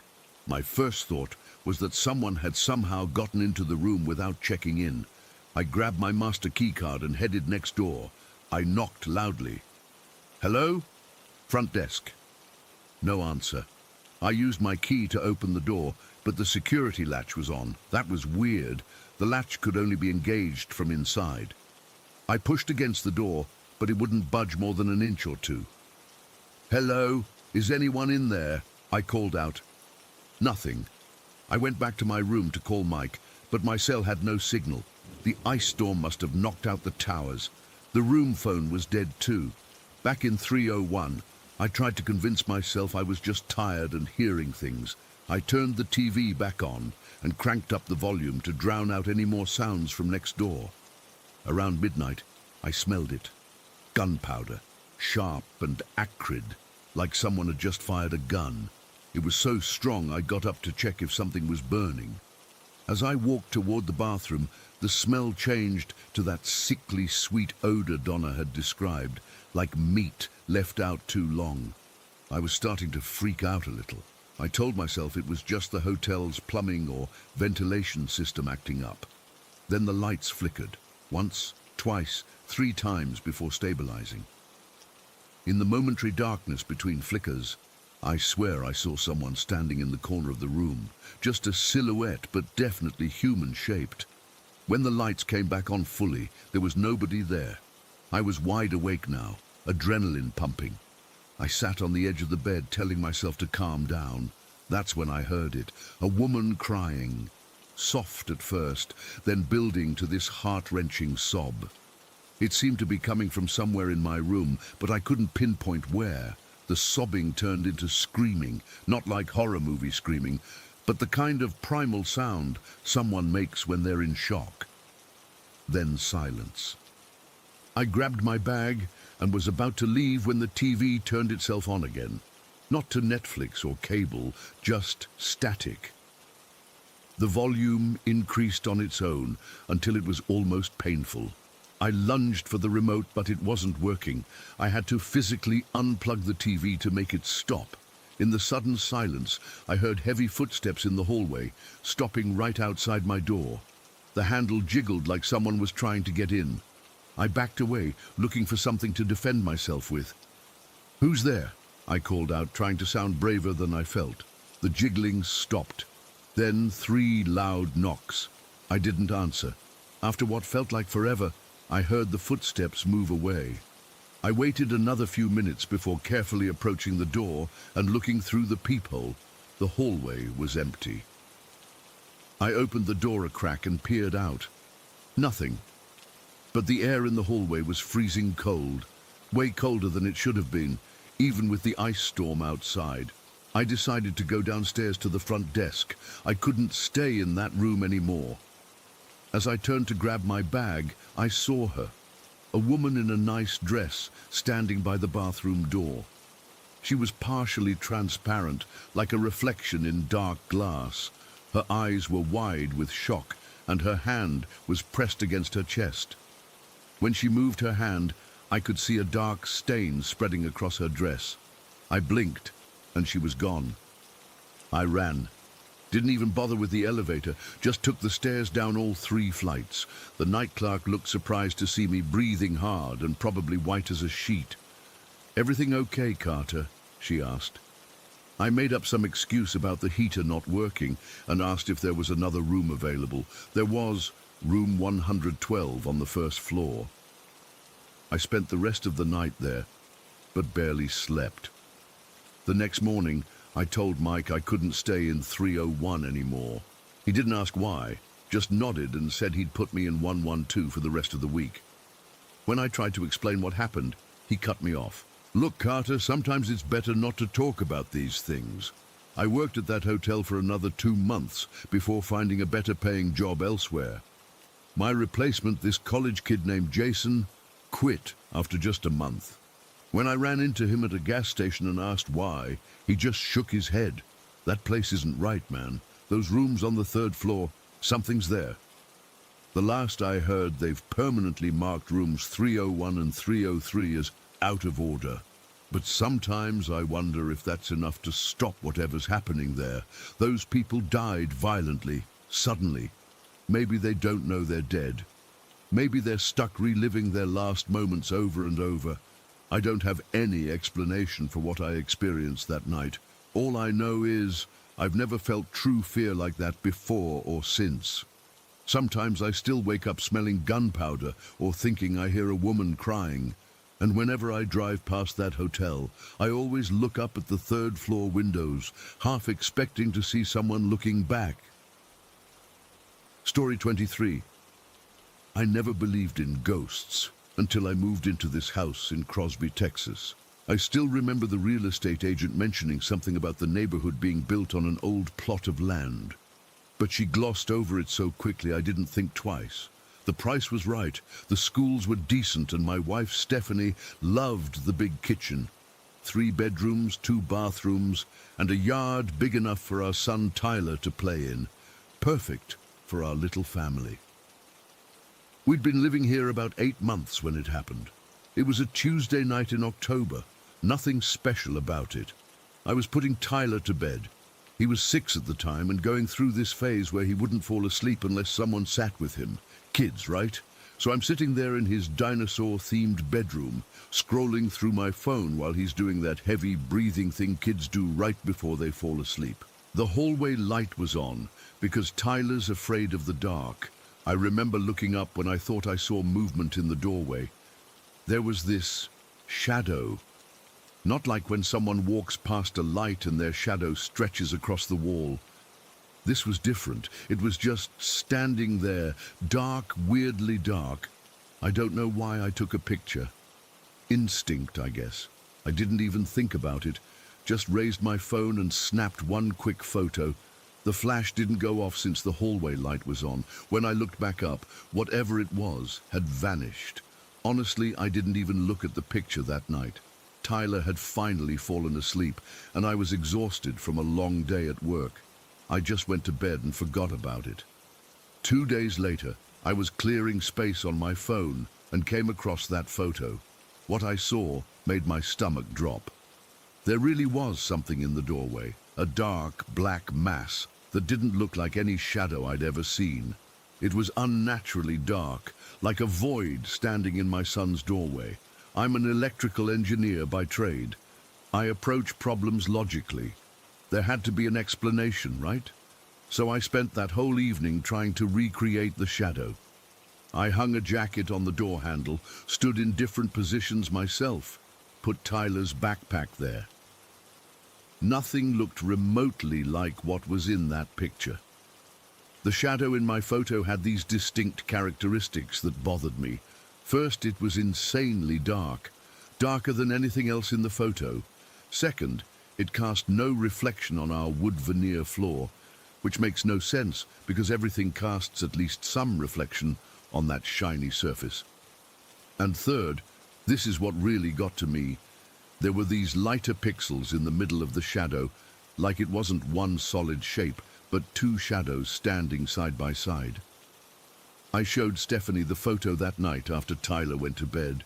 She's usually the skeptical one, but she went pale looking at it. "That doesn't look right, Mark," she said, zooming in on her phone. "What is that?" "I don't know. Probably just some weird lighting thing," I replied, but I didn't believe it myself. For a week, I kept that photo to myself, occasionally opening it on my phone and staring at it. I'd always considered myself a rational person. There had to be a logical explanation, but I couldn't find one. It was starting to mess with my head. There's this local podcast I listen to, sometimes called Weekly Creep. They cover weird Texas stories, urban legends, that kind of stuff. On impulse, I emailed them the photo, asking if they could help me figure out what might have caused such a weird shadow. I didn't mention anything about ghosts or our house. Just sent the photo with a quick note asking for their thoughts on the strange shadow effect. 3 days later, I got a response from Chad, the host. He'd run the photo through some basic editing software to brighten it up and enhance the details. The email just said, "Thought you might want to see this enhanced version. Call me when you can." When I opened the attachment, my blood ran cold. In the lightened version, what had appeared to be a dark mass in the doorway now clearly showed the bottom portion of what looked like 2 pairs of old-fashioned children's shoes. They were standing there, at the threshold of my son's room, as if 2 invisible children were watching him sleep. I must have stared at that enhanced photo for 20 minutes, my hands shaking. Those weren't modern shoes. They looked like something from an old photograph, the kind with button closures that kids would have worn maybe 100 years ago. I called Chad immediately. He answered on the second ring. "Where exactly is your house located?" he asked, before I could even say hello. "Crosby," I told him. "Newport subdivision." There was a long pause on the other end. "You know what that area used to be, right? That's when I learned about Black Hope Cemetery. Our entire subdivision had been built in the 1980s on top of an old African-American cemetery that dated back to the 1800s.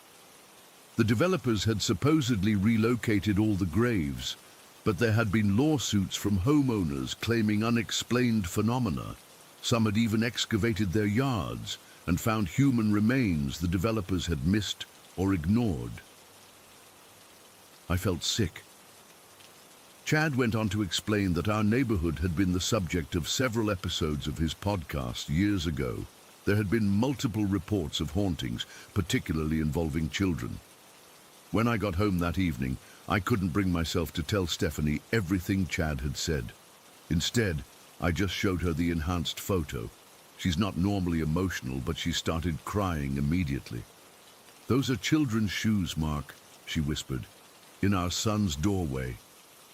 Against my better judgment, Stephanie posted the enhanced photo to a Texas history Facebook group she belonged to. She didn't mention our address, just that we lived in the Newport subdivision in Crosby. Within hours, the post had hundreds of comments. "That's Black Hope Cemetery land," one comment read. "My cousin lived there in the 90s and moved out after 3 months. I can clearly see the shoes," another said. "They look like they're from the late 1800s. One comment in particular stood out. There were records of twin children who died of tuberculosis buried there. Their graves were among those never properly relocated. After that night, things in our house changed. It wasn't just the photograph anymore. Objects started moving on their own. I'd put my keys on the counter and find them on the floor. Tyler's toys would be arranged differently in the morning than how he'd left them. We'd hear footsteps upstairs when we were all downstairs.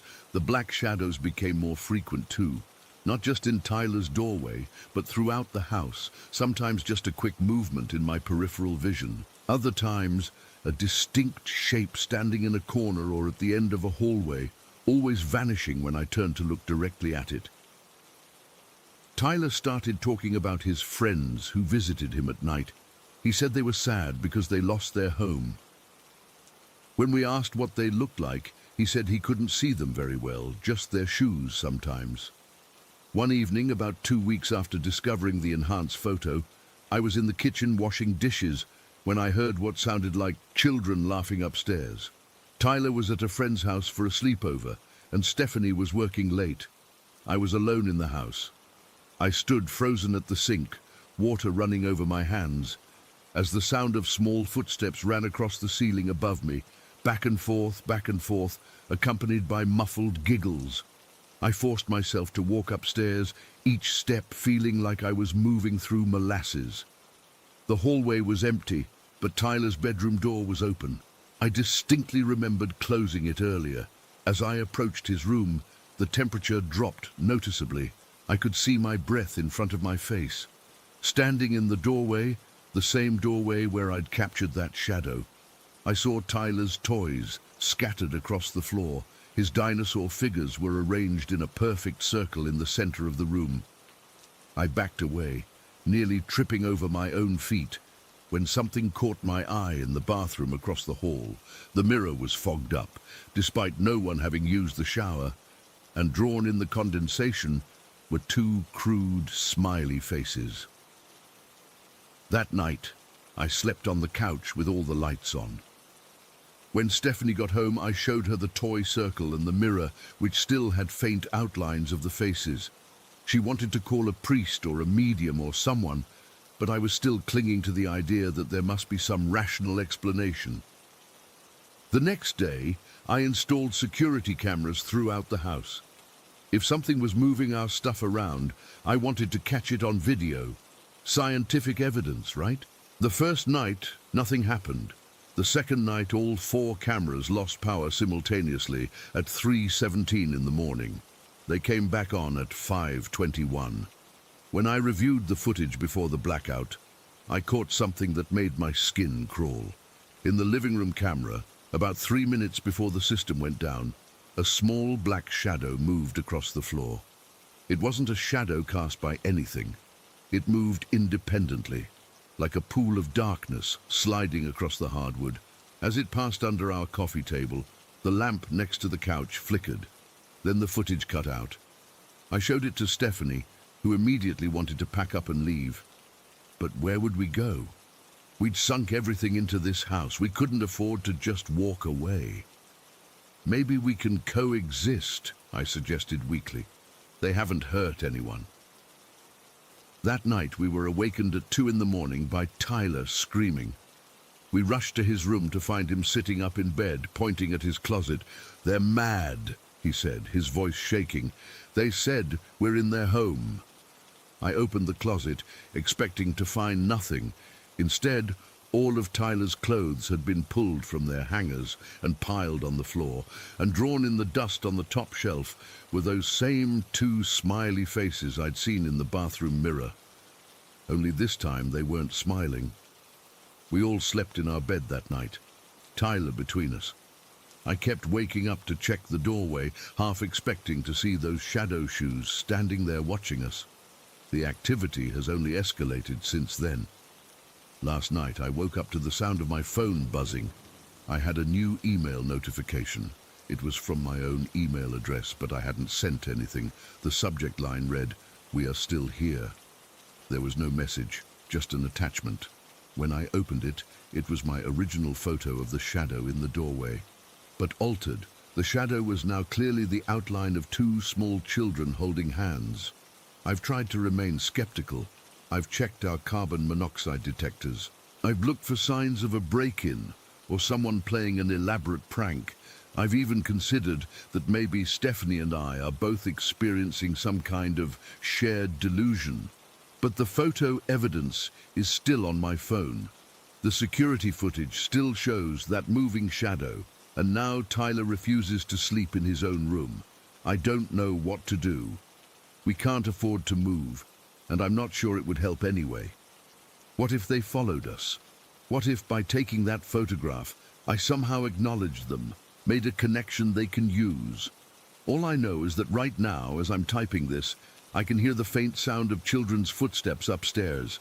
And even though I'm home alone, I swear I just heard someone whisper, "This is our home too." Story 24. I still get the chills when I think about what happened at my sister's house back in 2019. It's been 4 years and I've never posted about this anywhere because I was afraid people would think I was making it up or going crazy. But I need to tell someone besides my therapist, who keeps suggesting it was sleep paralysis.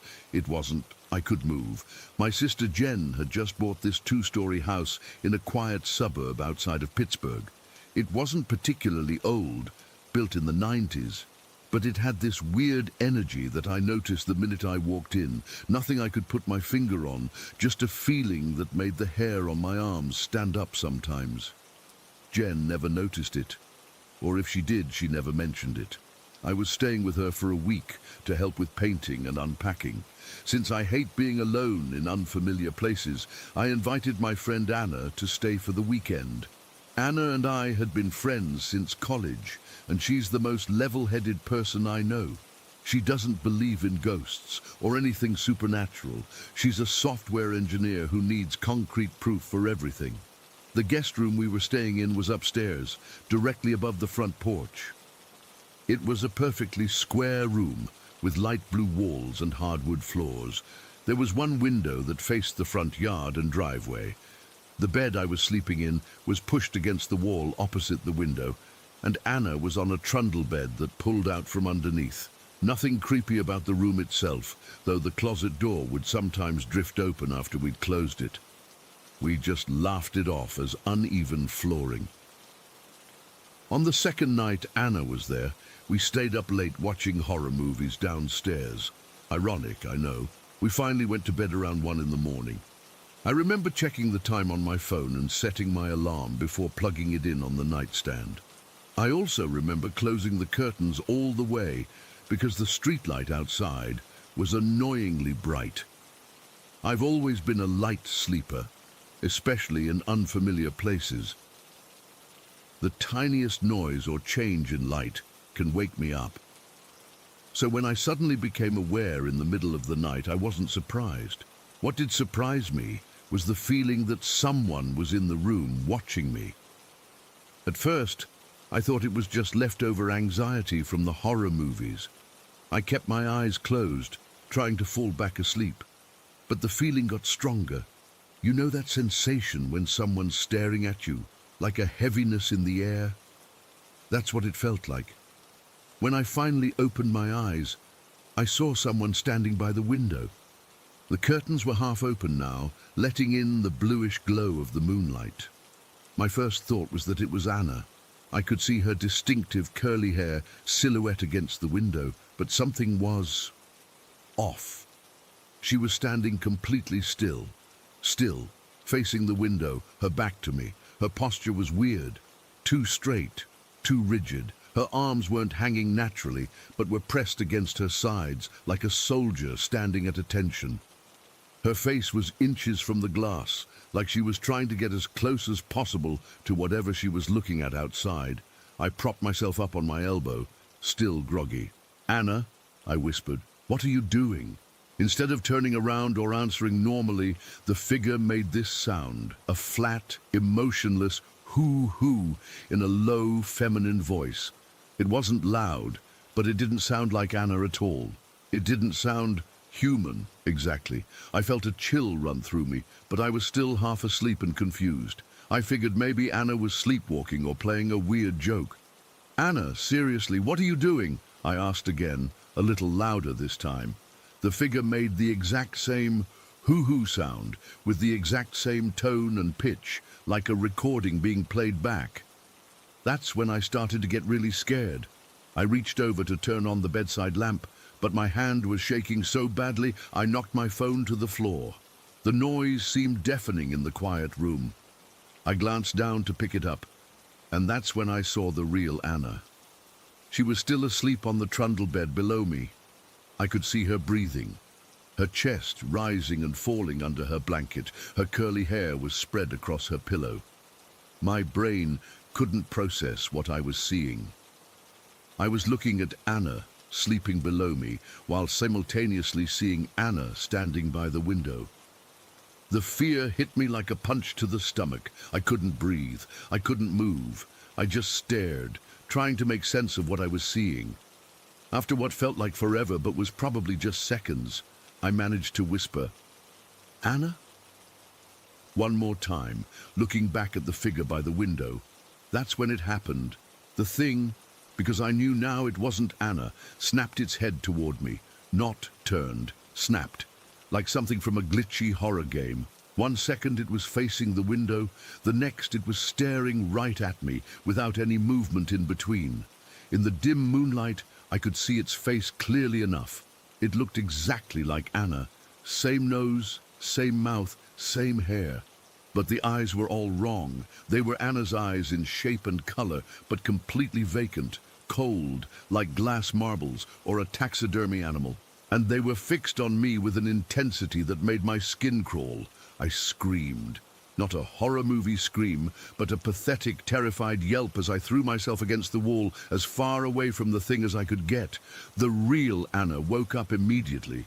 What's happening?" she gasped, sitting up in her trundle bed. I couldn't speak. I just pointed at the window, but when I looked back, there was nothing there. The thing had vanished. The curtains were still half open, moonlight still streaming in, but the space where it had stood was empty. Anna got up and turned on the light. "What happened?" she asked, looking genuinely concerned. "Did you have a nightmare?" I was shaking uncontrollably. You were by the window," I stammered, knowing how crazy I sounded. "But you were also in bed. It looked like you, but it wasn't you." Anna checked the window, the closet, under the beds. Nothing. She even went into the hallway to look around. The house was silent except for our breathing. "The curtains," I said. I closed them before going to bed. It opened them. Anna frowned. "Maybe it was just the wind. The AC vent is right there." She pointed to the ceiling vent above the window, but I knew what I'd seen, and that sound, that flat, emotionless hoo-hoo, kept replaying in my head. We stayed awake for the rest of the night with all the lights on. I told Anna everything I'd seen, and while she didn't outright say she didn't believe me, I could tell she was skeptical. She suggested maybe I'd been having a hypnagogic hallucination, those weird half-dream states that happen when you're falling asleep or waking up. But I know what I saw wasn't a dream or hallucination. It was there, in that room with us.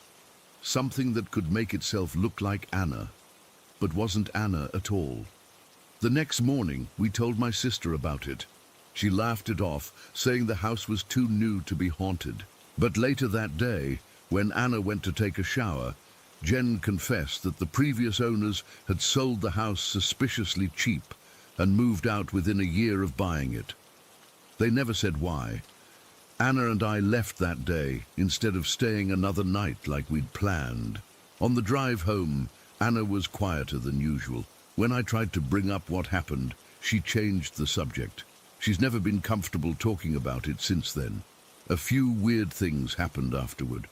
Anna started cancelling plans with me, something she'd never done before. When we did hang out, there was this tension between us. Once, I caught her staring at me with this strange expression, and when I asked her what was wrong, she just shook her head and said, "Nothing, you just reminded me of someone for a second." That creeped me out more than anything. About a month after the incident, I was looking through photos on my phone from that weekend at my sister's. There was a selfie Anna and I had taken in the guest room before all this happened. We were both smiling at the camera, sitting on the bed. But in the mirror behind us, visible in the corner of the photo, there was a third figure standing by the window. It was blurry, but I could make out the shape of a woman with curly hair. I immediately called Anna to tell her about the photo, but when I pulled it up to take a screenshot, it was gone. Not the whole photo, just the figure in the mirror. Now it showed only our reflection. I checked my recently deleted photos, thinking maybe I'd accidentally erased it somehow, but nothing was there. I scrolled through my camera roll over and over, but the version with the figure had vanished. I never told Anna about this. Our friendship had already become strained, and I didn't want to make things worse. We still talk occasionally, but it's not the same. Sometimes I wonder if the thing I saw did something to her, or to me, or maybe the fear of what happened just broke something between us that can't be fixed. My sister still lives in that house. She's never experienced anything strange, she says, but she did mention once that sometimes, when she's alone, she hears a soft hoo-hoo sound coming from upstairs. She thinks it's an owl outside her window. I've never stayed there again. I can't. The memory of those empty eyes staring at me is something I'll never forget. Sometimes I dream about them. Anna's eyes, but not Anna's eyes, looking at me with that horrible, inhuman emptiness. The worst part is that I still don't know what it was or what it wanted. Was it trying to communicate? Was it malicious? Was it just passing through? I'll probably never know. But I'm absolutely certain of one thing. For a few minutes on that night in 2019, I was in that room with something that could wear my friend's face like a mask. And sometimes when I look at mirrors or windows at night, I'm afraid I'll see it again, or worse, that it'll see me.